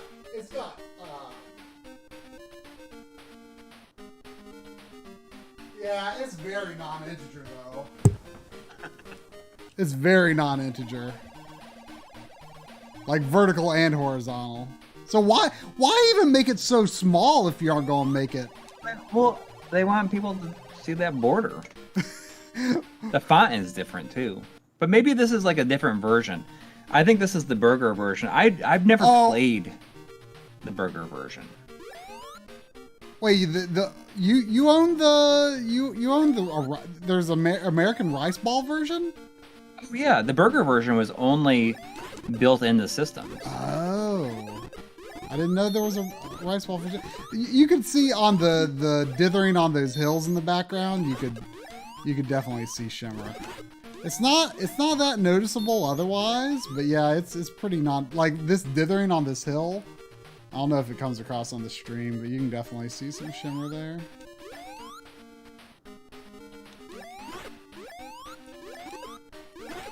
You know, I was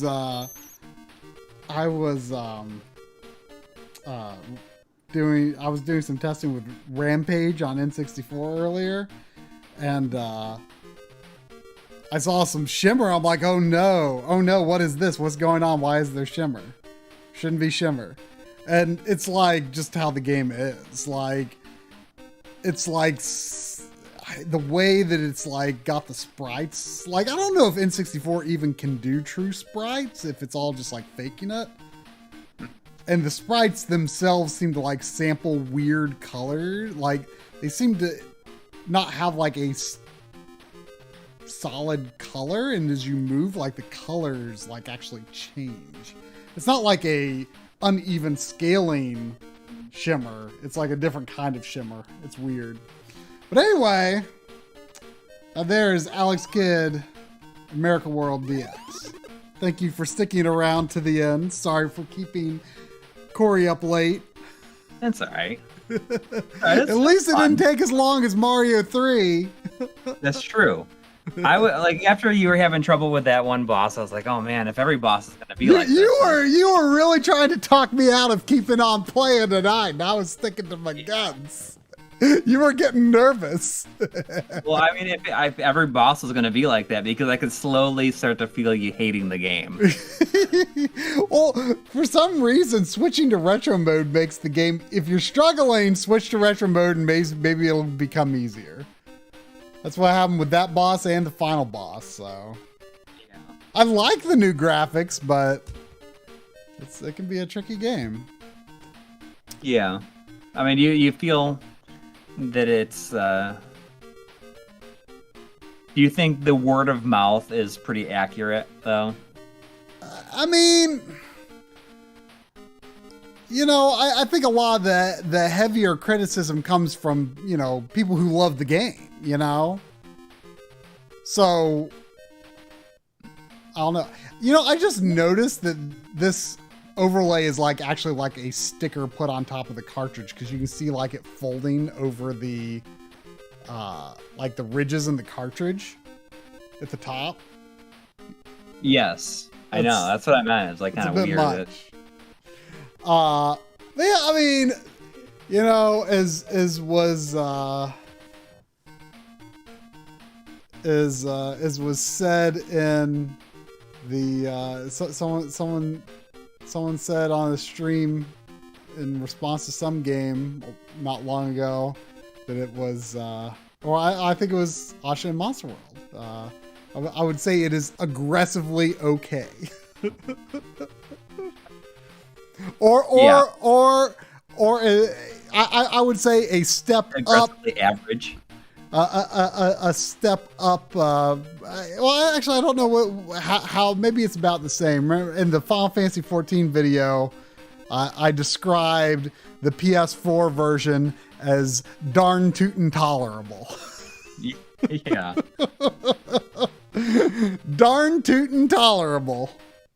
Okay, so that's the final word. That is my feelings on Alex Kidd in Miracle World. It's better than Legacy of the Wizard on NES, but Legacy of the Wizard on NES is more charming. But Alex Kidd in Miracle World is a better game. Okay. I played Legacy of the Wizard, and it took like 4 or 5 backloggery streams earlier this year, and it was a trial. Anyway, thanks everyone for watching. Thank you to everybody who donated. It was a very, very generous night. Thank you so much. Thank you all for sending me your strength to finish. And hopefully, I mean, there's no way it'll be before next stream, but you know, hopefully by the following week, you'll have the N64 digital video. So, yep. And I think that I'm going to be doing a separate stream on the channel with John at some point, and we're going to be playing the MVSX home arcade. Oh. Thing. We were supposed to do a video on it a long time ago, but there's no way. I thought you already did a stream about it with him. No, we were supposed to do a video on it a long time ago. It just like didn't come together. Oh, that's right. You were going to do one together. More time passed by, and then we just decided to do a stream. So we're going to do a stream like when my work clears up, which like is going to be this week. John and I are going to do that, and you and I are going to do like pretty soon. We should do that. It Takes Two. Oh yeah, yeah. We should probably do it like in the next couple weeks. I agree. Like we'll just do it like during like a Monday, Tuesday, Wednesday type thing. Like daytime streams. We've been planning on doing that for a long time. Anyways. Alrighty, well, we will see you next time. Good night. Take care, everybody.